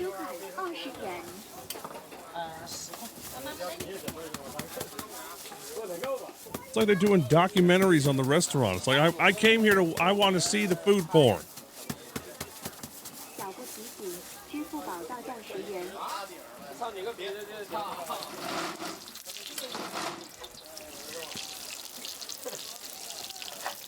Mm.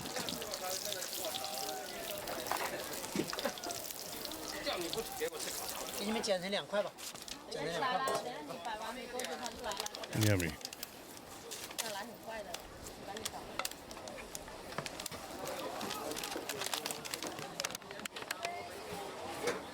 Fried beef bun, $1.37. Ugh.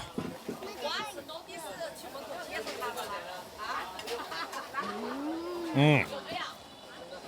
Mm-mm. Do-it-yourself fried rice. Oh.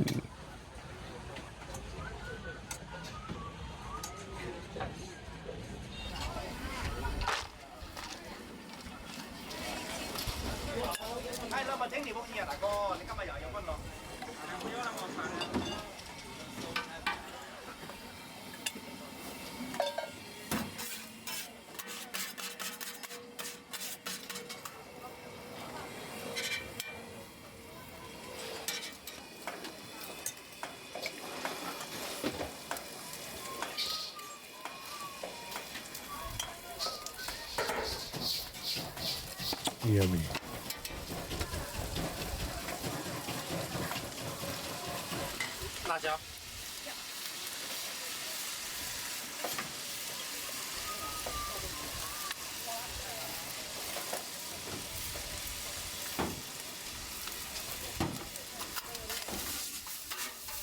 Well, pretty much do it yourself. I mean, you know, the concept of you make your fried rice, they do it for you, though. You know.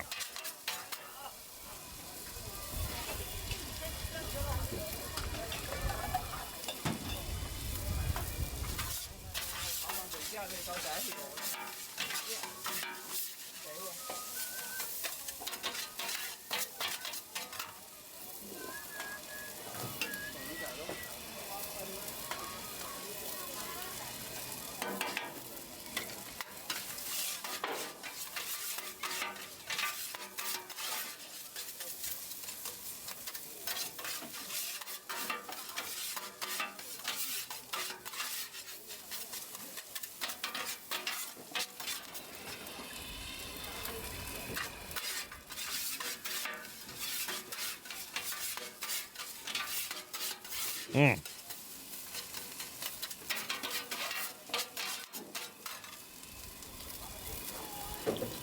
Just a drizzle.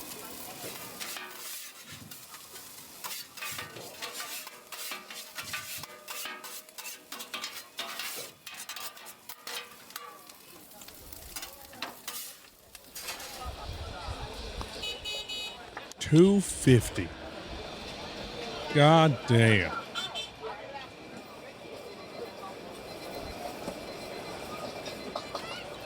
Mm.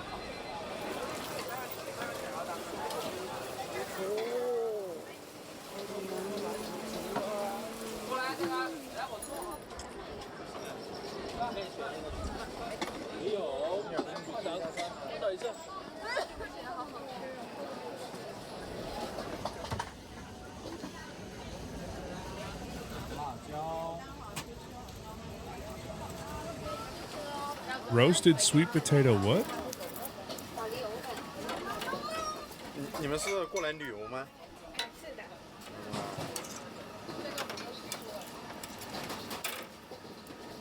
我要个王桃。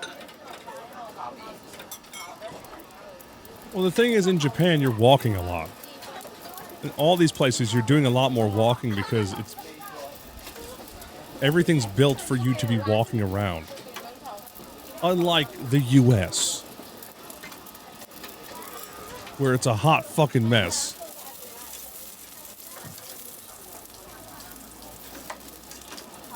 Yeah, walkable cities, trains everywhere. I mean, certain cities in the US you can walk around, obviously. But most of the place is not designed for you to be walking around. 酸萝卜，葱花香菜吃吗？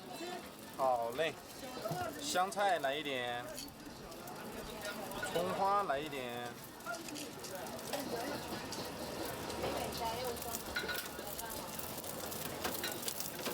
Why are you kicking my drink? 再给它来一点我们 What 的 did my drink do to 秘 you? 制辣椒油，孜然来一点，辣椒来一点，再翻个身，孜然，辣椒，辣椒够吗？ Where's my subtitles, man? I don't know what he's saying. 这么多，希望你们的生活笑容也多一点。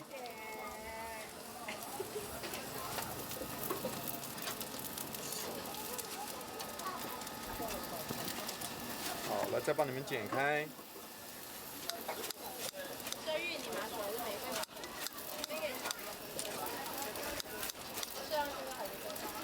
芋泥麻薯。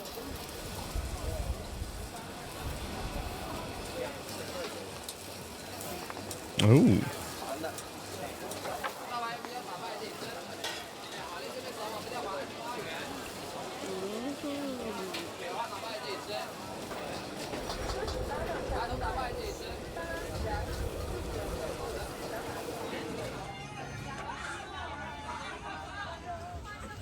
Pancake wraps. Oh, yeah. 有海带丝，有土豆丝，还有那个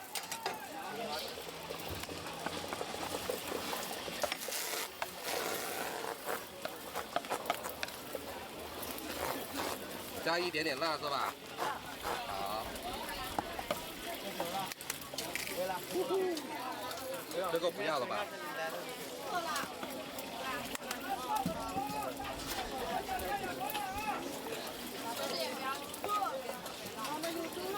Spread it. Nice.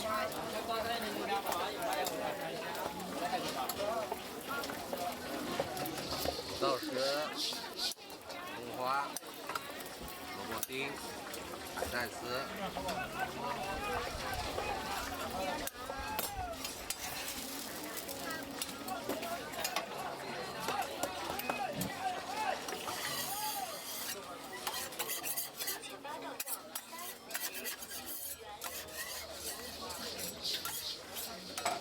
美女，看一下要加什么的？我要那个薄脆。嗯。啊，不要薄脆是吧？啊，要。要是吧？嗯嗯好，有的。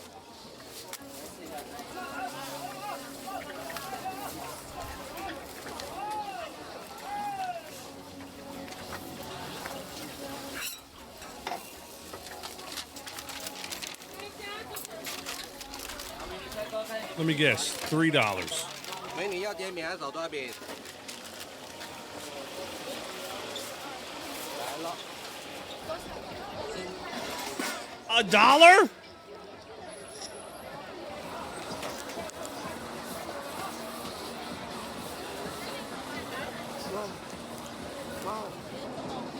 Wow. 都是我们的招牌，就是不同口味的，全都是不同口味的。 Classic roasted. Wait. Rose milk Ree? 全都是不同口味的。 Ree? Did you mean tea? I think he meant tea. I think that's a typo. That has to be tea. I was like, Ree?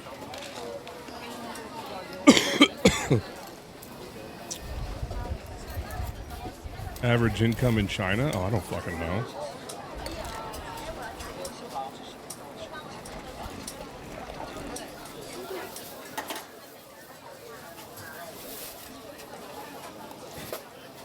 That shit look good. Damn, that's probably tasty.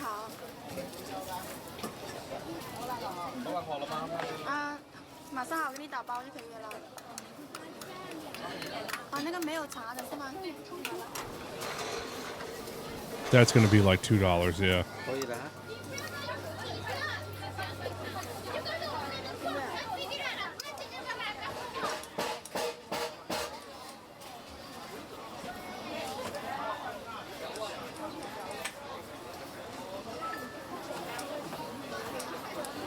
$2.50.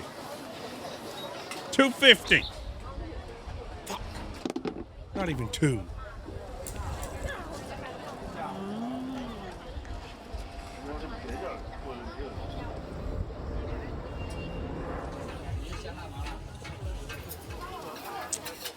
The average salary in China in 2022 was 16,000 annually in urban non-private sectors, while workers in the private space had an average salary of 9,000. Wow.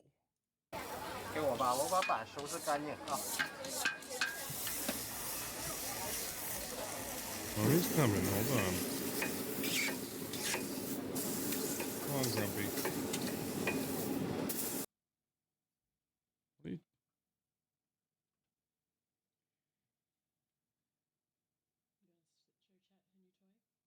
I guess? I don't even know what the toy is. Uno?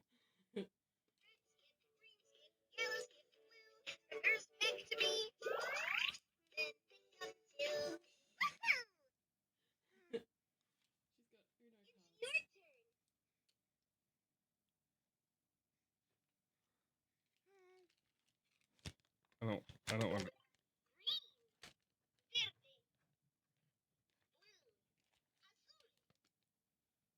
She doesn't speak Spanish.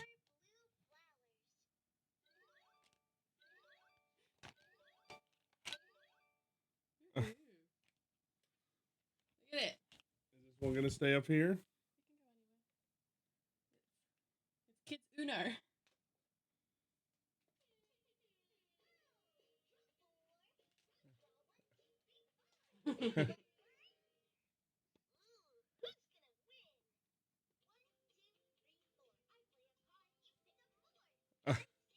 Jesus, Sinclair.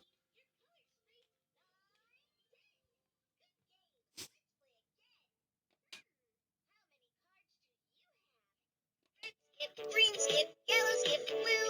Reverse back to me. Then pick up two. Woohoo! It's your turn. Just pull the card off. Okay. Draw 1, 2, 3, 4. What card? She's pulling the cards off of the damn keychain. Not a lot. I mean, Nah.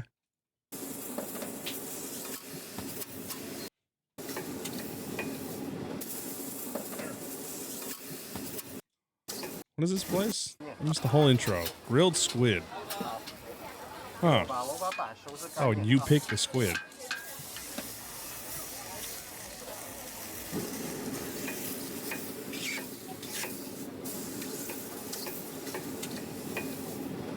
Grilled squid on a stick.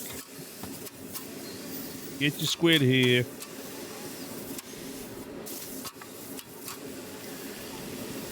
What happened here?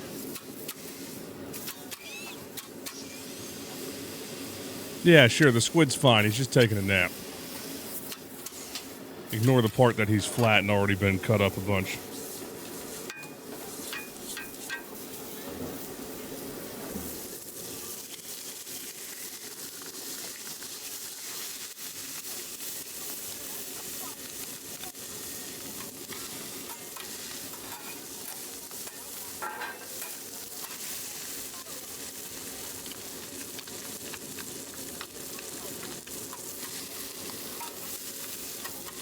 I'm going $1.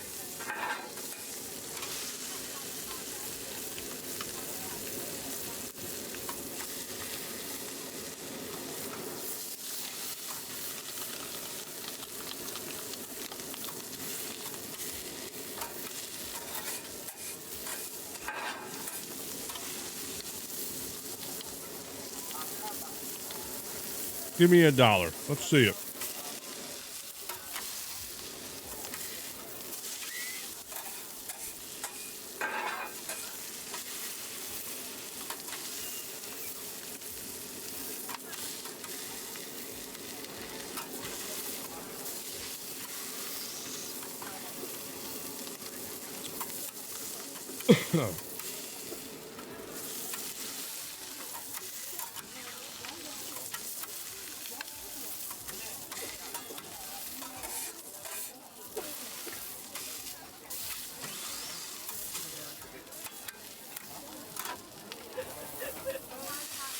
Yeah, it's seasoned with love.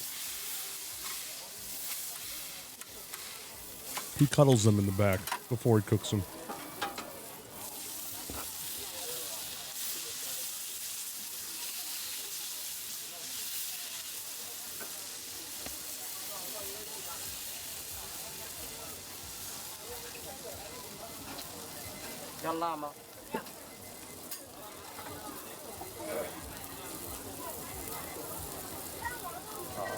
There you go. Damn.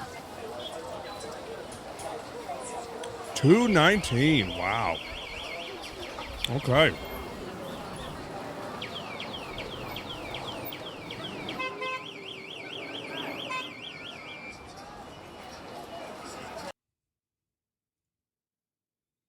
How am I not Oh, I'm on the wrong channel.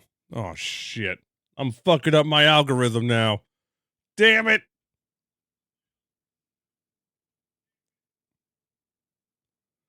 It's too late. I didn't notice I wasn't subscribed. That means I'm on the wrong fucking account. Pain. There goes the algorithm. It's gonna start throwing food porn videos at me now.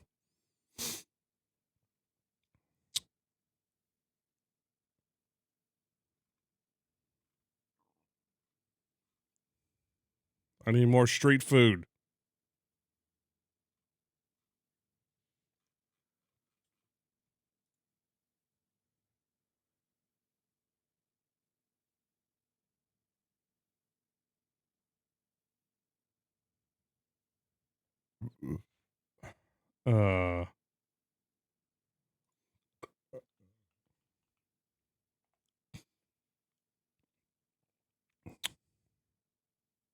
There we go. Thailand.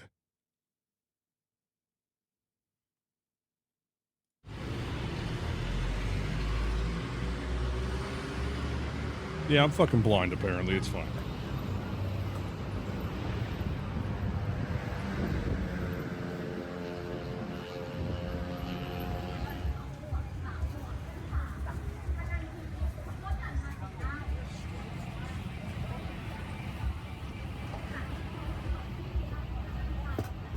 Watermelon. Yum.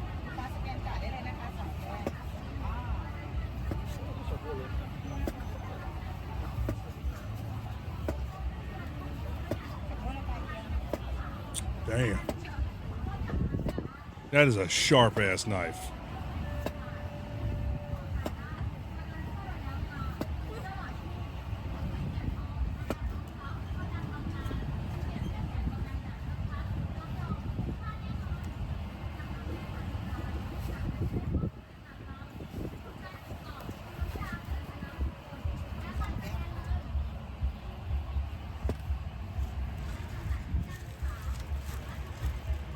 Is that it? Here's just half a watermelon?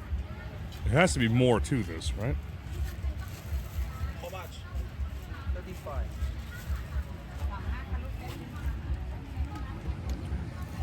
Oh, that's it. There's no way this man's freehanding cutting up fucking watermelon with a machete.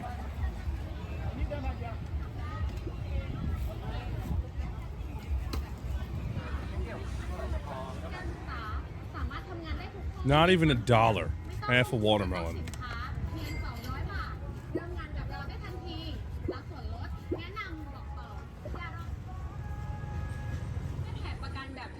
Real men wear satchels, okay?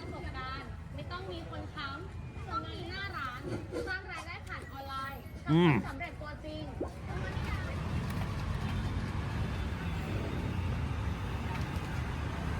I didn't see what it said. Fuck.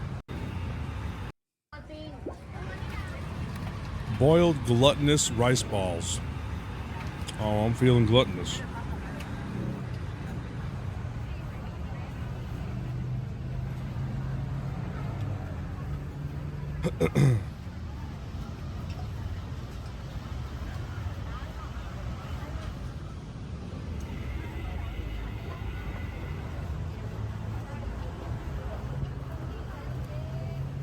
Okay, glutinous. Whatever.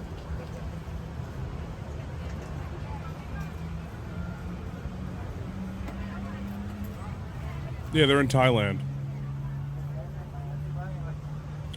I want mine with extra gluten, please.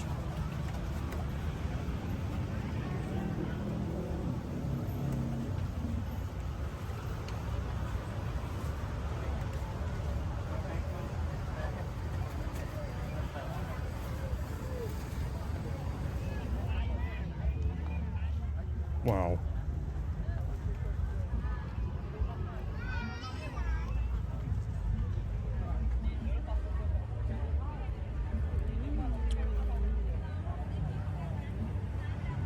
Filled with brown sugar? Oh, man.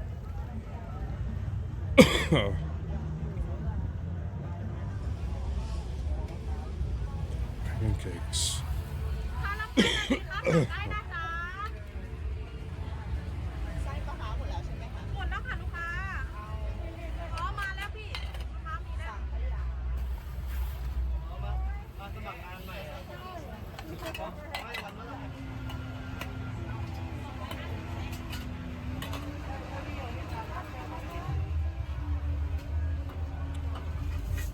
Yummy. That looks good.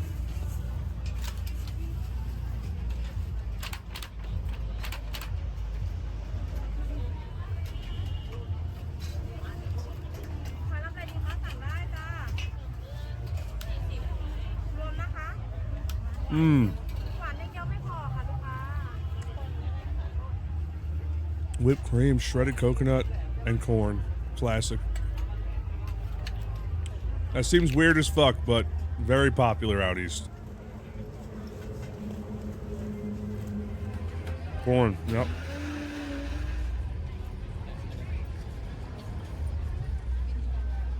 Mm-hmm.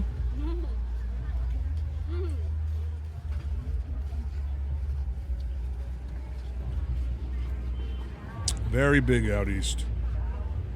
Skewered quail eggs.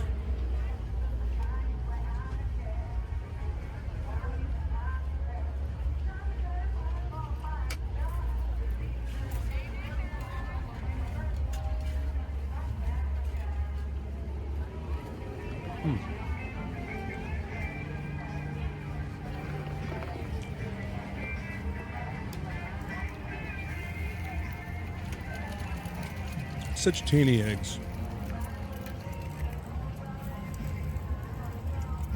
Yes. When we used to watch the videos a lot, there were things that she did not like. Yep.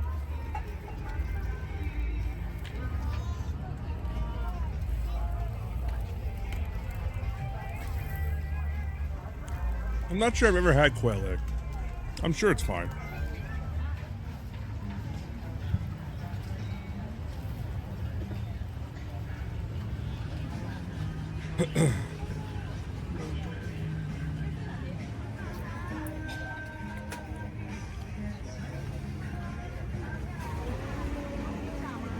Yummy. Oh, you can get ones with meat in it? Mmm. And they do it with like a little spray sauce.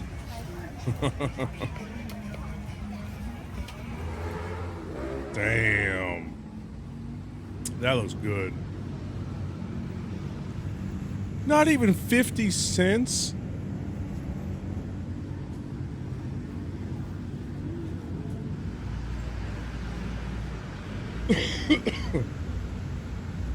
Fucking hell, man.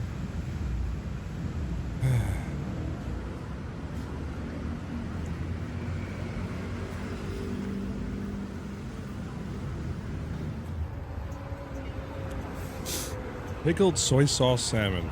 Eh. Salmon's whatever to me.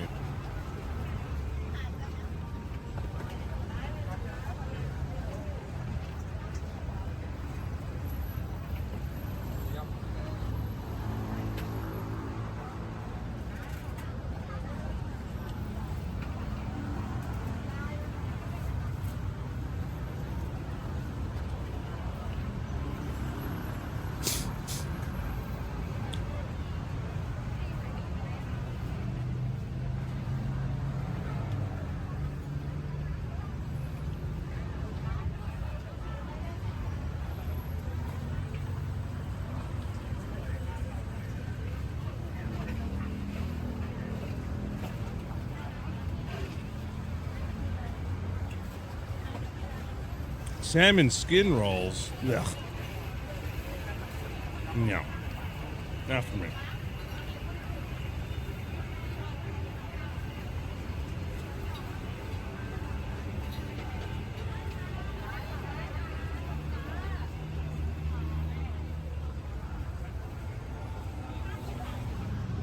I'm not big on salmon. Just not.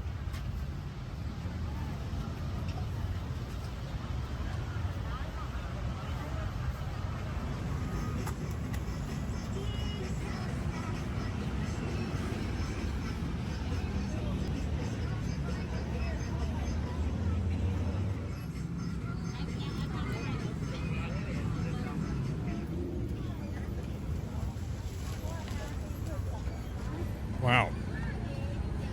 It's like the first thing over $2 all night.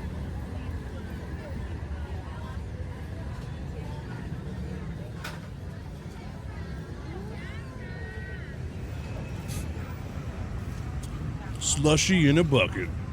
Oh, yeah.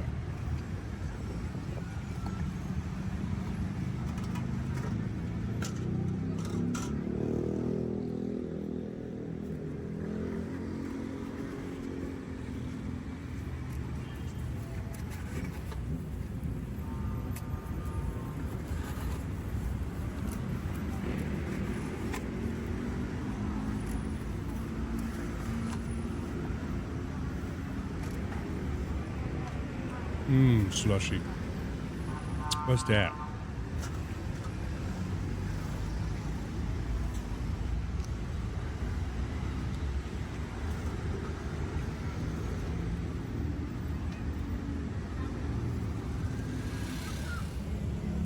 $0.68.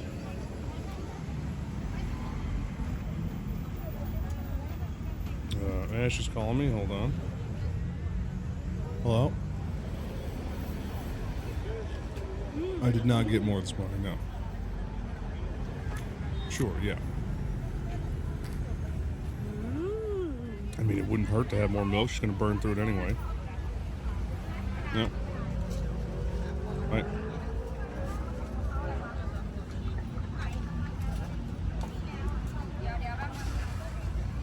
Yeah, it was probably coconut milk or something, right? Yeah. Oh boy, more corn. Wait, what's this? I missed it. Oh, butter corn. Oh, cheese corn. Ash fucking loves cheese corn.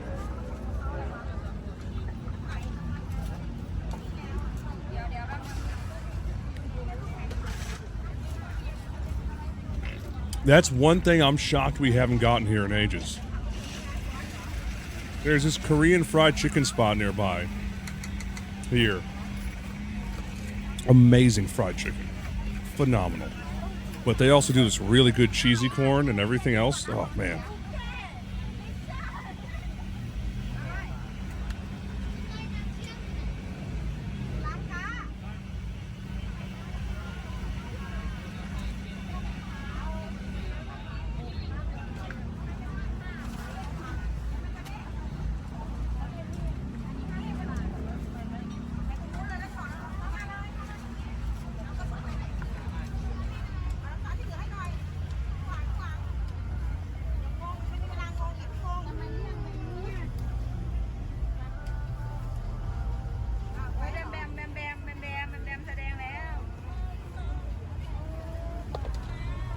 Yeah, I'm saying like 25 cents for a little cup.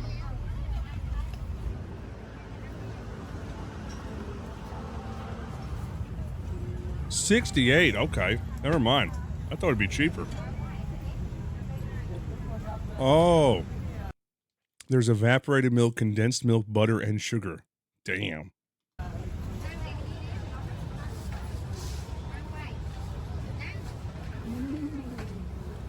She just got bricked up over that. You saw that?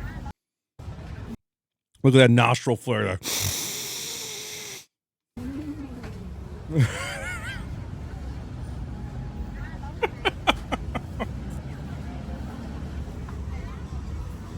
Hmm.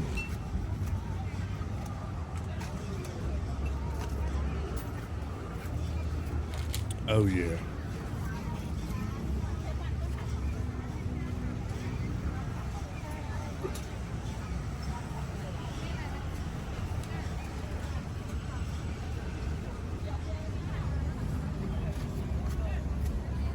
What is roti? I mean, it looks tasty. I just don't know what it is.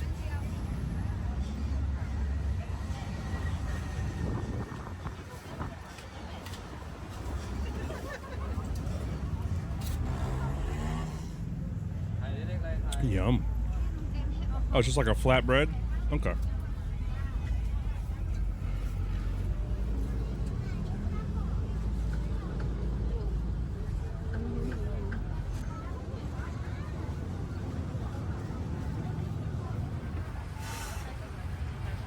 Tokyo pancake. Let's see it.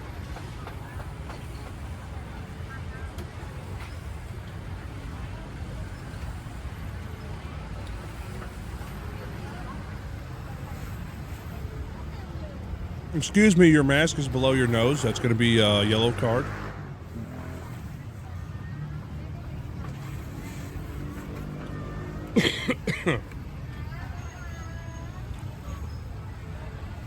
Ooh. Is that red bean?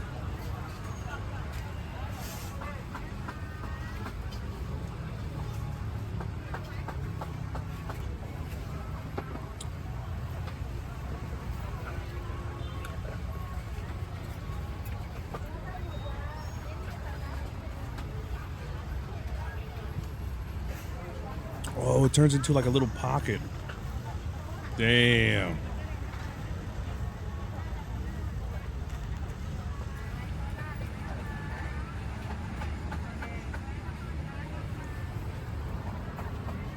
Red bean. 14 cents for sugar, one baby. piece.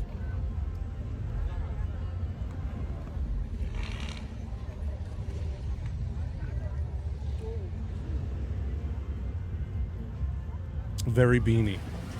The bean was very beany. Deep fried salted beef. Oh, yeah. Mm.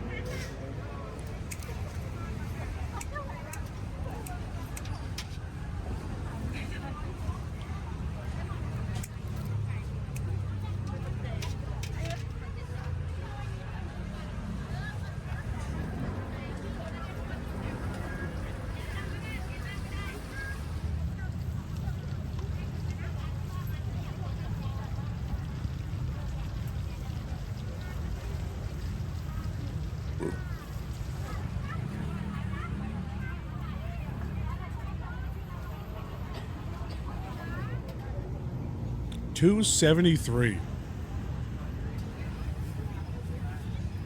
Mm.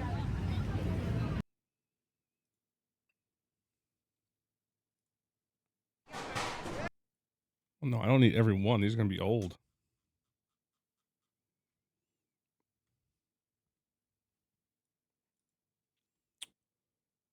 Mm-hmm.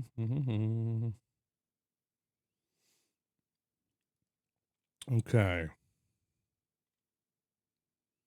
Street food around Asia. It's,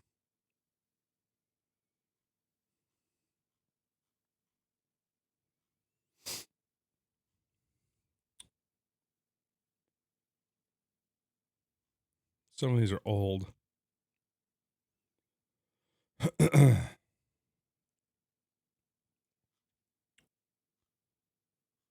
need more recent.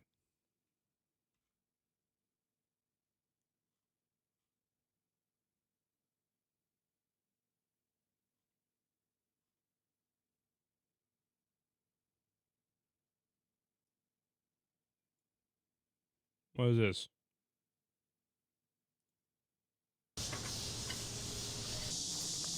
Oh, yummy boy.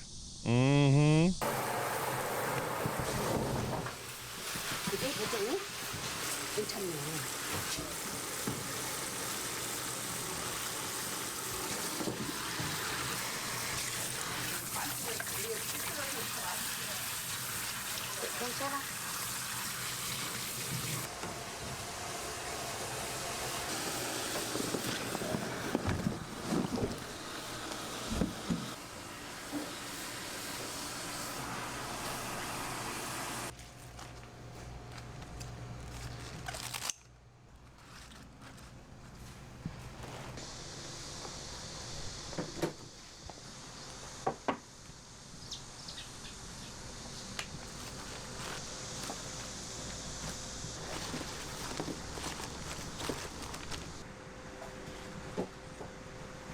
That's a fuckload of green onion.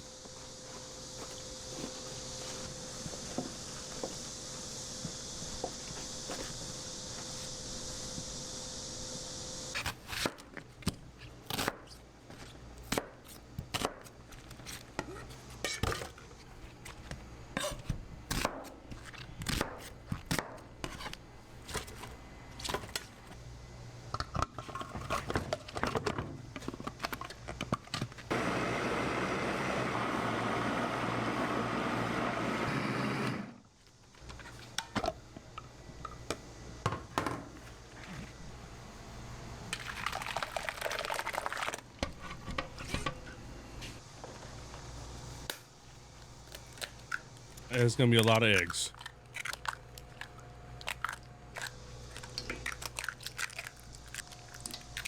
Plop, plop, plop, plop, plop.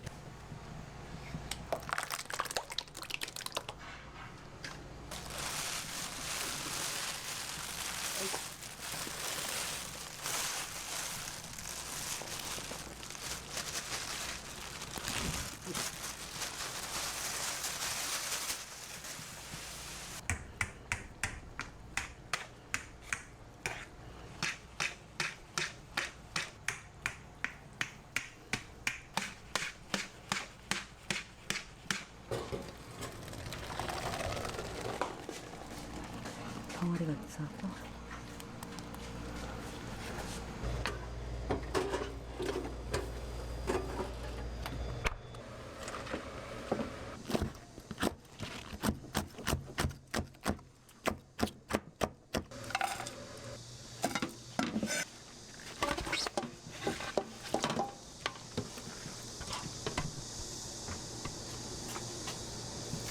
잘못 봤나?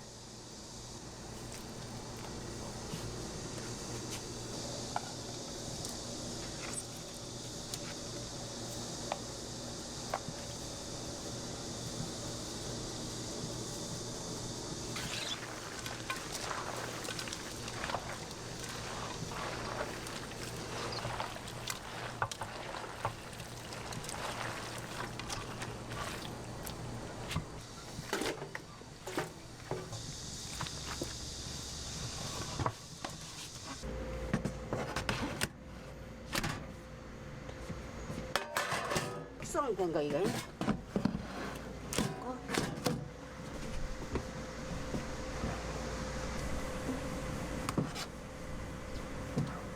I'm waiting to see the final product. Like, what are we doing?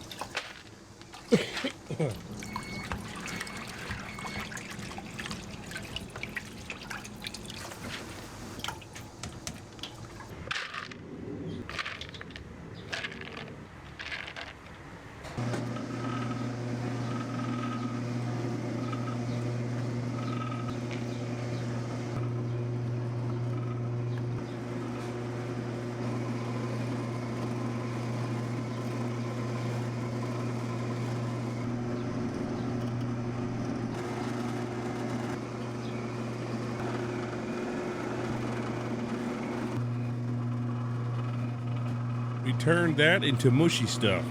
Uh-huh.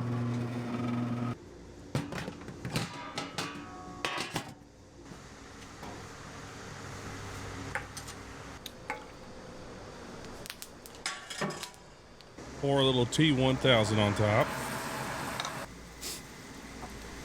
Pancake. You got a little green onion on your pancake. Okay. Okay, I think the ratios are a bit off. Like, oh, okay. Maybe? I'm so confused right now. What's happening?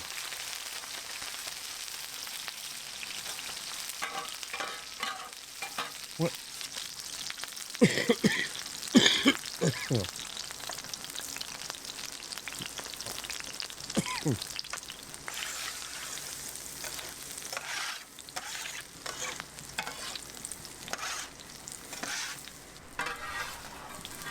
Just one big pancake.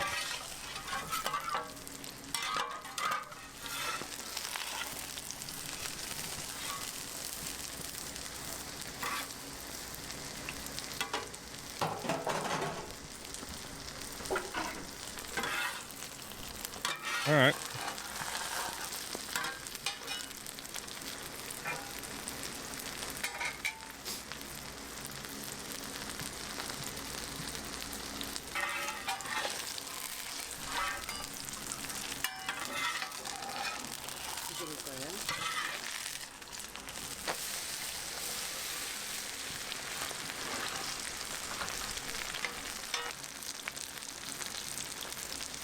So much oil.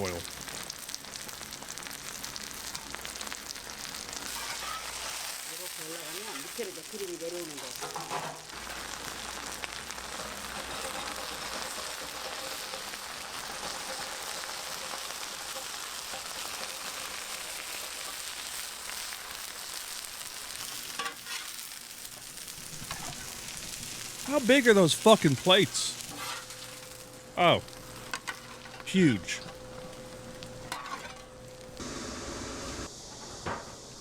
Kimchi. 김치.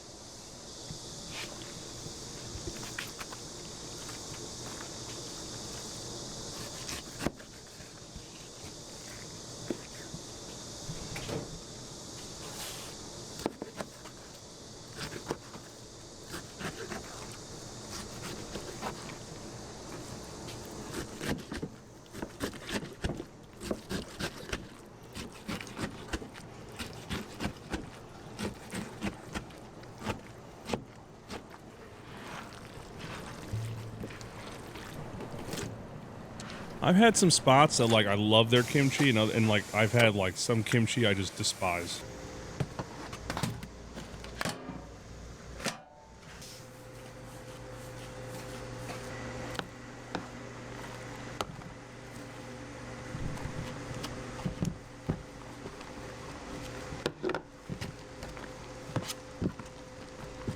What is that? They just keep adding stuff to the mush. I don't know what the mush is. What's the mush?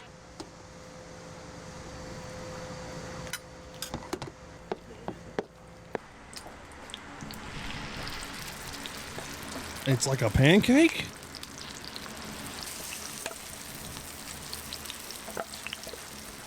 They pancake everything here? Pancake your dog. Your loved ones. No, Google, shut the fuck up. Why did you even go off?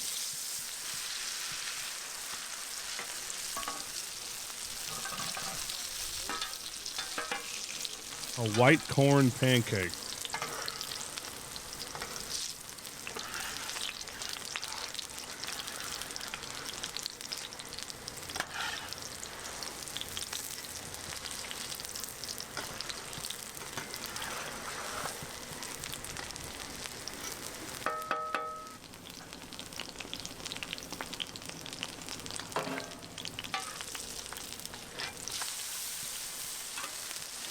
That is such a big pancake.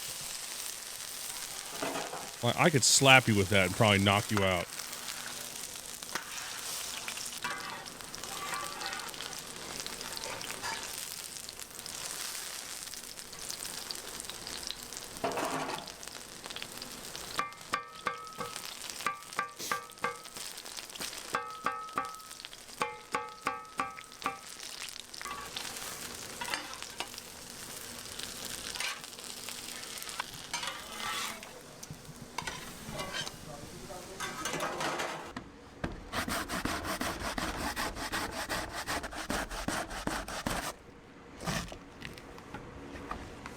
What was that?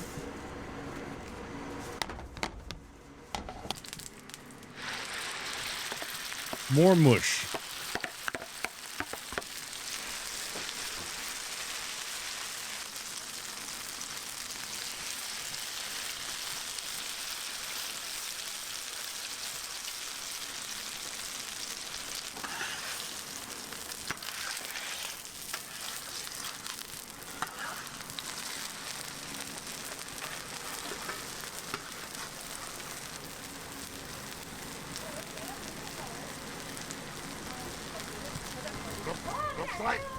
I didn't mean to play that. Ah, shit. Well, you know, that's happening. The Gollum potatoes one isn't working. I'm sad.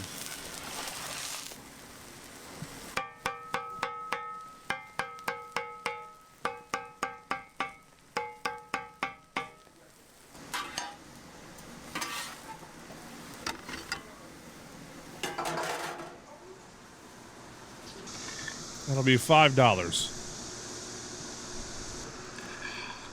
That is so much fucking food.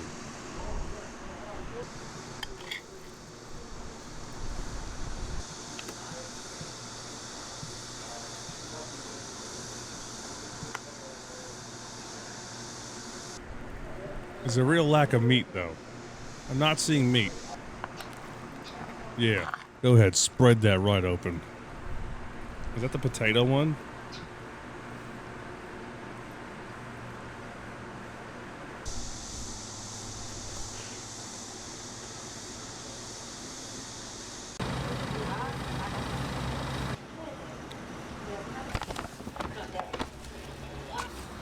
The fuck is that?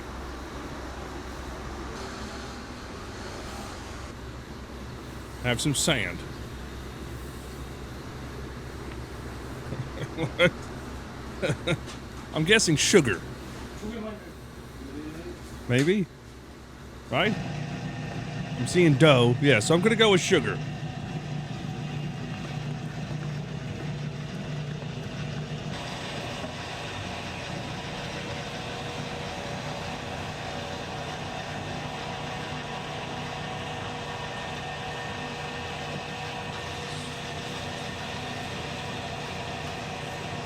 I need more oil. Yeah, more oil, please. I want there to be so much oil I piss oil. That's my goal.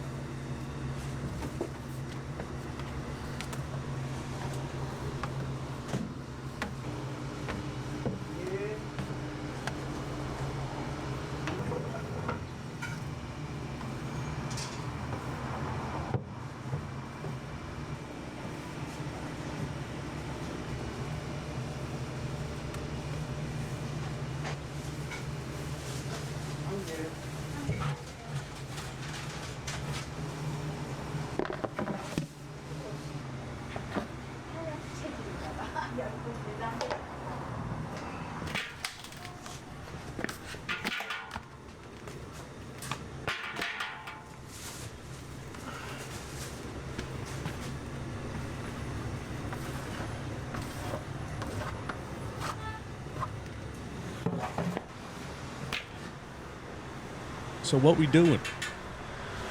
Or what are we doing?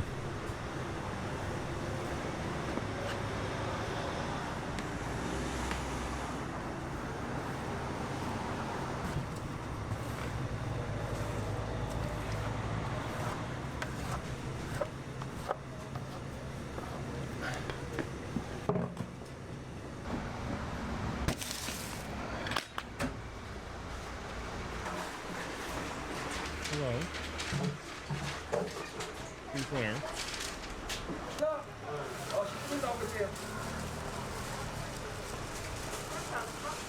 Oh? A bit? Hello. Hi. You're not stealing my hat. No, you're not. No, you're not. No, you're not. No.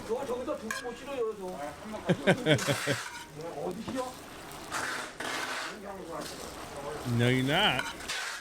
No, don't take the tip off the lid. You learned how to do that, and if I lose it, then I can't wear it. You're a little gremlin. You're a little gremlin. Ah.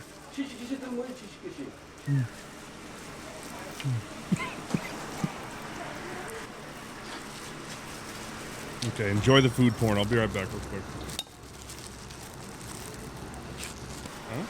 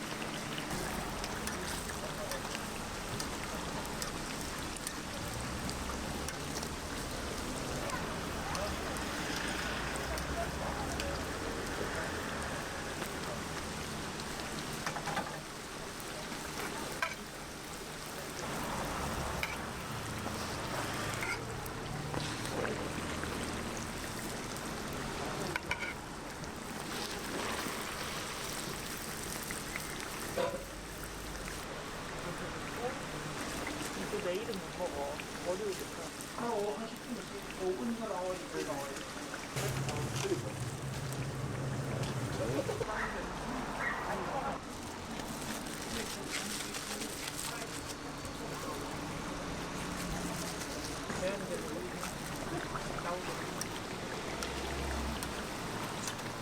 자기도 먹어 안 할까 이거?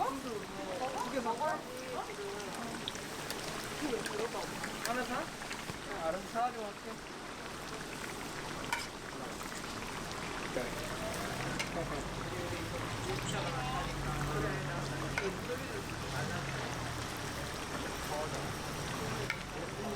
아니, 반을 사다 볼게요.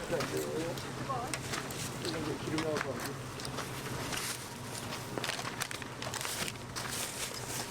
실패.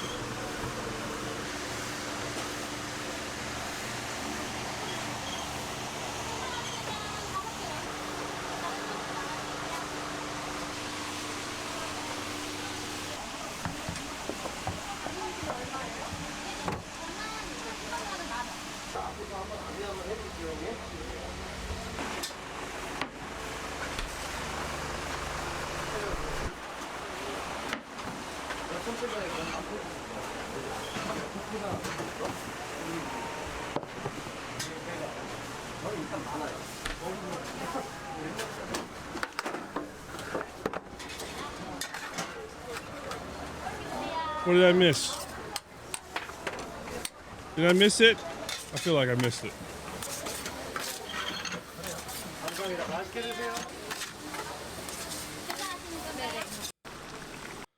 Oh, man.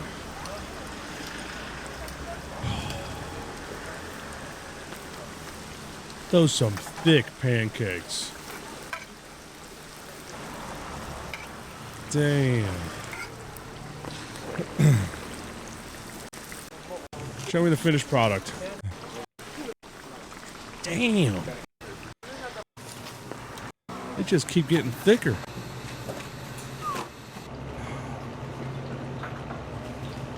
I don't want to know how much. Oh, they're stuffed. Oh, yeah. That soft, gooey center. Oh.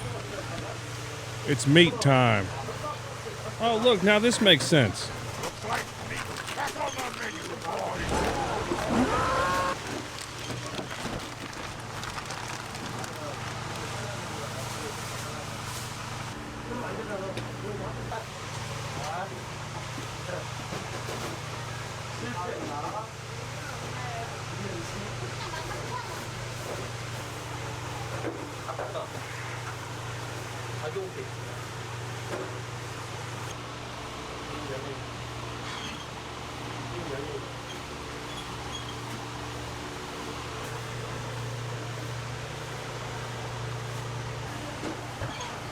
If you'll excuse me, I'm going to blow my nose.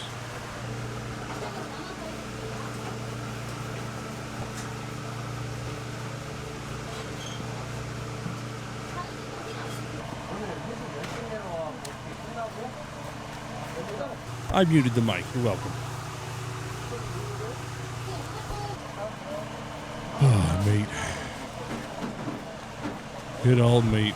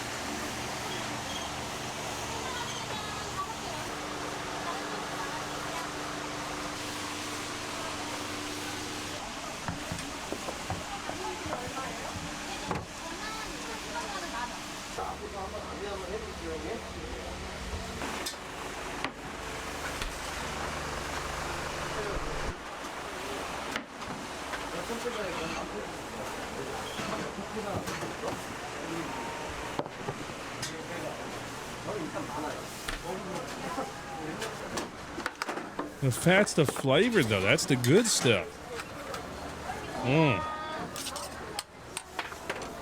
Those some big balls.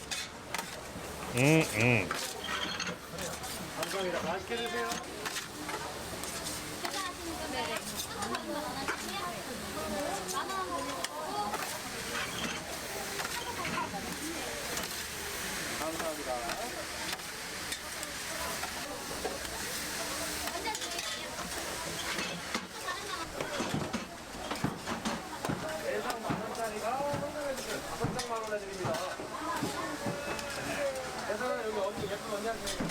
Yeah, that grease trap's probably from cooking all day.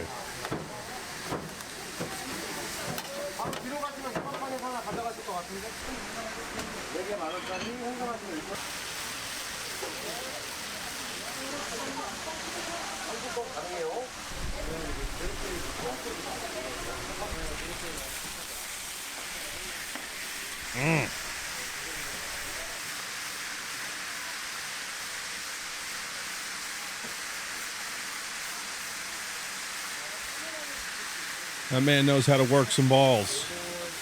I'll say that much.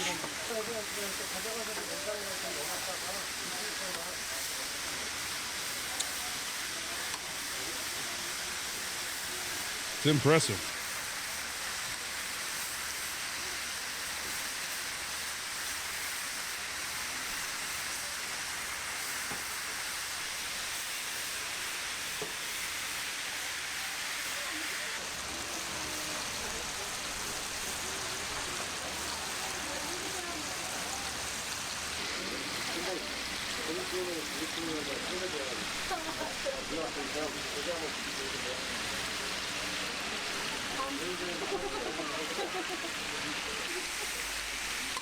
Your dong creaming. What?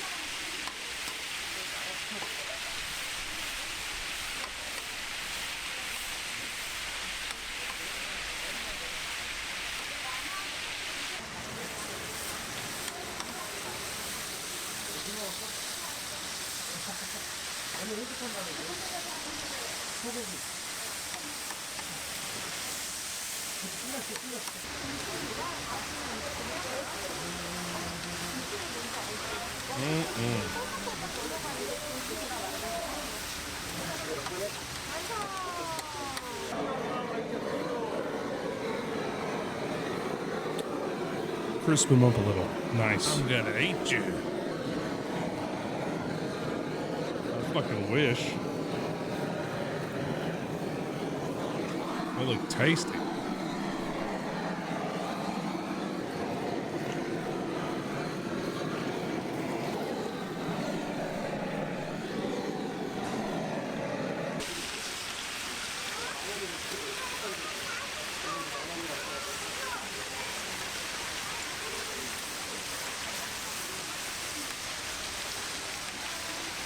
It's a lot of ball tossing.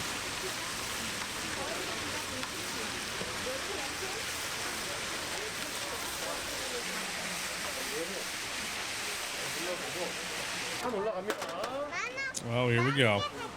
Lay him out. Damn. 김 한번 싹 빼고 여기 조심해요.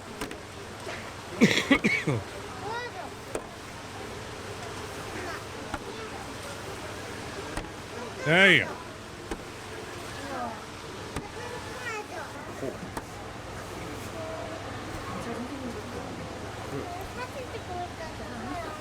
했어.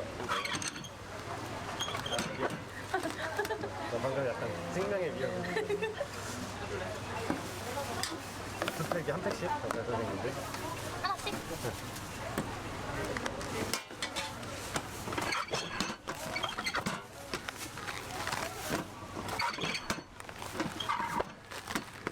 바꾸졌어.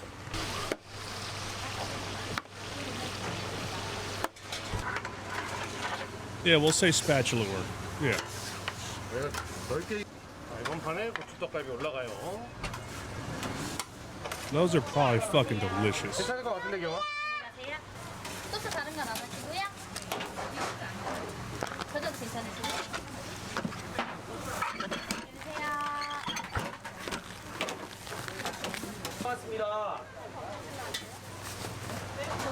맛있게 드세요.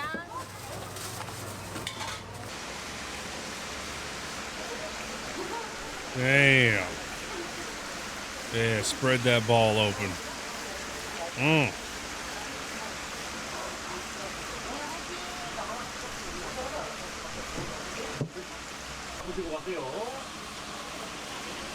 Look at them juices dripping.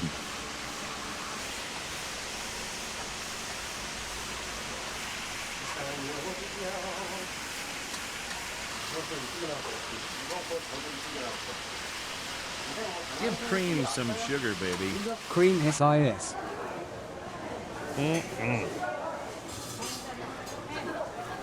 어제 보면 밀가루 자체가 안 들어가는데 그 맛만 보시라고. 관심 갖지 마요. 관심 가지면 돈 써야 되니까. What is this? The fish cake master.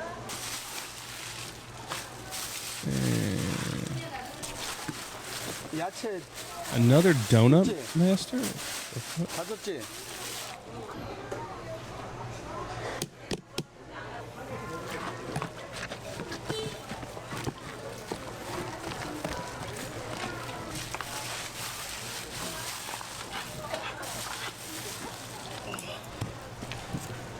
That's a lot of mush. 자, 기름까지 넣어줄게. 가요. I'm sorry. What the fuck kind of witchcraft am I seeing?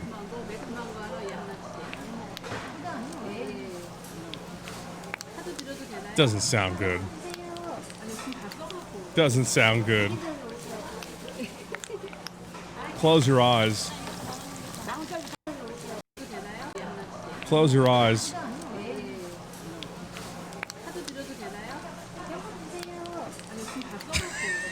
It sounds so. Somebody's very aggressively stirring macaroni, and I don't know what they're doing, but I hope it's going into the cookout tomorrow. Stirring it there. 갈줄 안 먹어. 애견만 많이 먹어. 너는 애기 엄마예요? 나는 내 먹는다, 딸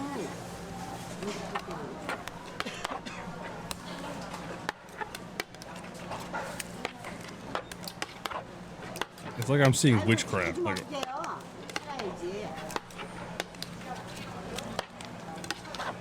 ah, my goo just keeps falling through the hole!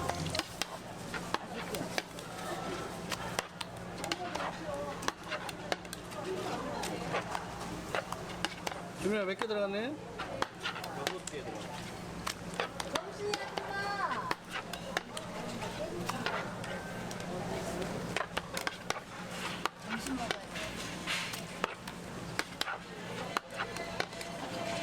됐어? 9개 들어갔다고? 몇 개 들어갔는데 저또 우기네. 참. 이거 다 먹어야 된다. 다 먹어. That's crazy. Yeah, level 100 batter master. Just fucking whipping it around. 네.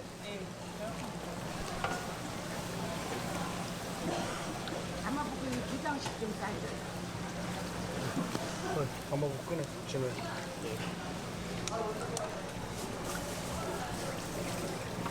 That's so much oil coming off. Jesus.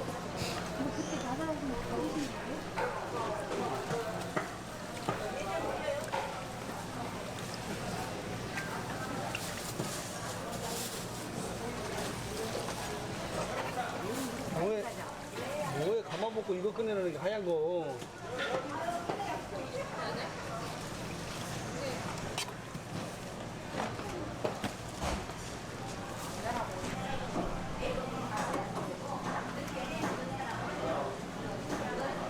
The fuck?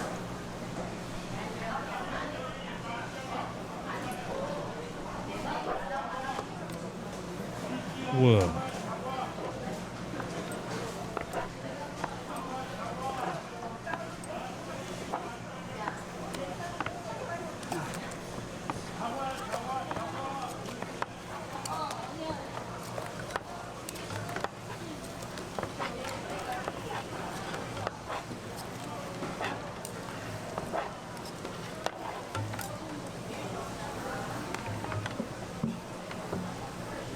Yeah, this is many years of experience. This is crazy. I don't even think I like what they're making. It's just like wild watching it get made.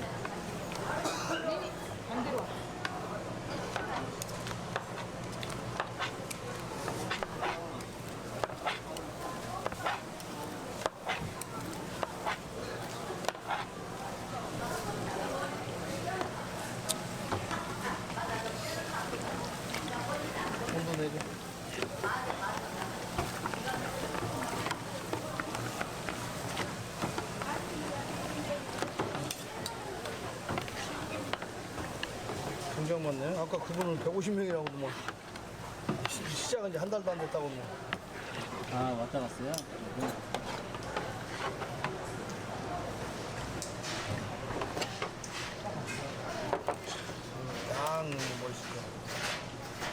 겨울에 찍으면 참 좋은데 스팀이 싹 올라와가지고. This better not awaken anything in me.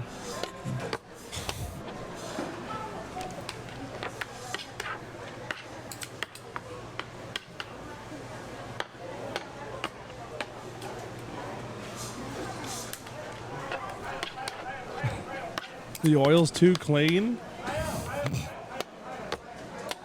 I don't know what that is. I don't think it's wasabi. No. I don't know what that is.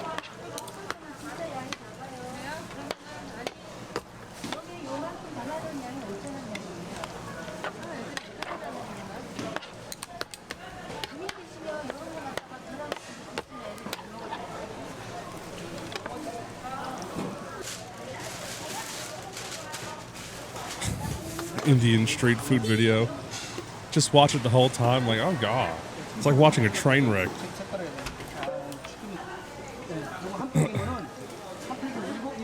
Now we could take one drastic switch, going from, actually I don't know where he is, Korean street, yeah, Korean, Thailand, Japanese street food, even China, all nice and clean, looks great, crazy skills. Switch over to fucking India. We already did watch Dancing Bacon. You're late.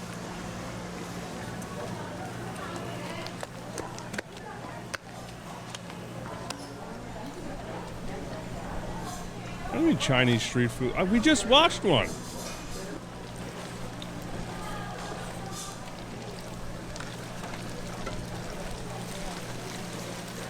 It was super clean.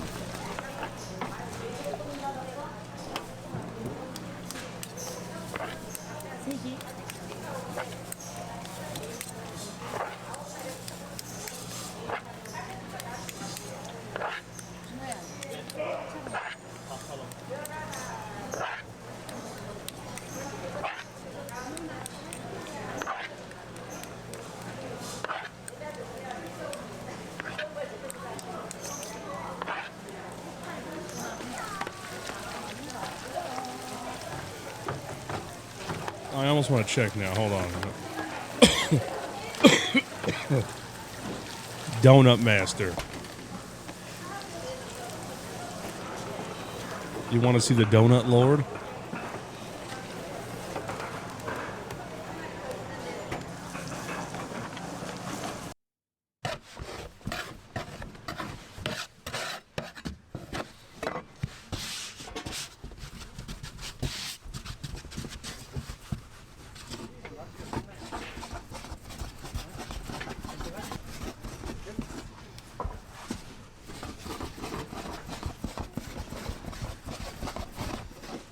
I don't know what's happening. Take my money. Show him the uncomfortably squishy fish balls and the sound at cream.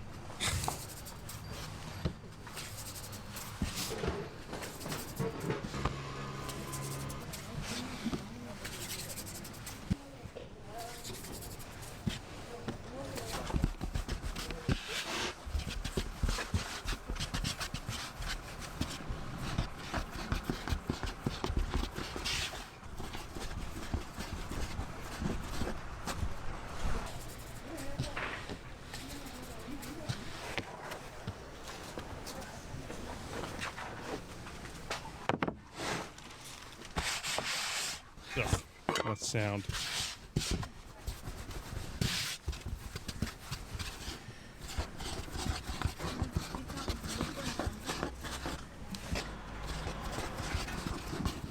I don't know what's happening.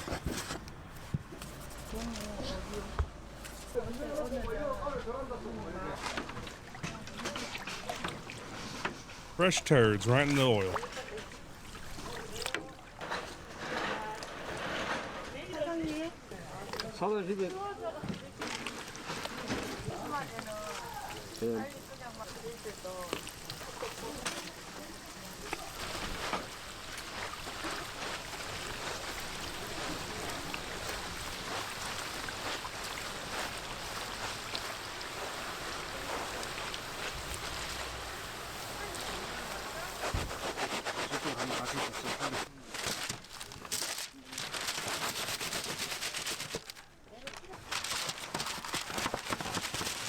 Uh-huh. Still looking like a giant turd.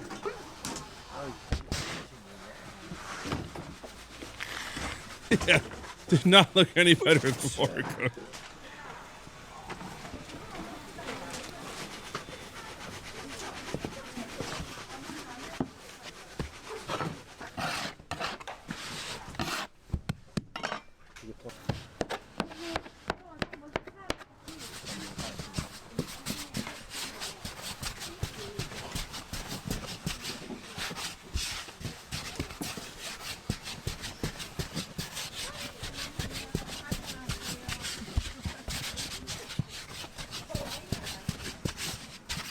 Okay.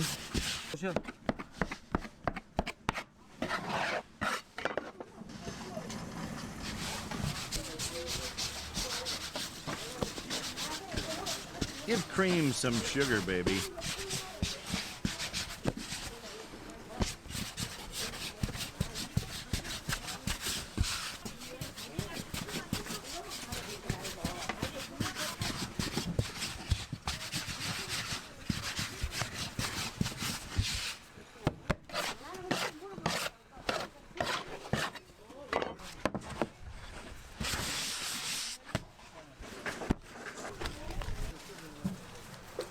That's that red bean paste. Okay.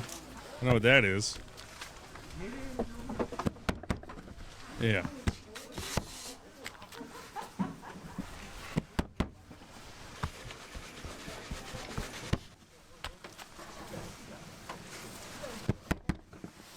Smack, smack, smack.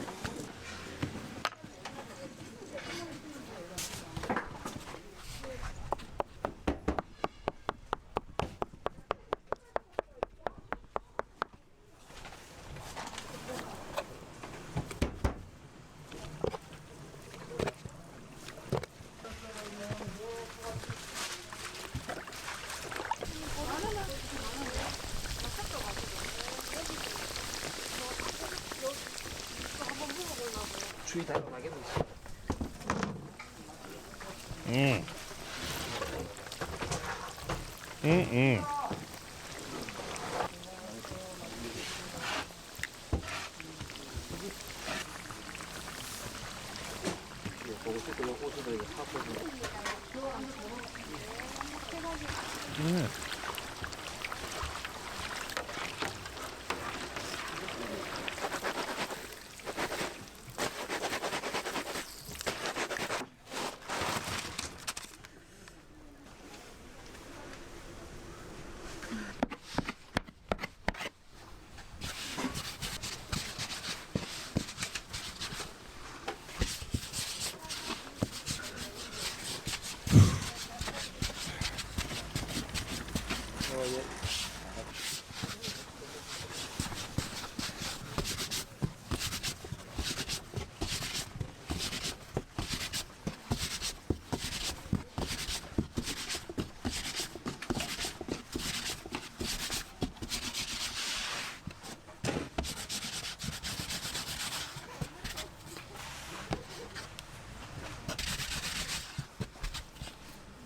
Damn.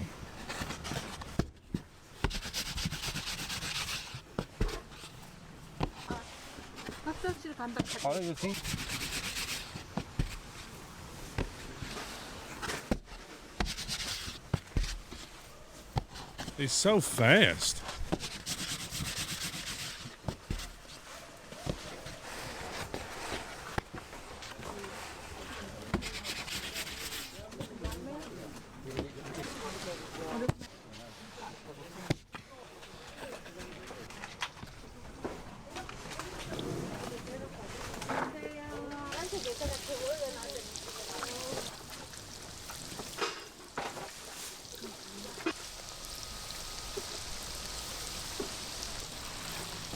Give cream some sugar, baby. Vexy Pog cream fat.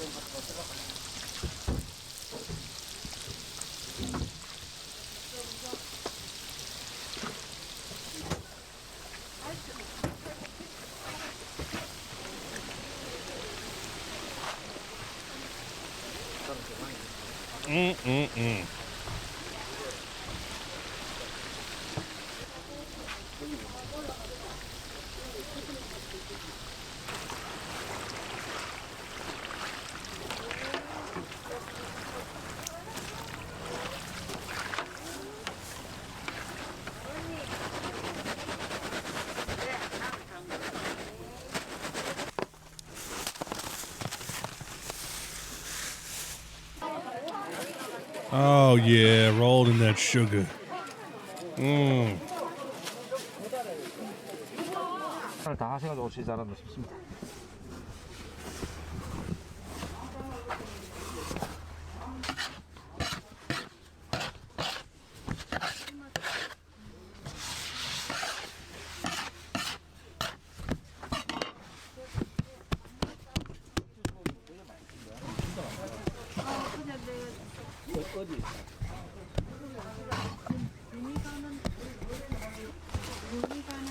네, 할로 오세요, 선배.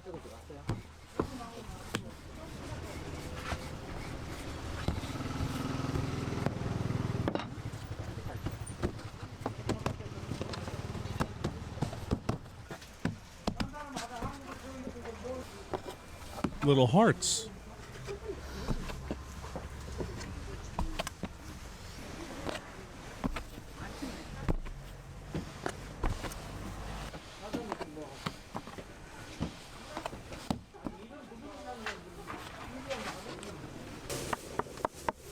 Damn, those fluffed up. What the hell?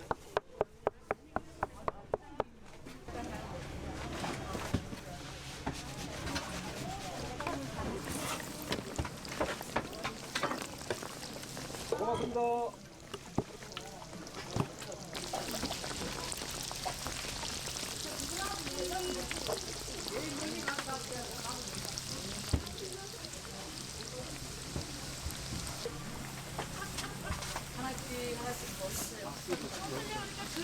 안녕하십니까.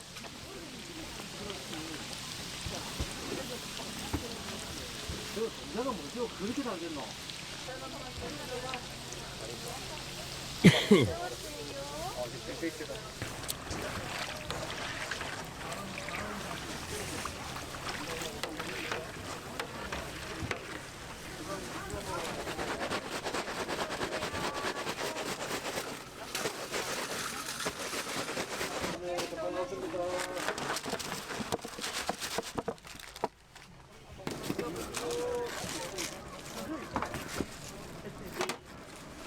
Why are we cutting them open?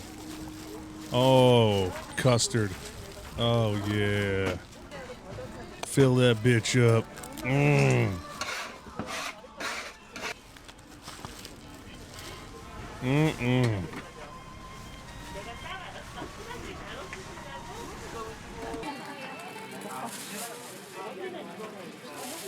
가져가세요. 몇 개 안 남았네. 제일 맛있어.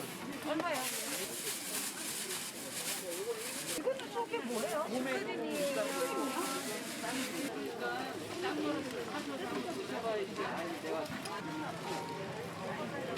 What is that one?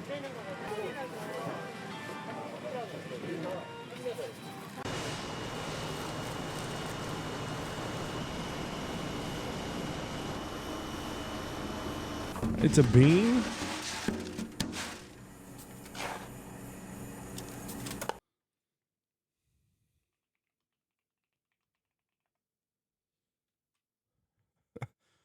Is there one that actually does like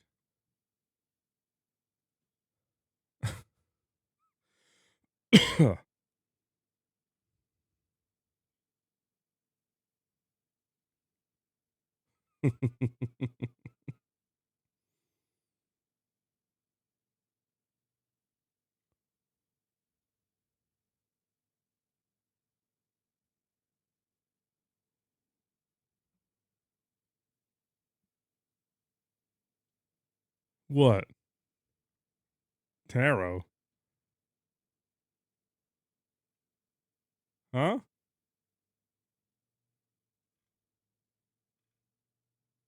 Oh, it was taro. Oh.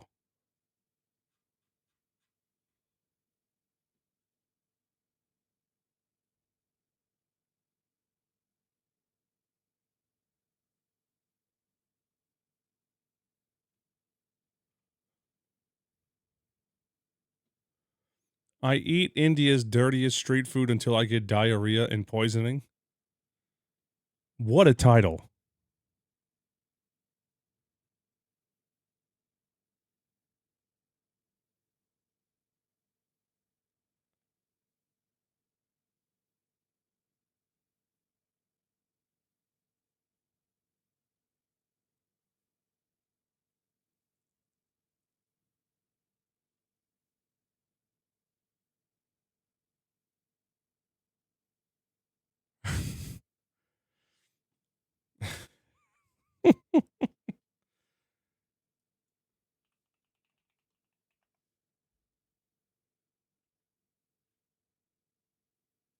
Foodie boy.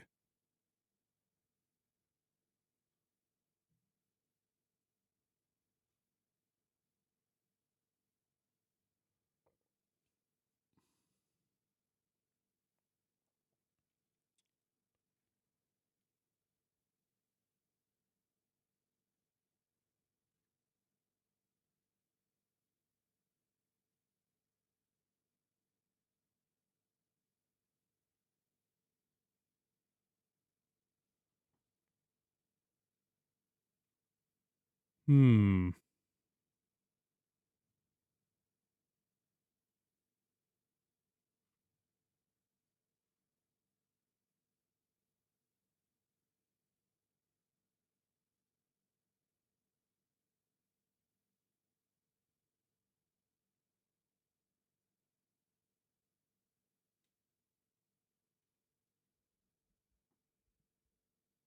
Funny enough, I search street food and get a lot of India ones, of course.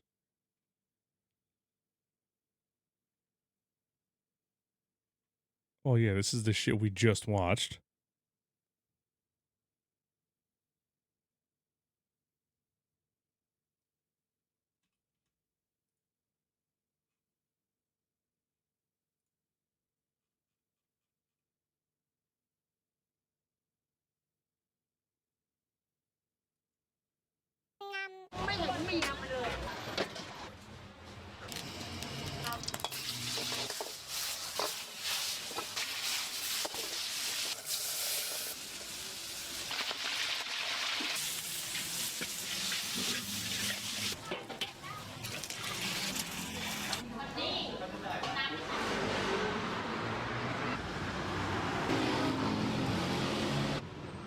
They got Michelin stars there. God damn. Michelin star street food, baby.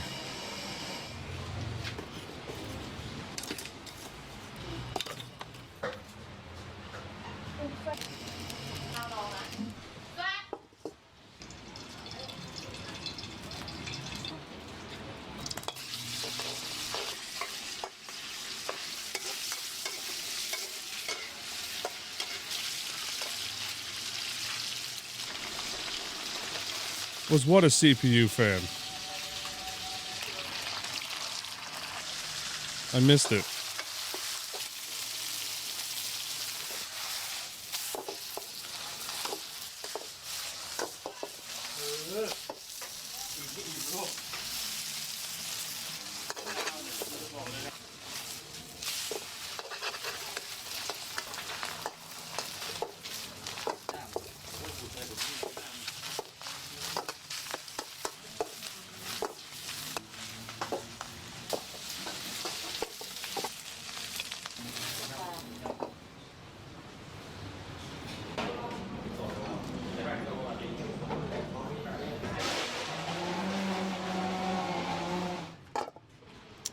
Now I gotta go back to the beginning and see it.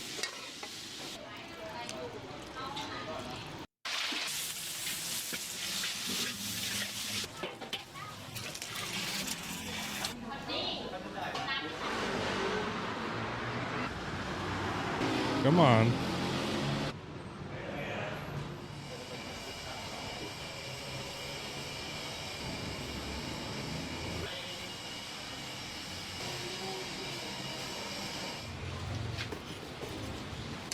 Did I miss it? This? That is a fucking computer fan.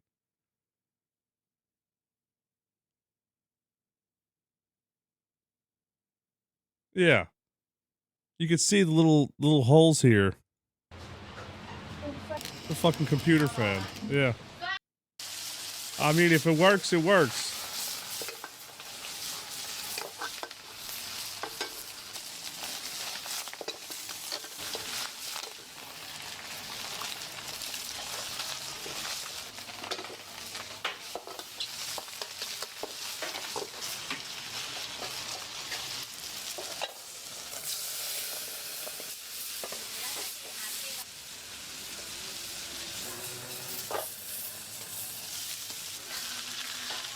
I mean, that does look tasty. So.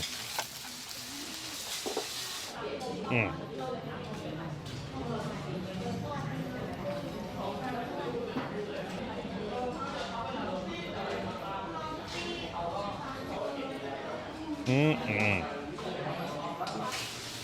อันนี้ของเราเหรอคะ ครับผมเนื้อไก่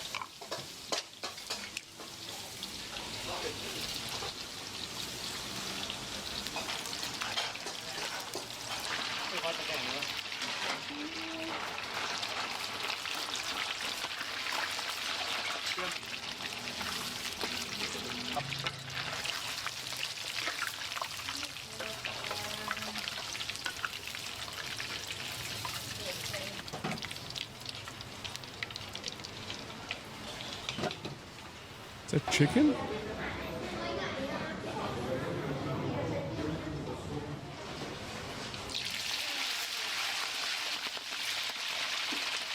No, this is not India. No.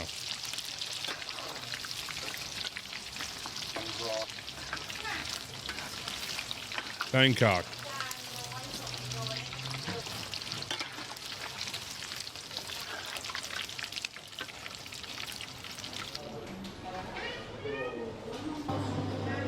Big old scrimps.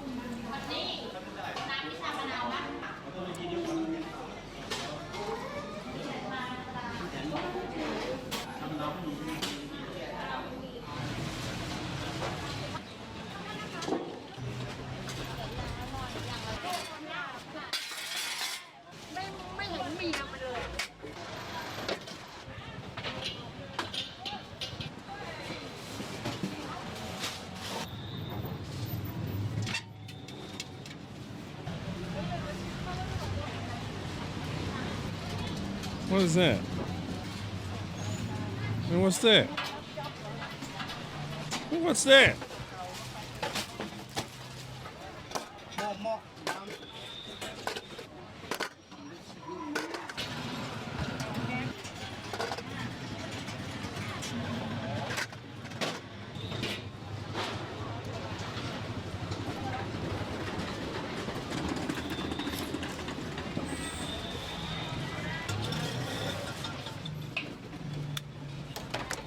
Huh.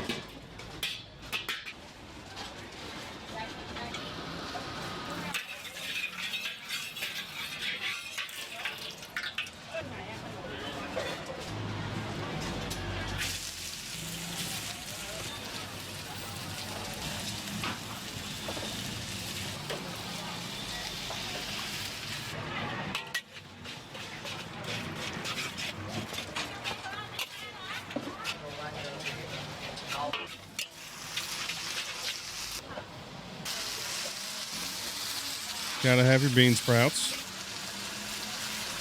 Green onion. I'm guessing chicken and carrot.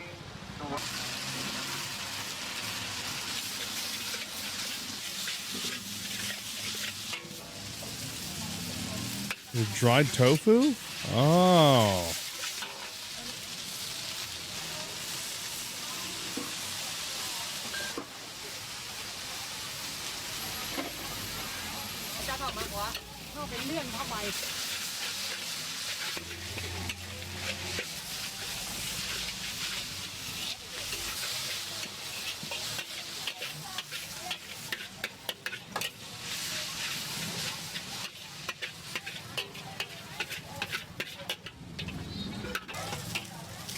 Always extra MSG. That's the flavor. Mm-mm.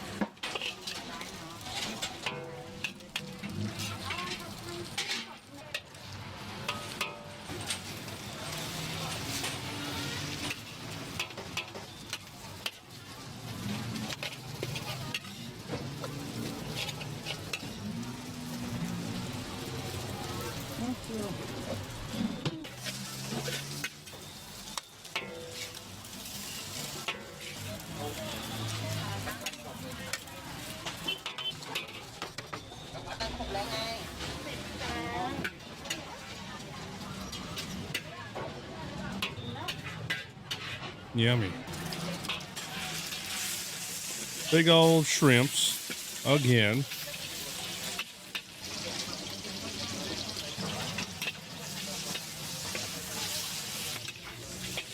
You know what we need to see now?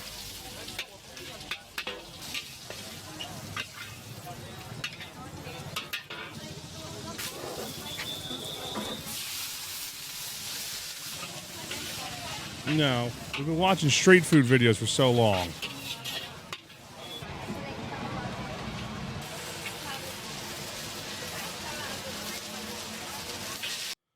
I need to see some barbecue.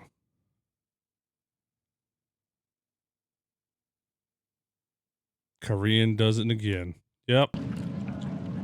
In 4K. Pants off. It's time. There we go.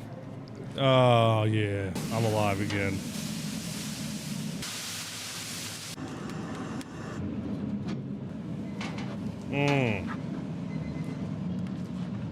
Oh, yeah.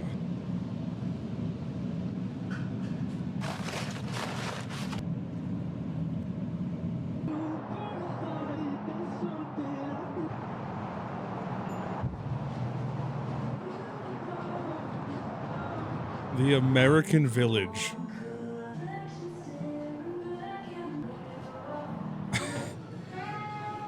Isn't that a thing apparently in Asia? Like they like love cowboys and like Western style, like, you know, shit like that. The whole Wild West theme and all that shit. Yeah, right? Yeah, Western weebs.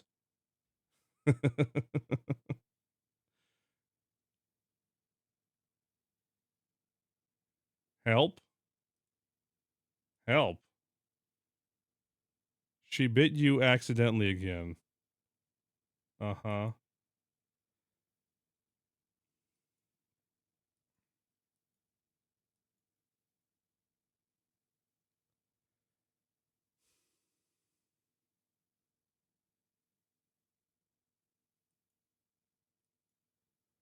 Okay.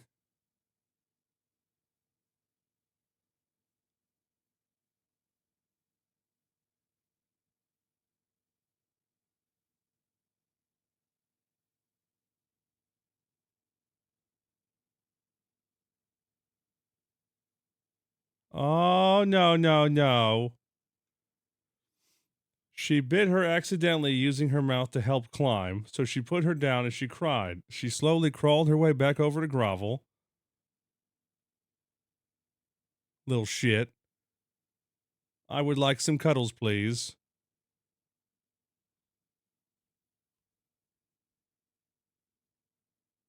And apparently this is where she bit her. Just sinks her fang in.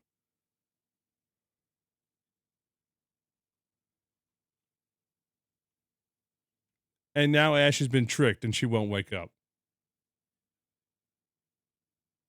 So now I have to go wake her up. Because she won't wake up for Ash.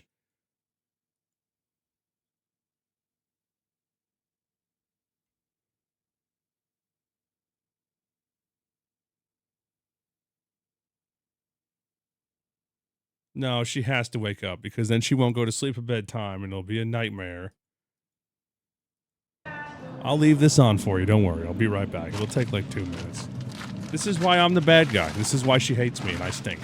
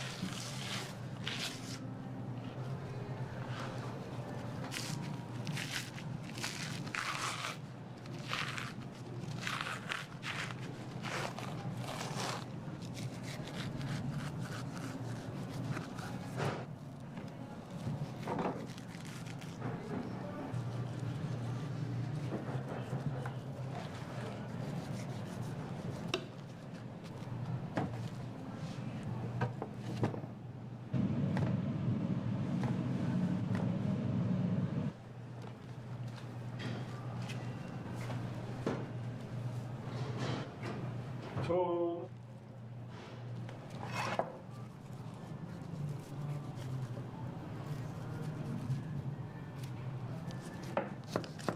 다음에도 좀 찍었대요. 우리 다음에 또 촬영하는 거? 아 지금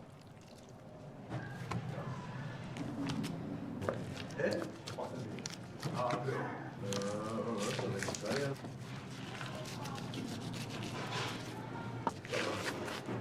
저기 첫 번째 이거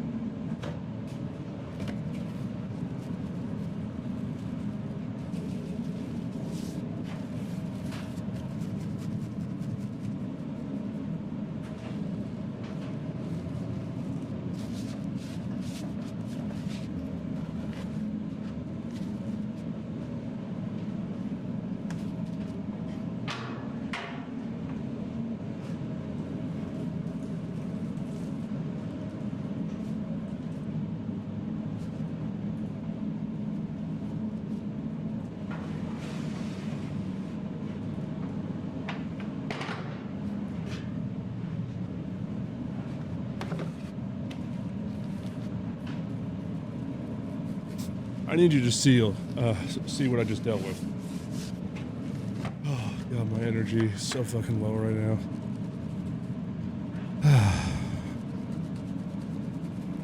You want to see what I just dealt with?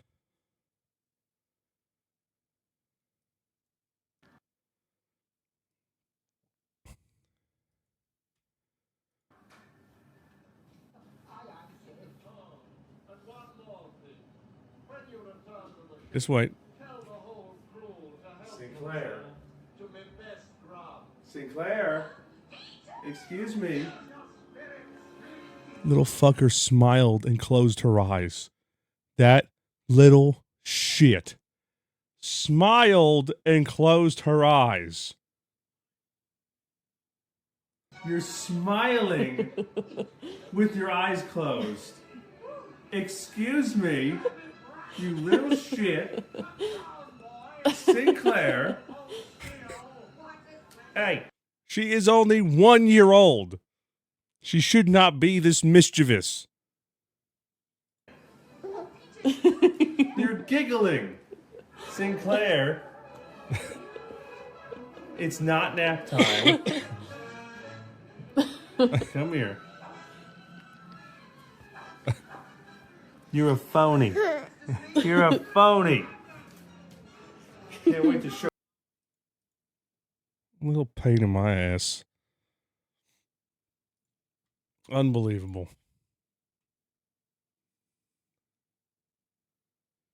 It gets better. Your youngest nickname is Miss Mischief.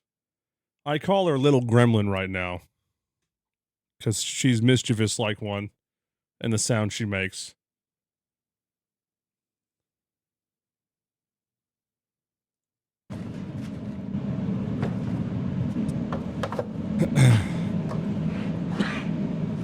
I can't wait to go to the doctor tomorrow. I can't stand this. I went down the stairs and started coughing from just going down the stairs. I can't breathe normal. Like sitting here, I'm okay. Do anything, coughing. Fucking just, inject me with whatever you need. Just get this crap out of here.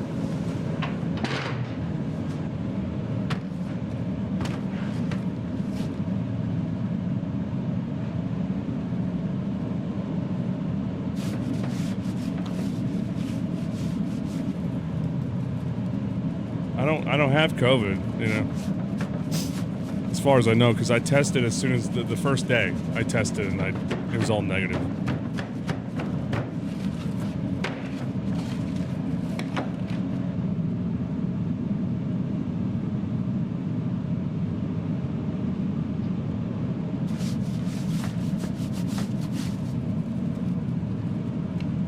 Nah, no chest pain.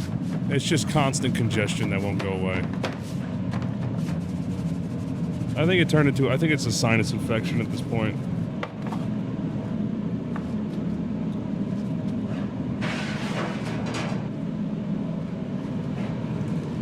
Ugh.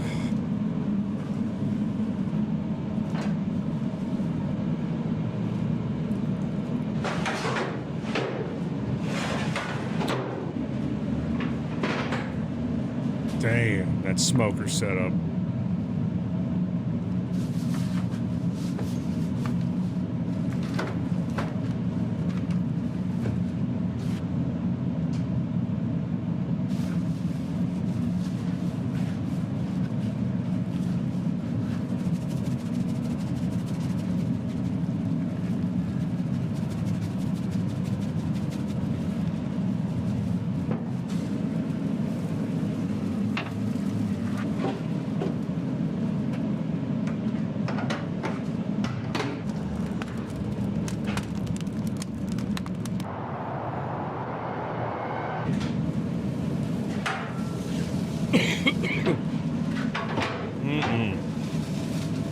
It will. Yeah, I'm going to the doctor. Doctor will take care of it.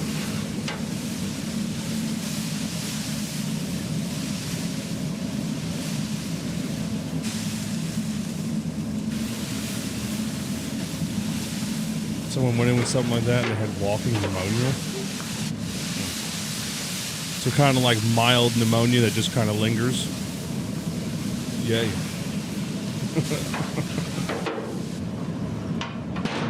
Awesome.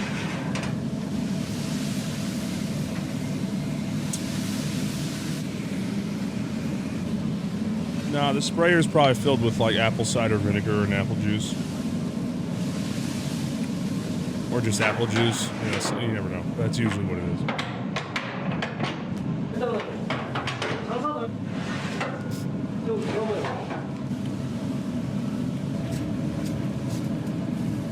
Try not to sneeze.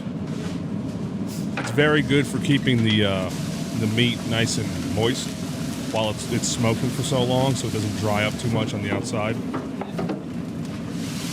Yeah, apple juice. Very good for pork.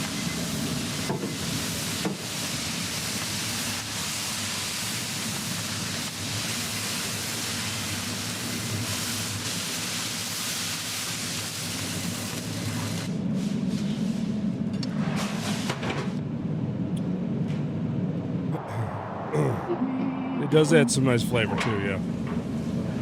I mean, it's probably good for beef too, honestly. I just know using it for pork.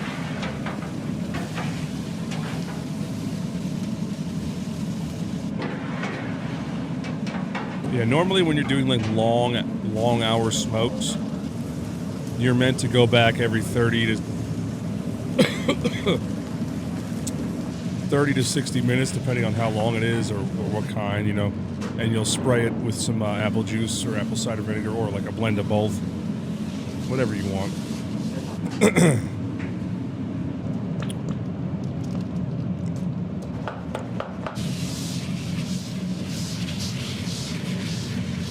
Yeah. And this is when they wrap it. I don't know what that is. That might be honey. Like a watered down honey. It's. I can't tell what that was.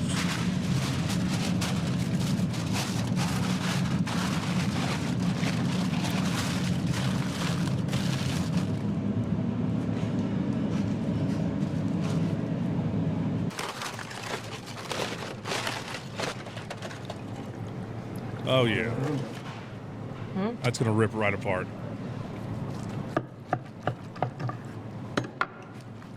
Uh-huh. Look at the smoke ring on that bitch.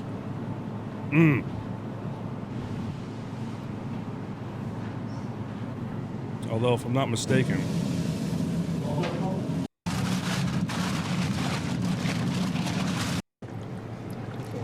Oh no, that probably was resting a while. Yeah, he took it out of a container. Yeah. I was gonna say, you're supposed to let that rest, like, a good bit. No, he didn't. If you don't let it rest after smoking it for a very long time and you cut it right away, a lot of juice is just gonna come right out and the meat's gonna get dry.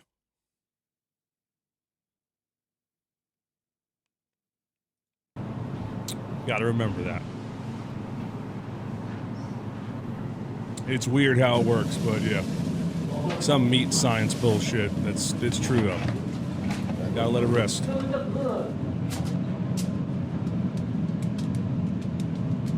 Yeah, that has to be like a honey glaze to go with the apple spritz. Yeah, same as resting a steak. Yeah, we'll let that rest.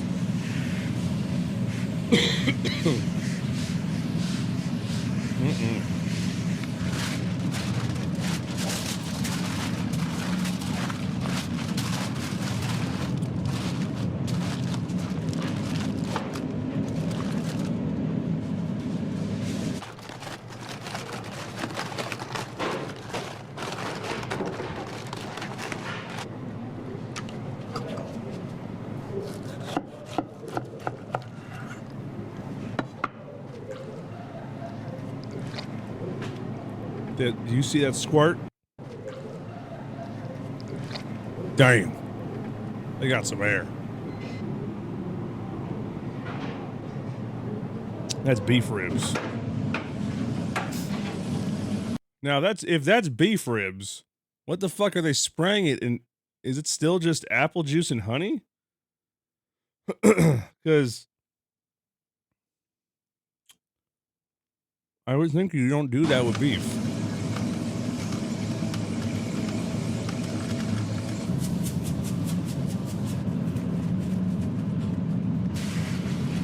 Like that has to be honey, just the way it looks.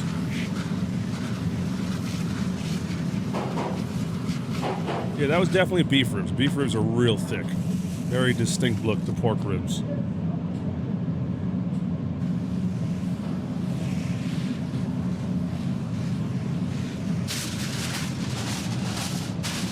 How does the meat stay on the bone? I guarantee you if you try to pull that meat off the bone, it's just going to slide right off. It'll stay on until you, like, give any sort of pressure on it and that shit's coming off. That shit looks like it's falling apart. Look at that. Oh, yeah. Oof. Look at that. Yeah, give it a jiggle. Oh, yeah. Shred it. Damn. Now that's pulled pork, baby.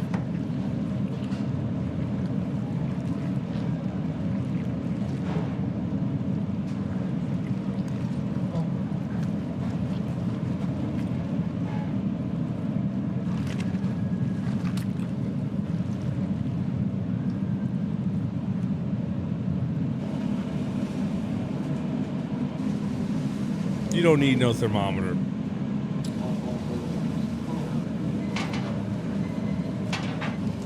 You know how you know your ribs are done? Just grab some tongs and grab them in the middle and hold them up. I'm serious. Grab some tongs. Just grab them in the middle. Pick them up. If those shits drip down and basically make a U, they're done.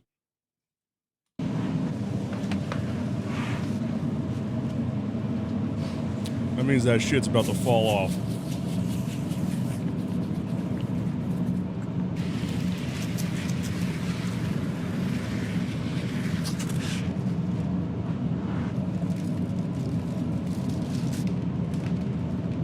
Oh, sugar. Like, it's actual granulated sugar, too. Damn. Sweet ribs. Real sweet.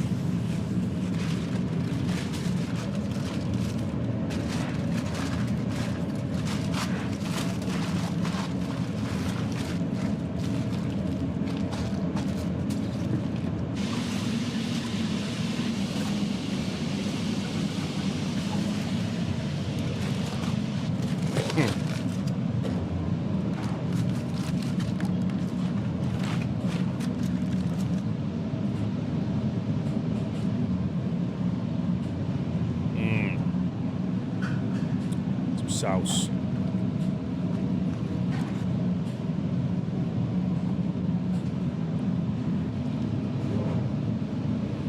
I honestly prefer dry ribs. Obviously, sauce is great, but I don't know, man. A good seasoning, that's all you need.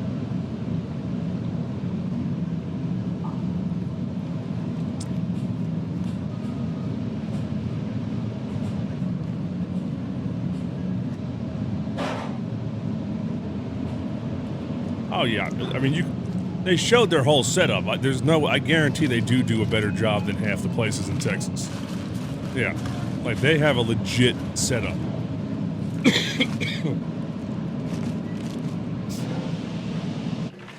And they know what they're doing.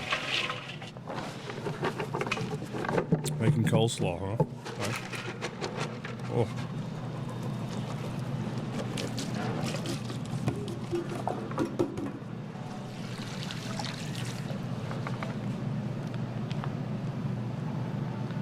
Yeah.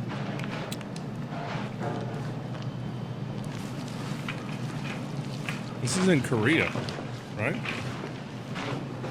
Yeah.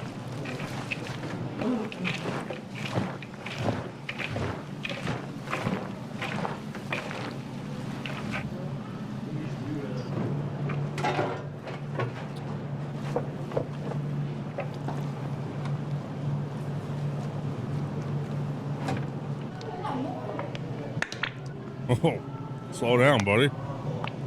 Making barbecue sauce with mayo?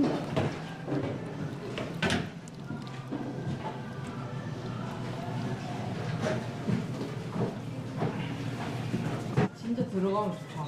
어디를?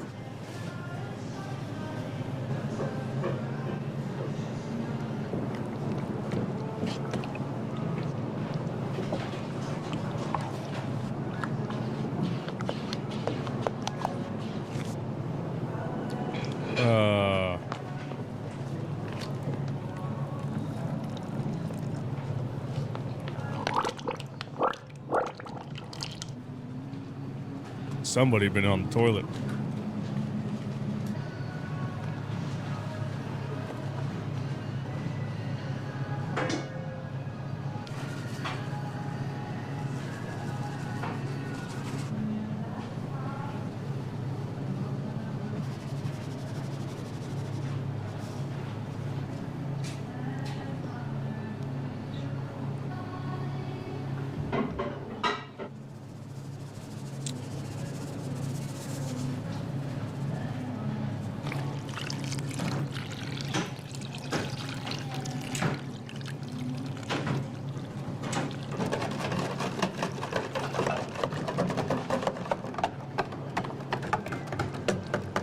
That looks good. Mm.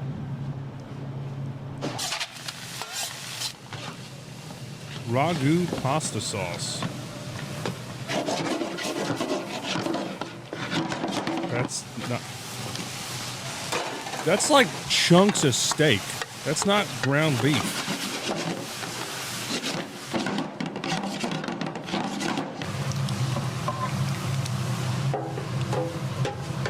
Are there meatballs in there?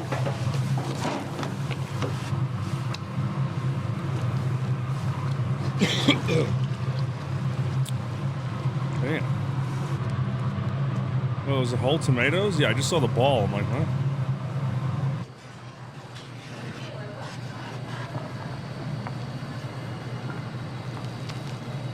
Oh, I see the whole tomatoes. Yeah, baby tomatoes.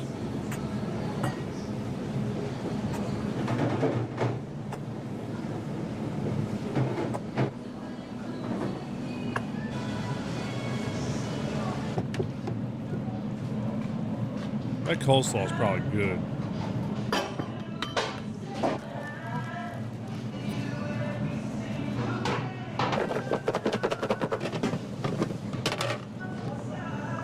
Just onions? Huh. Okay. Damn. Oh, yeah.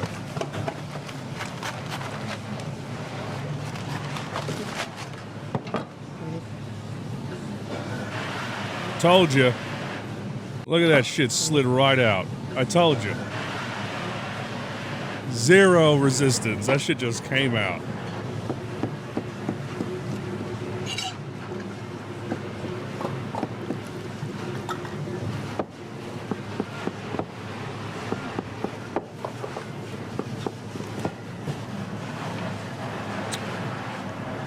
Interesting. So they take it off the bone, cut it up, and they plate it with the bone.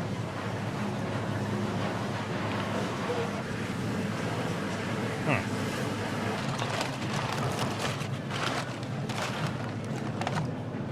That brisket, smack it.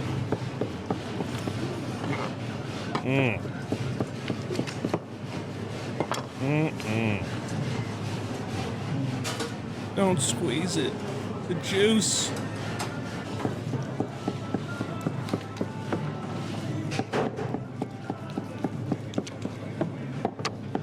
Oh, I love me some bone marrow, man. Some nice roasted bone marrow. Oh, shit's good.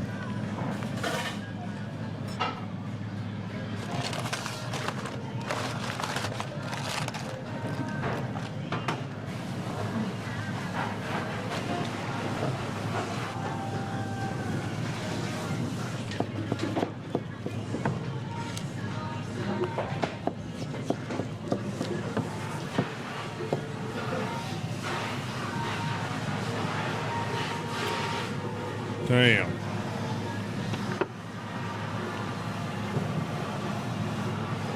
This is for 4 people? What?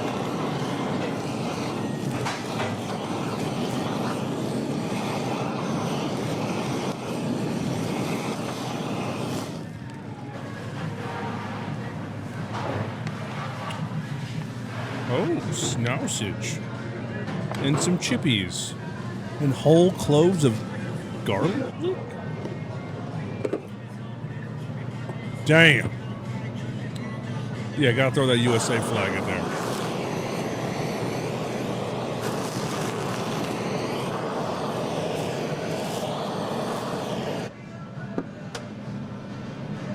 Damn.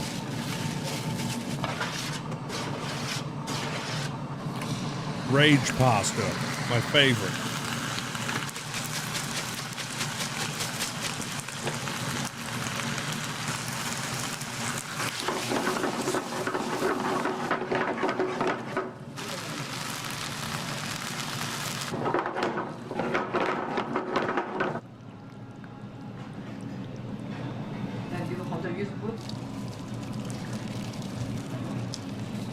Interesting.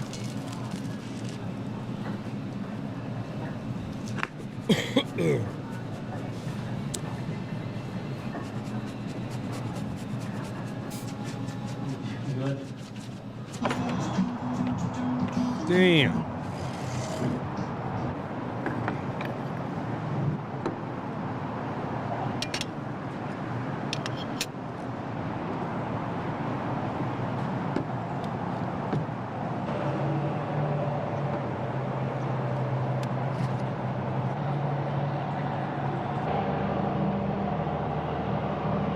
Like, god damn.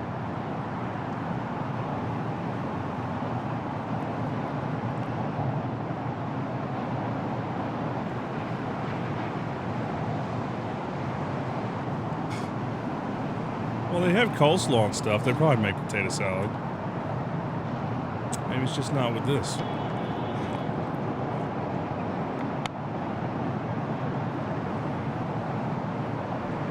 Look at that bone just plop right out. Mm-mm.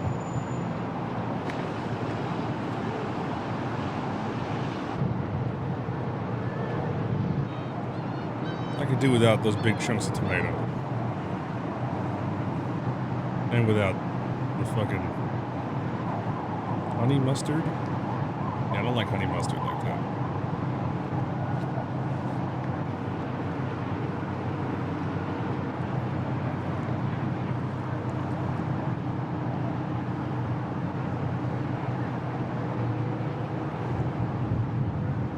Good Lord.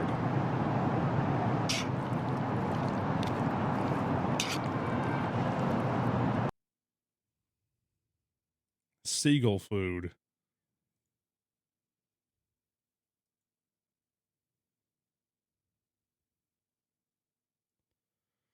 Oh, God. I don't know what else to watch. It's all food porn, and it's just killing me inside because I can't have it. Ah.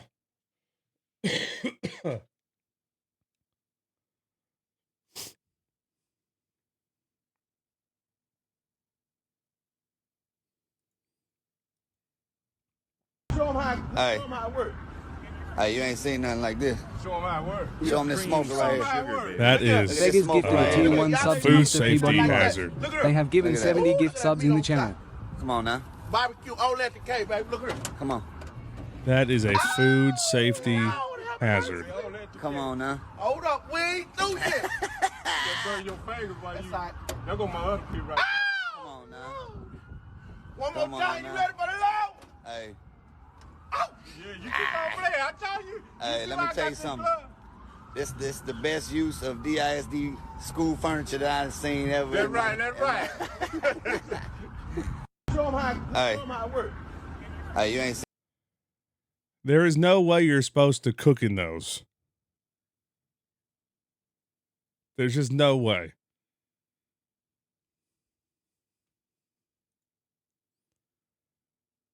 Is it that time where we watch silly shorts? Because, you know.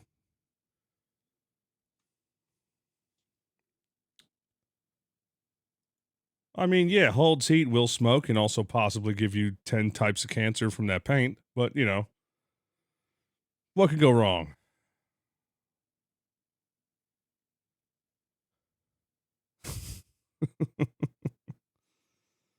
What could go wrong?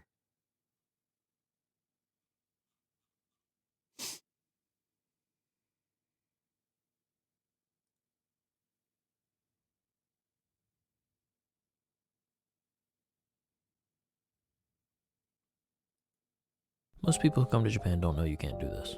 I'm at Königskrone, a Western-style cakery. They have gift boxes for friends, but I'm not here for that. I'm here for this expensive strawberry parfait for myself. As soon as I entered, I was blasted in the face with confections. But I was steadfast on my strawberry journey and did not waver at the sight of such sweets. I was given the number 3, which is only 2 after Smitty, Werben, Jagerman, Jensen. But then I saw a sign that says they're waiting for some ingredients to come in for the parfait. But instead of just giving up, I asked which ingredient was missing, and they said chocolate ice cream. So I said, can you just put a different type of ice cream instead of me crying all the way home? Strawberry-less. And surprisingly, they said they would after checking with the manager, and then checking with me literally 3 times to make sure that's exactly what I wanted them to do. Now this doesn't seem like a big deal, but in Japan, a miracle just occurred. Changing menu items in any way is almost always met with a no. Asking Dang. restaurants to take or add something to a dish that isn't explicitly written on the menu is almost always impossible. And before I moved here, I thought that was an exaggeration, but nope, it's true. And as much as I'd like to just ask for no tomatoes on everything for the rest of my life, this actually kind of stinks for people with food allergies or dietary restrictions that would otherwise be easily avoidable. But even in Japan, there's exceptions. Oh yeah, my parfait was good, thanks. Huh.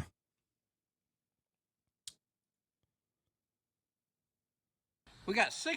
Show them how, Hey. show 'em how it works. Hey, you ain't seen nothing like this. Show them how it works. Show 'em. We got 6 pounds of that Southern Boys balling seasoning. 1 bottle of that liquid concentrate. My God. 5 pounds of them golden potatoes, y'all. You got to have them golden potatoes. Them red ones are just not as good as these. 8 lemons. 3 pounds of onions. 12 pods of garlic. We got 6 dozen number 2 blue crabs going in. And look at there, look at there. Crab ball tonight, y'all. We got some of them green beans and mushrooms. Frozen corn. Now this is extra sweet frozen corn. Sweet. And them little smokies. Extra sweet. Been soaking for about 30 minutes. We're gonna get them on out of here. Boy, look at them crabs right there. Ooh, man. And we're gonna let them drip dry. Hey, in a few minutes, we're gonna be eating ball crabs, y'all. We got 6 pounds of that Southern.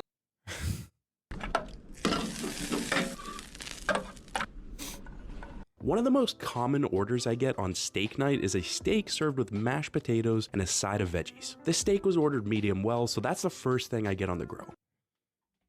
All right.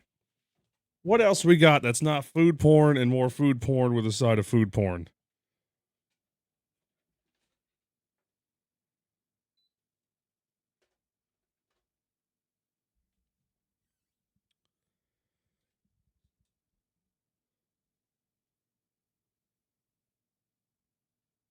Cute animal videos. What is...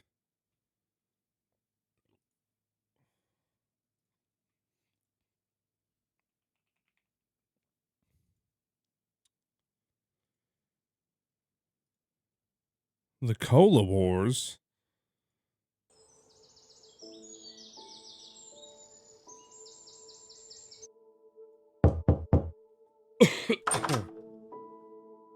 Today's the day, Alex.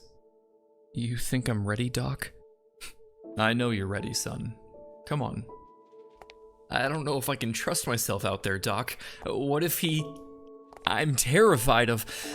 God, I'm still insane. You're not insane, my boy. You're human. One that has experienced far more trauma than any should. And as humans, we manifest our own unique ways to cope with excess stress. Yours, of course, being vivid avian hallucinations. I know this. I know. You're a smart boy. You've heard all this already. But it's important that in our darkest moments we remind ourselves of what we know to remain calm. And what do we know, Alex? That I'm strong, yes. That I am in control, yes. And that there's no such thing as giant omnipotent bird demigods. You're ready. Susan, help Alex check out, would you? Thank you. For everything. You did all the work, Alex. I just handed you a wrench. I'll see you again soon for our checkups, alright? Right, of course. Alright, honey, I'll just need you to sign right here. Sure thing. $123,000! Is this right? You needed a lot of help. A lot of help that your insurance deemed non-essential. Oh, No, this can't be right. Surely there are some discounts for extended stays, or fees that can be waived, or perhaps some charges that can be forgiven. That's quite a bit of medical debt you got there, Alex. Yeah! No! The pills! Give me the pills! Oh, how I've missed you, buddy.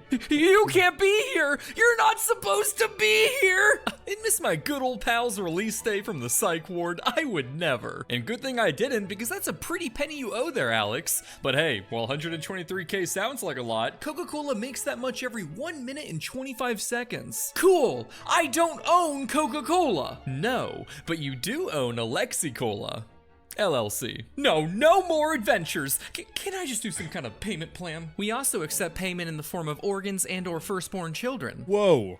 I own the hospital, Alex. Just kill me. Later. But first, we're gonna dive into the propaganda-driven, diabetes-given, controversy-ridden history of the soft drink business to teach you how to run a soda company. Let's make our own soda.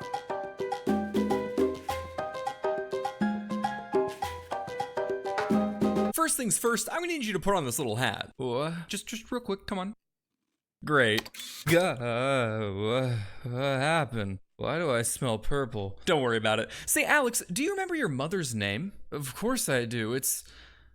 Blue Jay, what did you do to me? Nothing a little visit to today's sponsor, MyHeritage can't fix. MyHeritage is the leading platform for family history, and with access to over 33 billion records, it's an incredible tool for when I lobotomize you. Which I will. MyHeritage lets you uncover long-lost ancestors, build your family tree, and learn family facts you never knew before, making it perfect for impressing everyone at family gatherings. Hey Grandma, did you know Great Aunt Betty was a renowned cobbler? Oh, how wonderful. I never knew that, Billy. Yeah, and she also smuggled PCP for the Latvian Mafia and is believed to have remaining stashes amongst her relatives.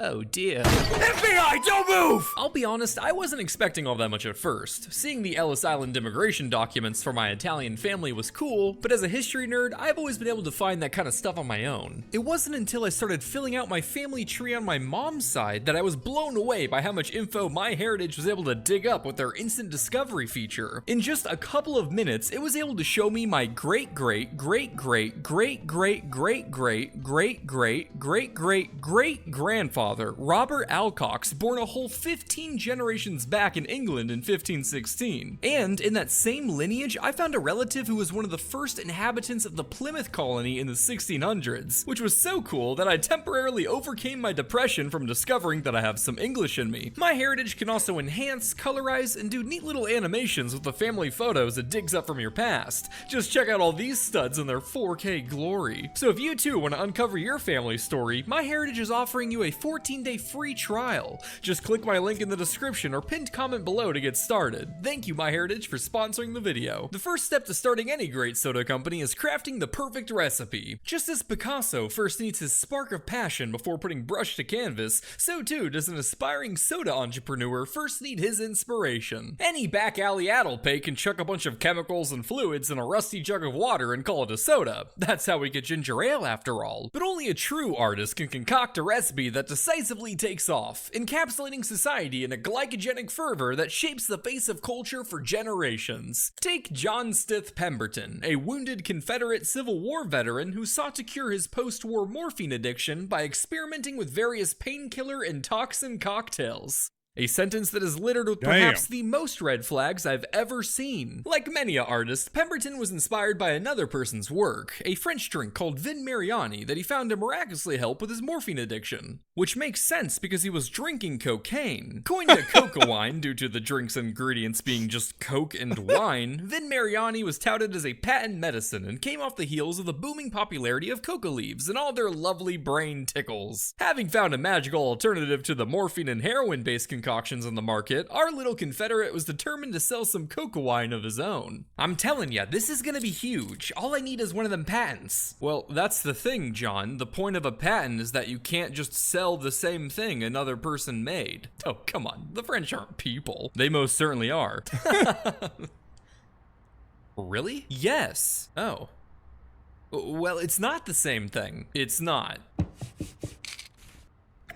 No. Holy shit. To give it a little character of its own, Pemberton took this devil's dandruff cocktail and chucked in a few cola nuts for caffeine, calling it Pemberton's French Wine Coca, a quote, great and sure remedy for all nervous disorders. And he meant all of them, whether it was nerves in the brain or nerves in the bed, Pemberton's French Wine Coca was sure to set not only your mind straight, but your cock as well. Now, did he come to these conclusions after rigorous experimentation and the application of the scientific method? No, but he didn't need to waste time on petty cocaine research. Why, the famous Sigmund Freud made such claims himself. And when was he ever wrong or sexually attracted to his mom? So you're telling me... What was that last part? No time for that. Okay, so you're telling me that they just let adults get blasted off coke wine? No, of course not. The children could too, but don't worry, they were only recommended half the dose, and no one had a problem with this. Actually, Alex, some people did. In fact, coca wines were banned in Atlanta shortly after Pemberton's debut. Hello.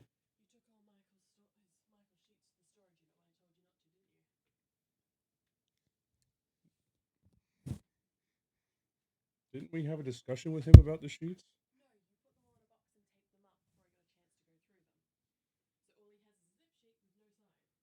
Oh.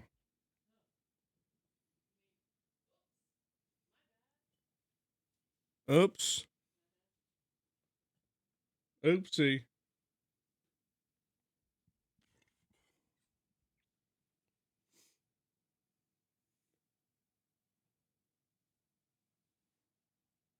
What are you doing?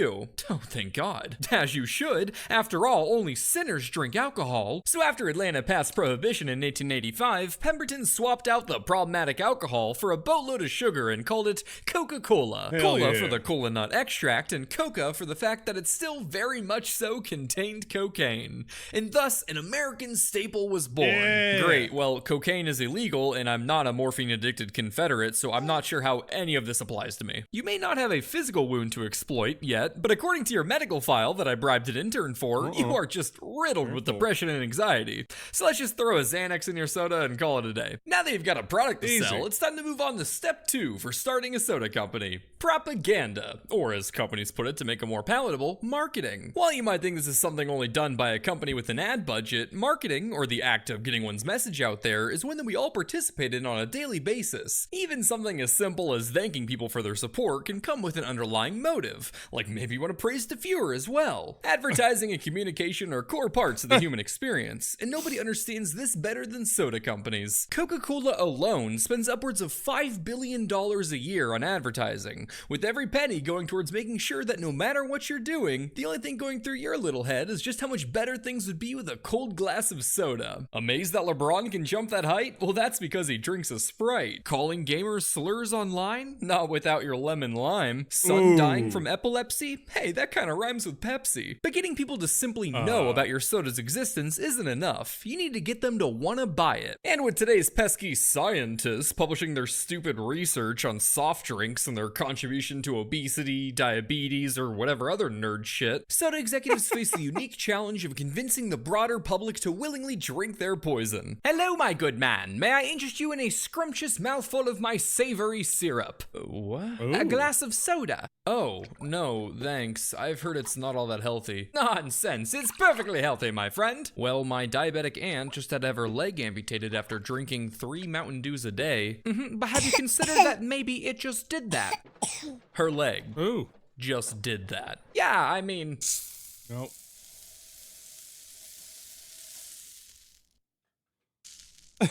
Who's to say? Well, her doctor, for one. Funny you mentioned doctor. I got one right here. Hello, I am doctor. No, she's not. Really? What's your field? Doctor. Hey, doc, what do you think about my soda here? Is good. Make healthy and fertile. Oh, really? The wife and I have been trying for a while now. Does it help with low sperm counts? We can arrange for more semen. Ew, that skit was disgusting. Hey, don't be mad at me, Alex. Diet Pepsi isn't vegan, but the company won't say what animal product is in it. What else am I to assume, if not the worst? But anyway, when faced with combating the sugar bad narrative pushed by scientists, soda companies learned that the best way to inform was to misinform. So if researchers are gonna research, how about we buy some of our own? What, you can't just buy scientists to say whatever you want. No, of course not. We could never undermine the ethics of scientific research, but we can underline just how many millions of dollars we're giving to it. Both Coca-Cola and Pepsi are notable for having shoveled millions of dollars down the gullets of universities and scientists to publish studies showing that the lack of exercise and not diet was responsible for obesity, a strategy expertly pulled out of Big Tobacco's playbook. Sure, they can't make scientists say exactly what they want, but let's just say a few Scrooge McDuck sacks of gold can have anyone saying nice things about you. Thank you all for coming, and thank you to our benefactor from Coca-Cola, Mr. Bernard, for organizing this conference. Yo! We're excited to report that after rigorous trials, we've been able to conclude that sugar does not meaningfully contribute to obesity. In fact, it's rather the lack of exercise that's the biggest culprit. And your confidence in your findings? Was it a small sample size? Our trials were quite extensive and were conducted across many species as well. Everything from a hawk to a rat. Fascinating. We've also found that consumers of the new limited edition Blueberry Blast Coca-Cola, in stores now, showed athletic improvements, and people that signed up for the subscription model using code SCIENCE for 15% off were all able to dunk, even with, quote, the rim like all the way up. All the way up? Surely they still had to use the mini trampoline. Nuh-uh. Oh my god. Furthermore, our research showed that executives of beverage companies last on average 15 minutes longer in bed and leave their partners 25% more satisfied than non-executives. Shit, that's crazy. I mean, hey, if the science man said it, you know. Even if some of these universities wanted to conduct completely unbiased research, according to one analysis, Coca-Cola in many instances reserved the right to control what scientific findings were published and even terminate studies early without reason. Well, they eventually removed the cocaine, right? So clearly they care somewhat about health. Oh, trust me, Alex. Coca-Cola was more than happy to indefinitely let men, women, and children run amok thoroughly blitzed on cocaine. You know, so long as they weren't black. What? At the start of its lifetime, Coca-Cola was only sold at soda fountains in drugstores and pharmacies, where a man called a soda jerk would crank out some delicious syrup and mix it with carbonated water, or jerk it into a cup, if you will. One of your fine Coca-Colas, my good sir. No problem. Let me just jerk one out real quick. Excellent. Say, do you gentlemen do catering, by the way? It depends. Depends on what? Whether it's within 100 feet of a school or playground. Oh. Children don't make good customers then, I take it. Well, that's just what the judge thinks. Ah! Oh. So, can I have my soda? What? Oh, yeah, coming right up. Soda fountain exclusivity remained the norm up until 1899 when Coca-Cola was finally convinced to start bottling their drink, especially once they learned they could make them all sexy-like with childbearing hips. Since OnlyFans wasn't a thing yet, sales went through the roof, which on one hand was great because the drink can now reach a wider audience, but also terrible because the drink can now reach a wider audience. You people are trying to take our culture. This is our drink. No man, I just like the taste. Oh, okay. Then why didn't y'all drink it before?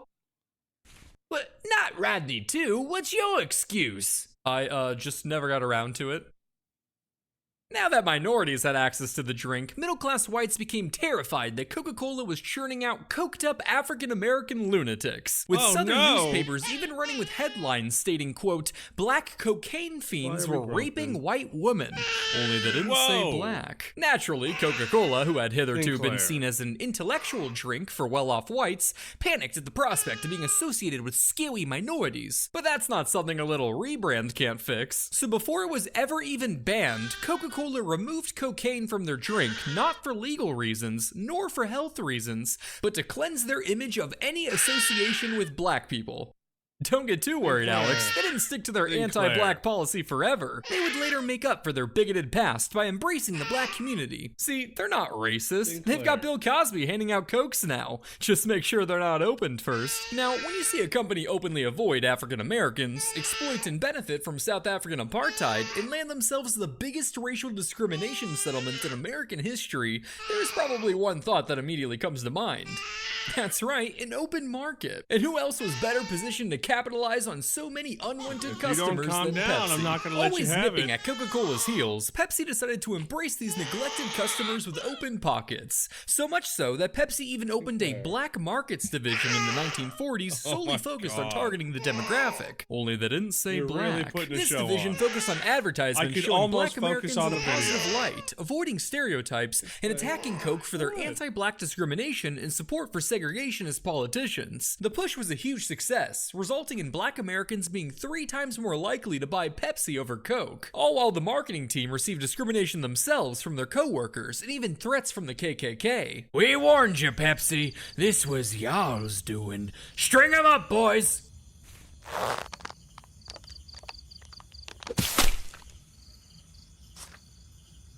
Wait.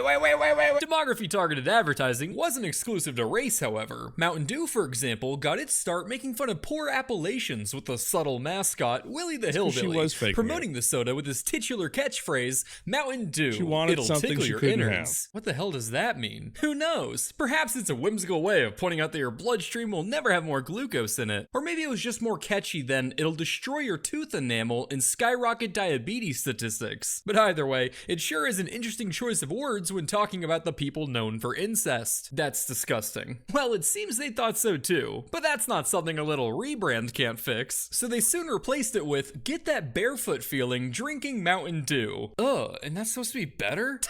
This is a Blue Jay video, Alex. Things don't get better.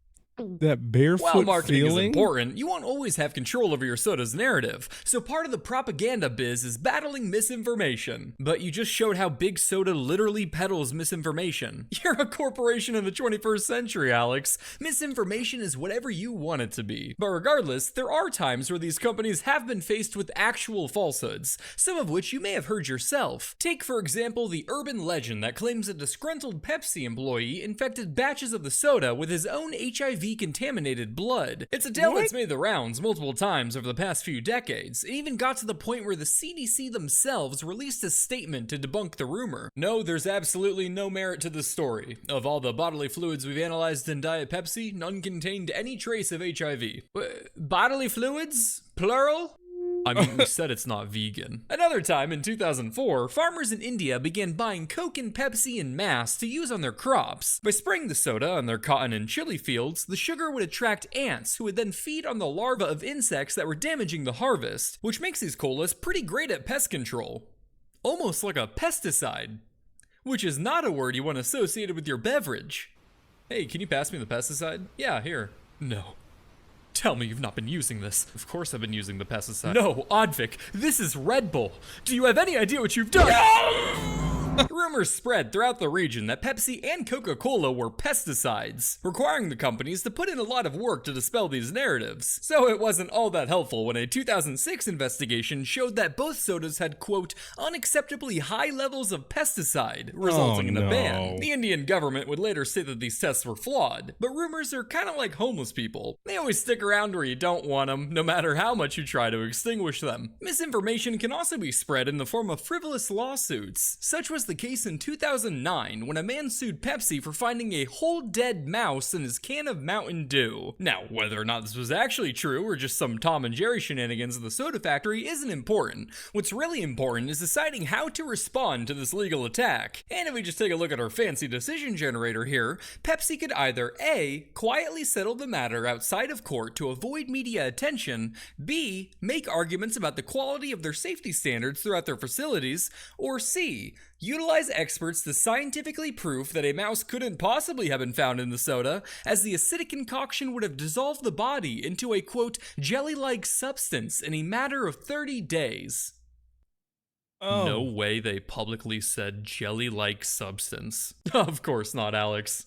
They actually said more than that, adding, quote, by 30 days of exposure to the fluid, all of the mouse's structures will have disintegrated to the point the structures, excepting possibly a portion of the tail, will not be recognizable. Really adding some colorful imagery to the soda that sports the catchphrase, it'll tickle your innards. Pepsi would continue to bring in experts to present arguments that Mountain Dew was actually more corrosive than your average soda. And while that might have been helpful from a legal standpoint, arguing that your soda, which already looks like toxic waste, is strong enough to dissolve cute animal corpses doesn't necessarily bode well for the marketing department. Thankfully, to my knowledge, Pepsi's experts didn't provide an experimental study for the court, but that didn't stop the internet's experts from conducting experiments of their own. I'll link to one such video in the description, and I do mean from the most sincere pits of my cold, dead, wretched heart to truly watch at your own risk. But hey, if Pepsi ever wants to truly embrace their hillbilly origins and release Mountain Dew Rat Float, at least they have a recipe up their sleeve.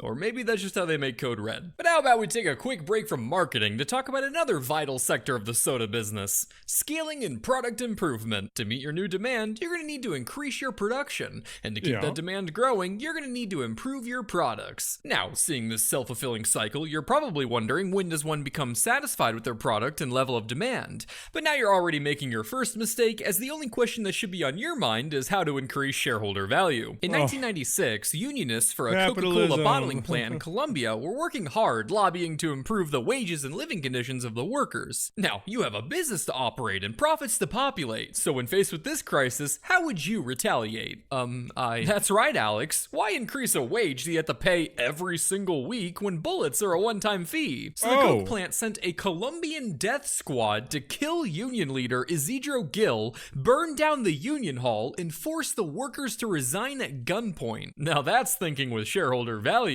This marked the 8th trade union leader to be assassinated by Colombian death squads at Coke facilities, igniting the Stop Killer Coke campaign that saw schools and universities terminating their contracts with the soda company. But that's not something a little rebrand can't fix. So Coke went balls to the wall cleaning their image, scrubbing search engines and websites of any mention of the activist campaign, and pushing the results of a flawed UN investigation that notably only analyzed current working conditions of the bottling plants. You know, after all the death squatting. Wow, I mean, everything looks great. I think we're done here. Oh yeah, wait, what's behind this door?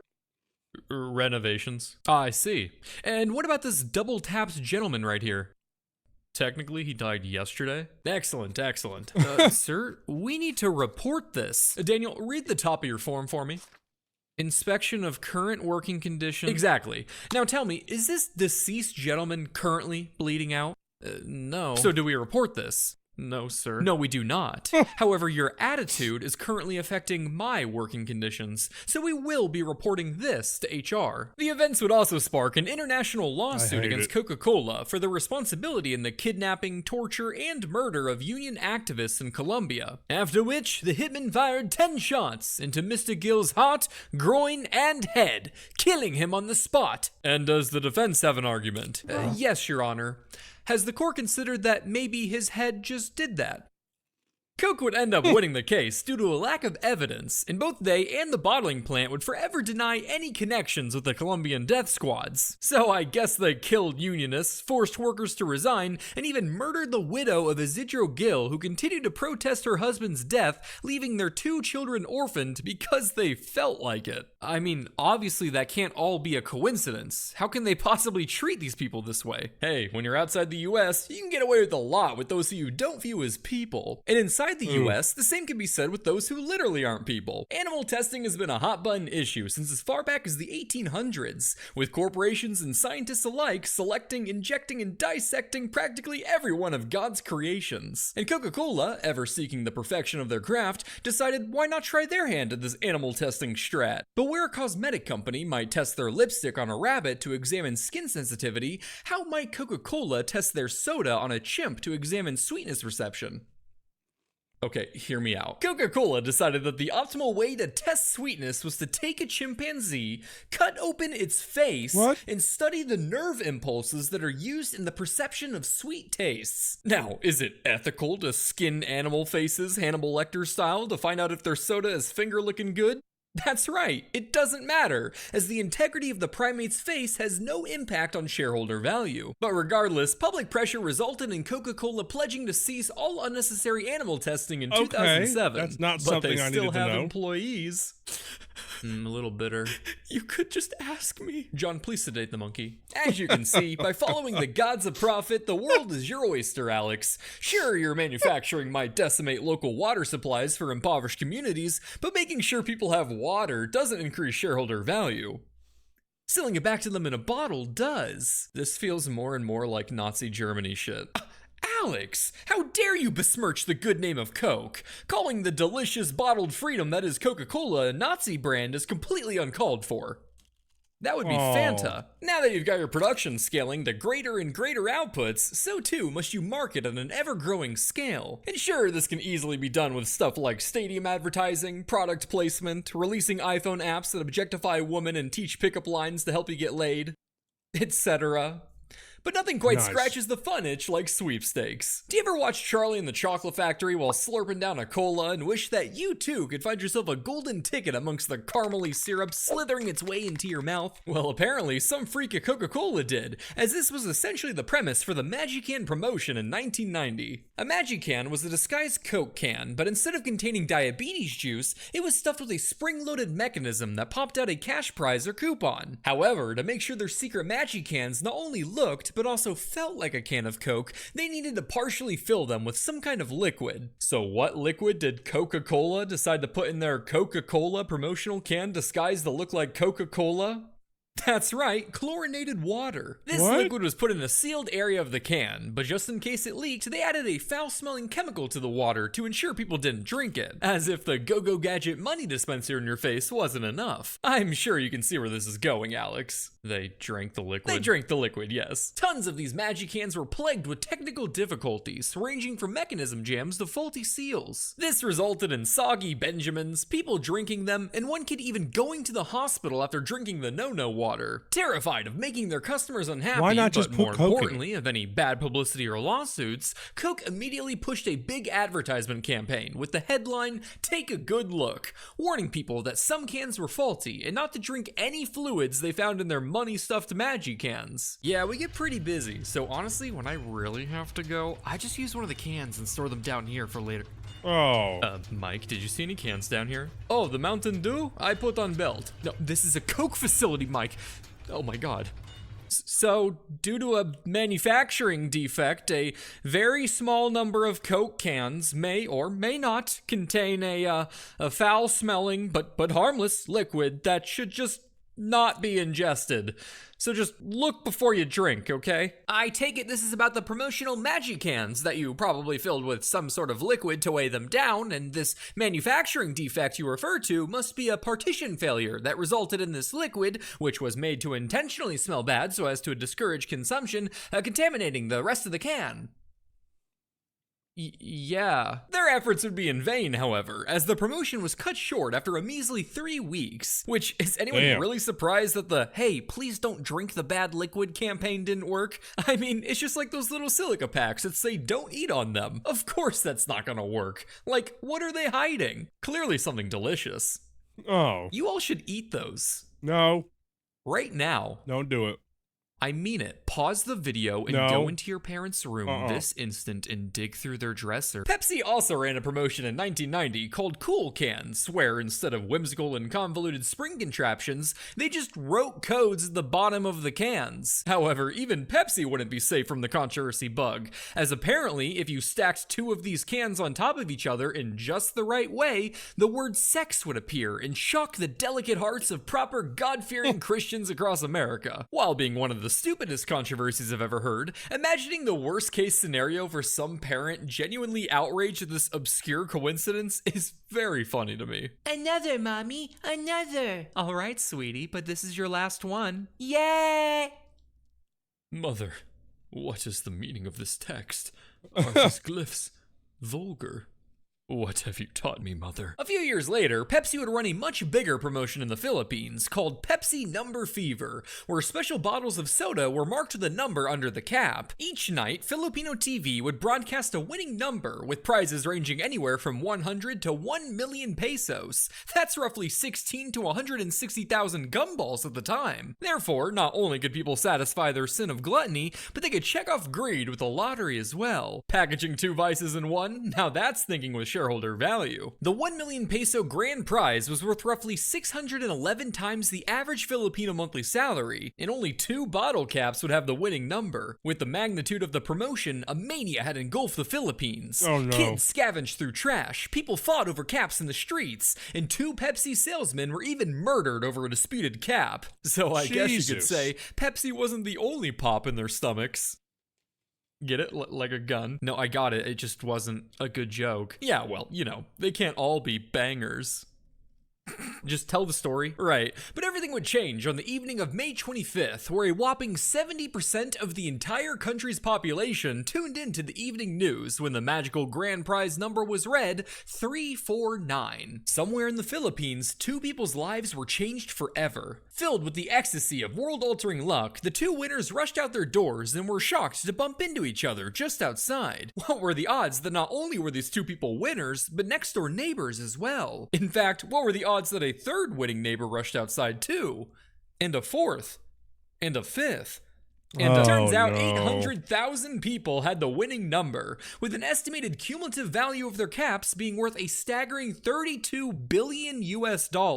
Obviously, this wasn't supposed to happen. Apparently, a computer glitch coupled with an extension of the promotion resulted in 800,000 additional caps being printed with the number 349, which they, I guess, forgot was already going to be a winning number. Oops, silly mistake. Better tell that to the hundreds of thousands of Filipinos storming the bottling plant for their money. Even though Pepsi tried to retroactively change the winning number, the clusterfuck of this lottery was only just beginning. They decided to give the people with the 349 number 500 pesos as a gesture of goodwill, but going from winning enough money to buy a Corvette to barely enough to afford one in GTA understandably still had people pissed. Protests erupted around factories. Pepsi trucks going to and from were flanked by armed guards. Stones were thrown at Pepsi managers. Bomb threats were made. Death threats were gave. Trucks were overturned, stoned, and burned. Chaos and lawsuits ensued long after the incident, but it took a year for the peak of the violence to occur. In one incident, an improvised explosive was thrown at a Pepsi truck,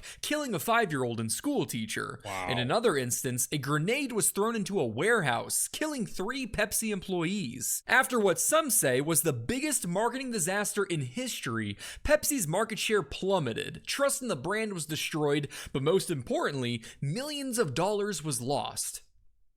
And some people died. So, Alex, after what you've learned here, and from all your lessons before, how would you address this crisis? Wow, I mean, I suppose the best thing to do here would be to admit fault and bite the bullet. We probably couldn't afford paying all the winnings, but maybe we can apologize, invest in community infrastructure, and compensate families for losses and damage. No. What you should have said is, that's not something a little rebrand can't fix. Disasters are seasonal and memories are fickle. Just puke out a few commercials, flash some bright colors, bada bing, bada boom, market share recovered 2 years later. As for the lawsuits, one reached the Supreme Court of the Philippines after over a decade of legal battles, resulting in the 2 magic words that can cure any executive's ED, not liable. So, Alex, now that you're a proper wolf in sheep's clothing, are you ready to start making millions and paying off that medical debt? I guess, but how do I get the money for the manufacturing equipment, patent attorneys, and workplace rent? Ah, well, that's actually step 0. Phone a friend. Huh? For money. Well, I guess I could reach out to my dad. Uh-oh. Looks like you still need to claim that 14-day free trial for MyHeritage by clicking the link in the description. Discover more about your family history today. OJ, I seriously need to know what you did to me. I can't remember my mother's face. Am I dying? Death comes for us all one day, Alex. Yours just might have been moved up a decade or 2. What? The history of soda companies. 4 out of 10 stars.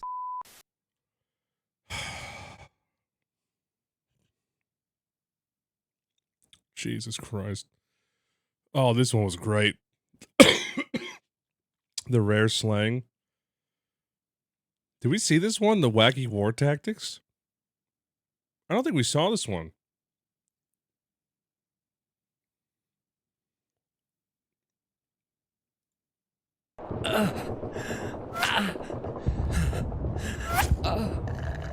Hey there, champ. How's it going? Not great. We're in an active war zone, if you couldn't tell. Tell me about it. These Uber delivery fees are basically war crimes, and I would know. Say, do you guys have Qdoba yet? Oh, I don't have time for this. I gotta get out of here before the Australians finish me off. What are you talking about? There's no one over there. What? Then who shot me? Oh, that? That would be a can of piss. What? It's late 1915, World War I is ramping up intensity, and Anzac forces are not feeling the whole great part of the Great War. 80,000 of them are cornered in Gallipoli, the Ottomans ready to finish them officially, and their only hope to survive was to evacuate expeditiously. But there was one glaring issue with the retreat. If the Ottomans were to notice, it was predicted they would send up to 30,000 men from the land down under to the land down 6 feet under. So they came up with a nifty plan to pull off this miracle evacuation. What if they retreated by not doing so, or more specifically, convince the Ottomans that they were still having a grand old time playing in their trenches, all whilst actually scurrying to their comfy metal floats. To help pull off this ghost army masquerade was the wondrous drip rifle. Not that kind. Essentially working from home, but without the Clash of Clans in your underwear part, a drip rifle was a gun that was rigged with a delayed firing mechanism consisting of 2 cans and a bit of string. The top can would be filled with water and slowly drip into the bottom one until Isaac Newton took the wheel and pulled the trigger with a nerd magic of gravity. However, given the fact that fresh water was rather scarce for Anzacs in Gallipoli, there's a non-zero chance that some of these cans were given the old golden shower treatment to operate, making it undoubtedly some of the finest work ever graced by Australian hands, other than yours truly. Therefore, after the rear guard set up a bunch of these with dummies and smoked a platoon's worth of cigarettes each to make the trenches appear full of men, or trains, they were able to safely evacuate with remote gunfire masking their withdrawal from the Ottomans, who were none the wiser. But anyway, that is a Tarantino amount of blood behind you, so one could say you're in for a bad time. Today we're learning about wacky war tactics, yet again. Oh, this is part 3. There's been multiple parts. I was gonna say, I don't remember this. And you're saying we saw this. I don't remember watch this. You while you sleep. What? Or at least I could be with the new limited edition Blue Jay figure. I just couldn't get my fix of breaking and entering last time, so I barged back into the U2's lab to cook up this dashing little scallywag. Complete with a tricorn hat, bandana, and cannon, this vinyl figure is perfect for all your whimsical pirate needs, and definitely does not contain a radio transmitter. It took a few prototypes to get right, finding the right orphan meat is hard after all, but nevertheless, we were able to come up with a stunning swashbuckling Blue Jay to honor the channel's pirate phase earlier this year. U2's gave me complete creative input over not only the design of the figure, but the box design itself, meaning every crack, crevice, and vaguely threatening language was strategically crafted by yours truly. I didn't think they'd let me say this. Those wonderful U2 servants really went all out. I didn't think they'd let me. Serving whimsical lessons with a dash of trauma. say this. Those wonderful U2 servants really went all out with this one, and it's honestly the second coolest thing I've ever received after your mom's number. But it's only available for a limited time, so if you want to complete your Blue Jay U2's jar collection or send me even more videos of you torturing my merchandise, click the link in the description to snag yours before it's gone forever. And now, back to the video. Now, in my last installment, I talked about how the Persians defeated Egypt at Pelusium by using cats, a story with shaky reliability that others rightfully called me out on. That thumbnail was a joke, by the way. Since then, I've redoubled my efforts into verifying the accuracy of stories and disclosing when their reliability can't be fully determined. Ancient history is always a blurry topic after all, and while this first story takes place around the same time as the Battle of Pelusium, the tale of cat warfare was first reported 700 years after the fact and only comes from a single source.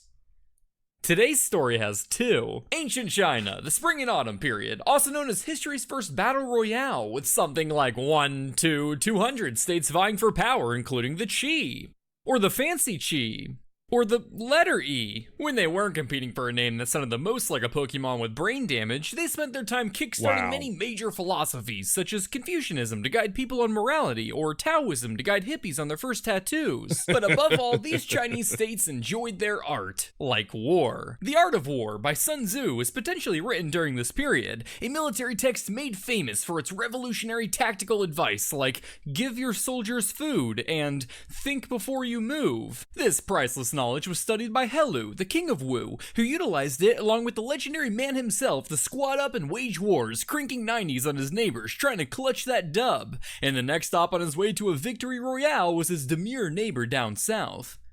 I did it. But at what cost? Upon hearing of the death of its leader, Helu seized the opportunity to wage war on the state of Yue as it was transitioning to its new king, Goizhan. So with their crosshairs set, the state of Wu prepared for their invasion. You gotta do what you gotta do to please the boys, algorithm before gods. we go, let's just check our little manual here.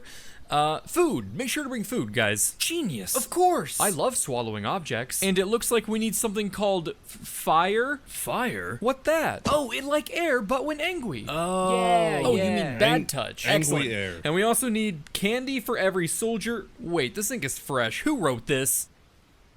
Maybe it's a new update. While being invaded by the local superpower with a military influenced by one of the most legendary generals of all time was a less than ideal way to celebrate a new promotion, Goizhan was nonetheless determined to resist. But fighting such a renowned military required some cunning. It required some wit. It required a cutthroat mentality. Wait, that's it! Taking my advice a bit too literally, in one battle, Goizhan, quote, sent 3 waves of convicted criminals toward the Wu front lines, where, with a great shout, they proceeded to cut their own throats. What? Now, different sources claim that they were actually soldiers willing to die instead of criminals, but either way, the goal here, other than giving me content, was to leave the Wu forces stupefied and intimidated. However, I can see this plan easily backfiring.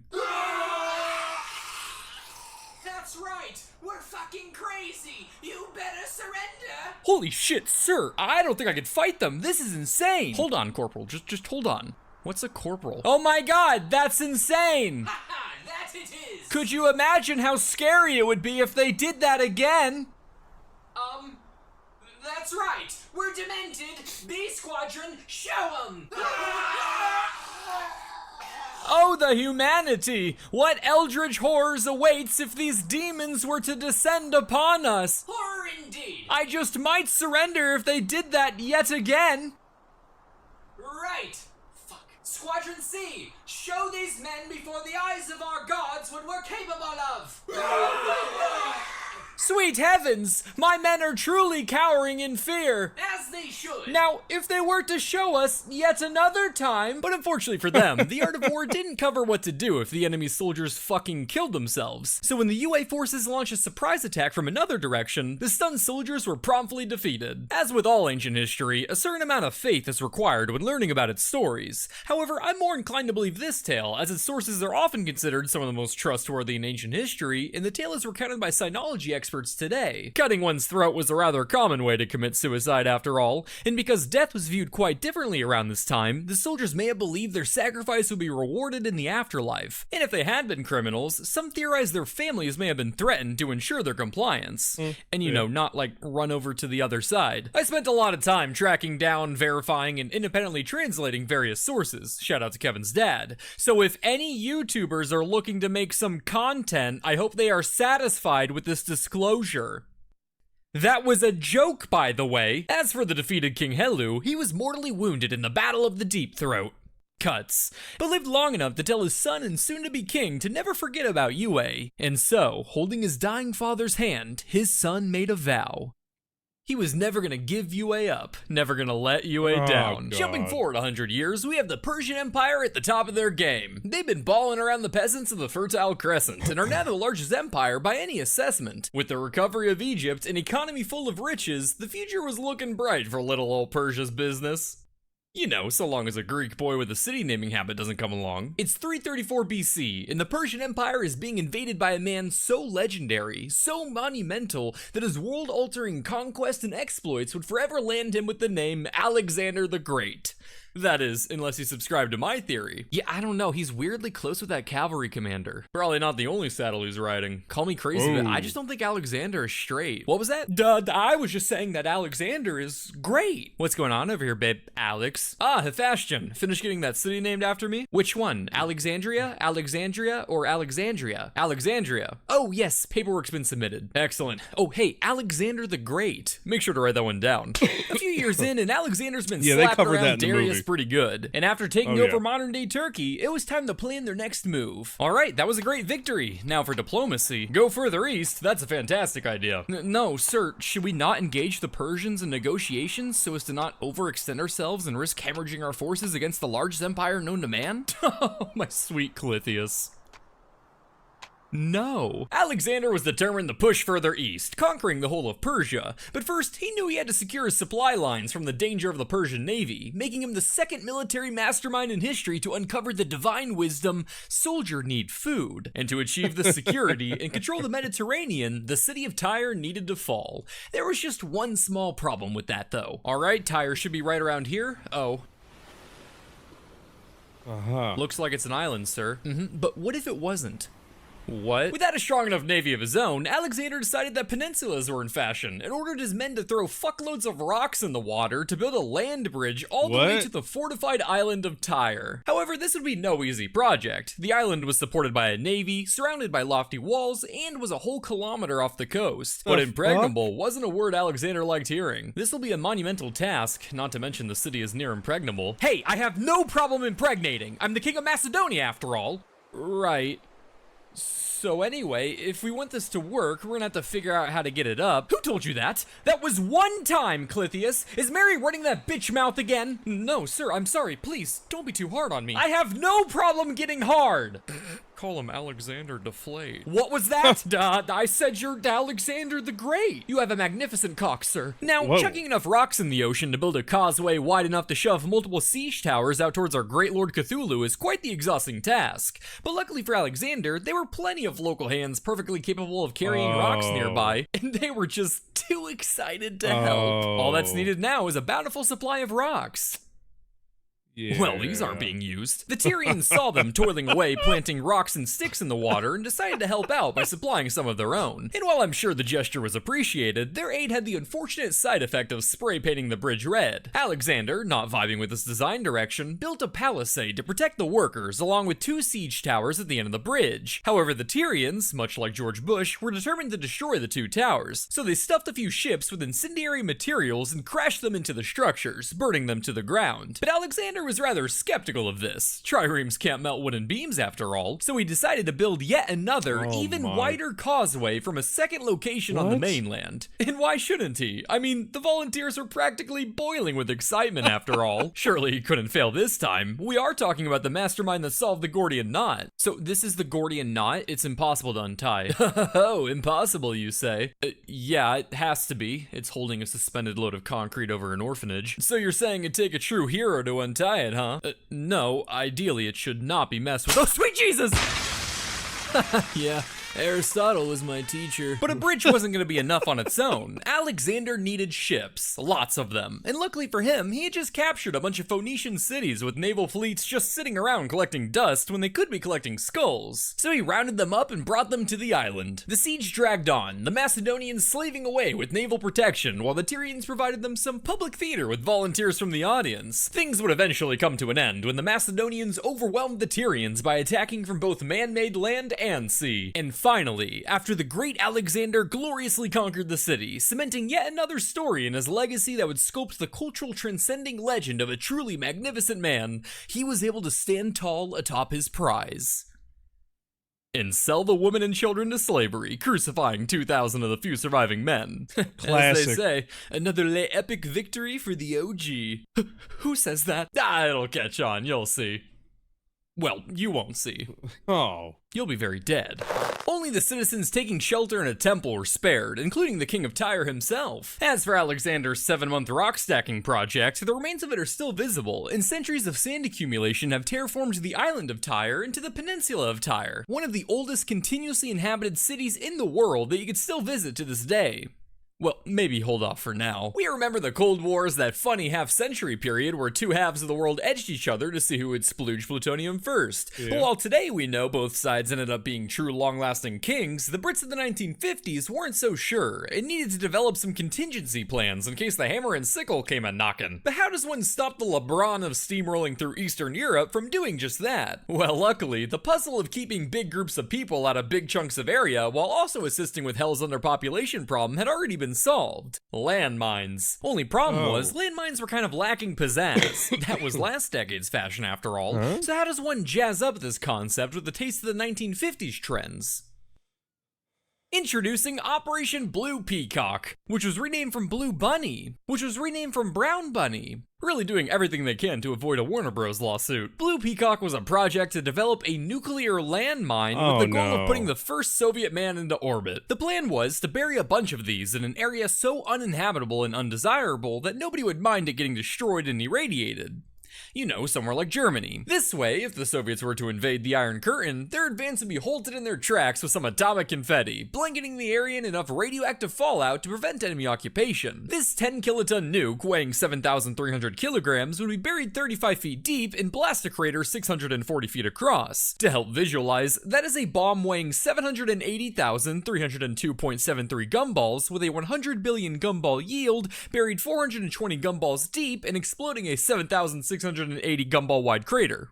That did not help at With all. how big these puppies were, you weren't exactly able to litter a whole minefield with them, so they had to choose their locations very strategically. Alright Vlad, it was a good day one, but I'm thinking we set up supply depot before pushing on. This looks like a good spot, so let's— Hey!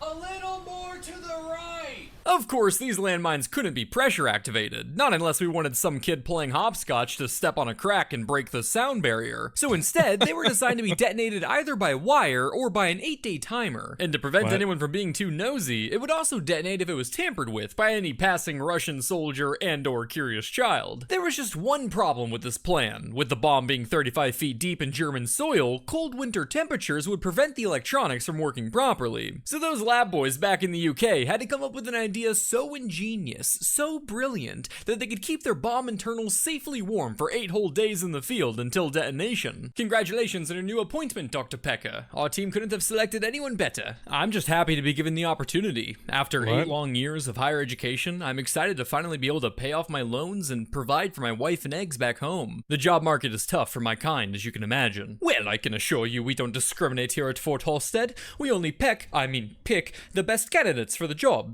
I'm glad to hear that. So, where's my office? Oh, just right in here. The Brits' genius idea was to stuff a live chicken in a nuclear landmine to keep it warm with good old-fashioned body heat. They planned to give it enough food to prevent it from pecking at wires and keeping it alive for at least 8 days before it was sent to the Shadow Realm. Truly a device only conceivable by the West, as pumping a KFC meal full of the entire electromagnetic spectrum is nothing more than the final evolution of ultra-processed meat. So with 2 prototypes built and 10 orders in the horizon, all that was left was to put their cock-filled plan into motion. Yeah, so we'll just kind of spread them out around here. Ben, will this be a problem? Only if you're invested in local real estate. No, they'll be quite dead. The Brits chickened out of the project once they remembered that nuclear fallout was famously unpredictable and could drift towards what I guess you could refer to as people. Blue Peacock was kept secret until it was declassified on April 1st, 2004, leading many to believe that shoving a Popeyes combo and a nuke had to be an April Fool's joke, to which the head of education at the National Archives responded, "The civil service does not do jokes." While trashing a project that spent 4 years in development sounds like a complete waste of time, they did find a way to salvage this at the end of the day. All that hard work designing and developing a wacky weapon prototype would end up fueling Britain's other favorite hobby: filling museum basements. Wacky War Tactics Part 3, 8.1452 out of 10 stars. Oh, this was a quick one.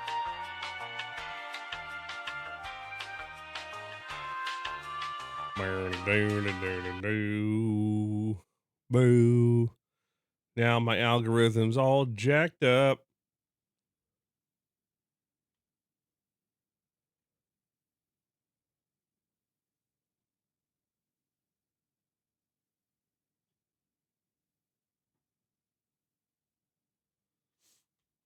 Anything else you'd like to see, chat?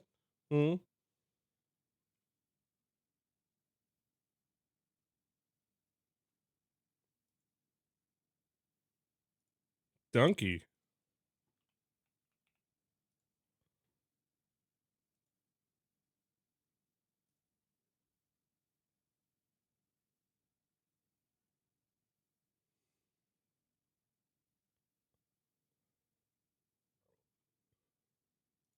Red ball, good ball, meatball, Reggie's eating spaghetti night. We're off to a good start here. Let's see if Nintendo can keep up this momentum. That means we're getting a Donkey Kong today, man. Here we go. Let me hear you sing. I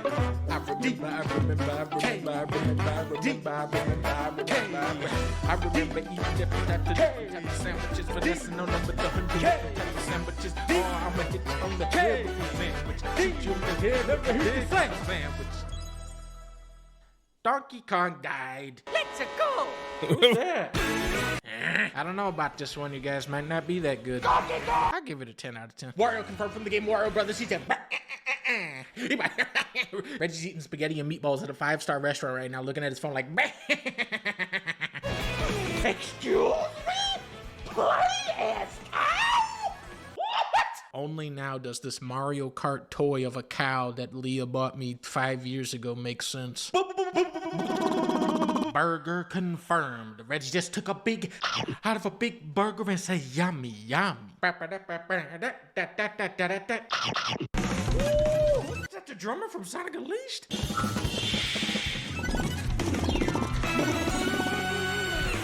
Who is Mario? Hello, everyone. I'm Nintendo Switch 2. He is? And I'm Nintendo Switch 2. There's two? I'm Sega Dreamcast. Welcome to this vast world. Oh, huh? You can go off the racetrack and drive virtually everywhere in this world. I don't trust that. Burnout Paradise type of Mario Kart. With 24 drivers in each race. 24 drivers? That's gonna be like 7 blue shells out at once. Yeah, it's gonna be pain. You can also freely drive around this vast world in free roam. Man, Reggie, you know what? We're cool for no Donkey Kong. I was gonna start crying and yelling, saying really messed up stuff, but this game looks phenomenal. I can't wait to play this. Django Reggie, don't let me play this, man. This is gonna be like a 600-hour type of game. Don't let me play this. Hey guys, it's me, Dreamcast. We've added a new C button. What does it do? Chunky Kong is in hell. Introducing Game Chat, a new feature. That is the oldest feature ever, actually. Hey, what's up? Can you hear me? Hey, quiet on that side now, in there, boy! Yay. Your voice is recognized by a microphone built into the system. Hello, my current location is actually inside the game itself. Pull me up!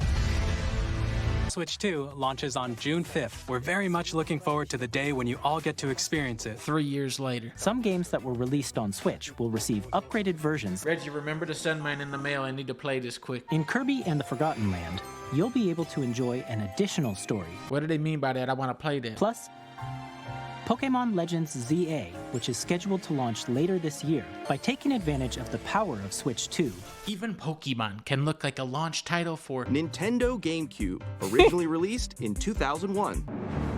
Huh? Reggie is eating the spaghetti tonight. Train? No. Reggie, there ain't no train in Bloodborne. What are you trying to do here? Okay, I like that guy. That's where that one guy lives. You're a vampire with an AK-47. This will be Fluffy's highest rated game of all time. Kirby Air Ride? What? Why? Oh, I play it now. Banjo-Kazooie? Huh? Oh, wait, monkey? Wait a minute. No. No. It's Donkey Kong, motherfucker, ready to spaghetti! Wait, is it Donkey Kong? This time the level goes on you. He Minecraft. No way. Oh, no way. Nah, Reggie, come on. You're not making that. Come on now, be real. This better not be an April Fool's joke. I think it was actually real.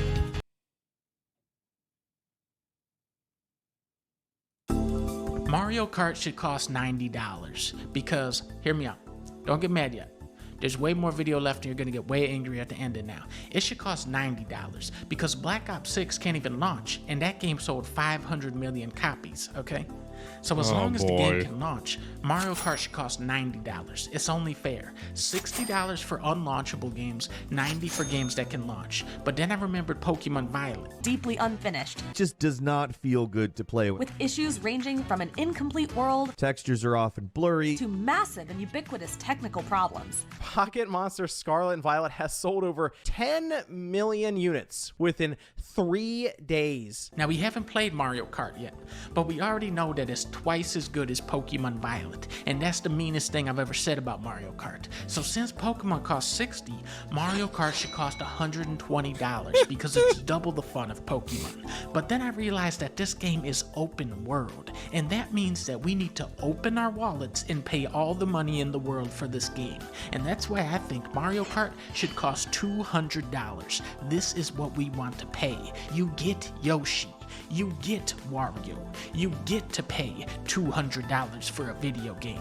But then I realized that the free pack-in game that shows off the Switch technology, that's actually $60. So what I propose is that for the people dumb enough to buy that, they should get a $3 discount for Mario Kart World, which costs $233 total. I think what Nintendo has realized is that gamers are extremely weak-willed and will pay unlimited money for the lowest quality games. Wow!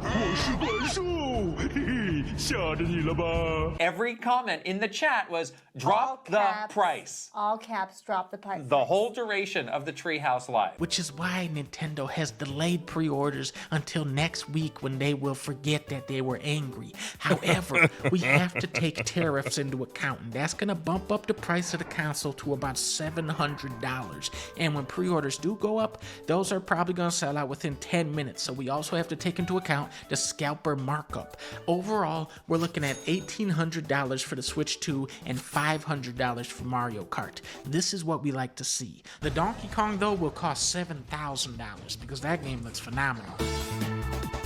Nice.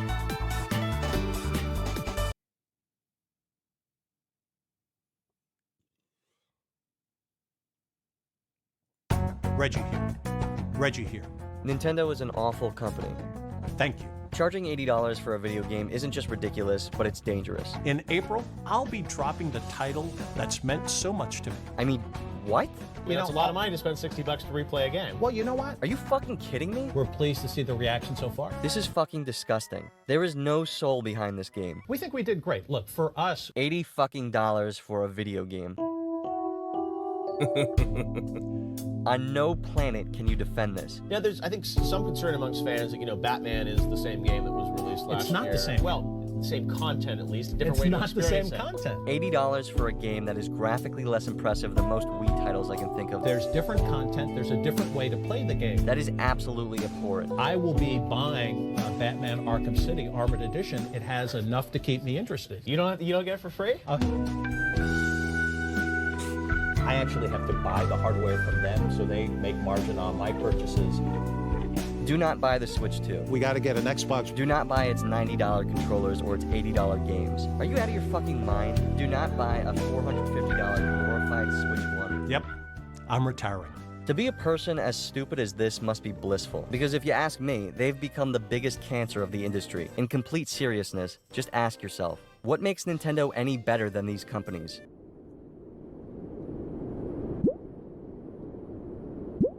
Yeah. Yep. Resident Evil 4 on GameCube. So ultimately, what can we do? Well, we can just simply not buy it. It's that simple. Vote with your dollar. Pre-orders for Nintendo Switch 2 were absolutely insane. Thank you for your never-ending support and for your passionate love of Nintendo.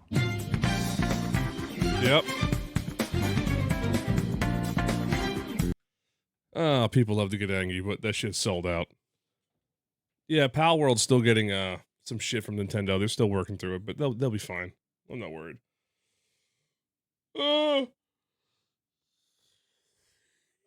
Fuck, I got like no energy tonight. But hey, I made it past 4 a.m., so there we go. That's it for me tonight, guys. I've been dragging ass all night. I got a doctor appointment in the morning, which thankfully I will get loaded up. Well, hopefully I will get loaded up with meds and feel a lot better tomorrow once they kick in, because this shit's killing me.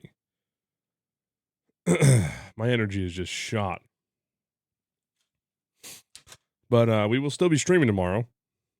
Sunday night jank, usual shenanigans. Hopefully there is a few games to check out and mess around on. Not to mention Cash Cleaner Simulator. We didn't finish. We only played a little bit of it, and then we we did that, and then I think we had the sponsor, right? Yeah, we had the World of Tanks sponsor. That's right. So we only did a little bit of it. Yeah. So we got that tomorrow, and then we got a couple days off, and then we got Doom and what is it, The Precinct? Is that it? Yeah, The Precinct. That game looks fucking great.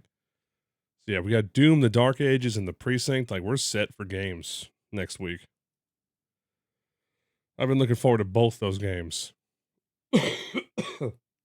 Yeah, we got the Stellaris sponsor on Wednesday, which I'm taking 2 days off this week. So the Stellaris sponsor is on Wednesday. Yeah, that's on Wednesday. We'll probably do a little bit of Doom just before Stellaris, just a taste. Just a taste. Why not? Just a little taste of Doom. And then we'll hop on Stellaris. But yeah, that's it for me. Thanks for lurking, everybody. Sorry, these streams have been so rough. This is, man, this, whatever the fuck is in me, I'll find out tomorrow, I would assume. Whatever the fuck, sinus infection bullshit, if it's walking pneumonia, I don't know. Whatever it is, I'll find out tomorrow, hopefully. Or they'll have to, like, take a sample to run tests, and then they'll let me know. But, hopefully tomorrow I get some medication to help knock this shit out, because, boy, is it killing me.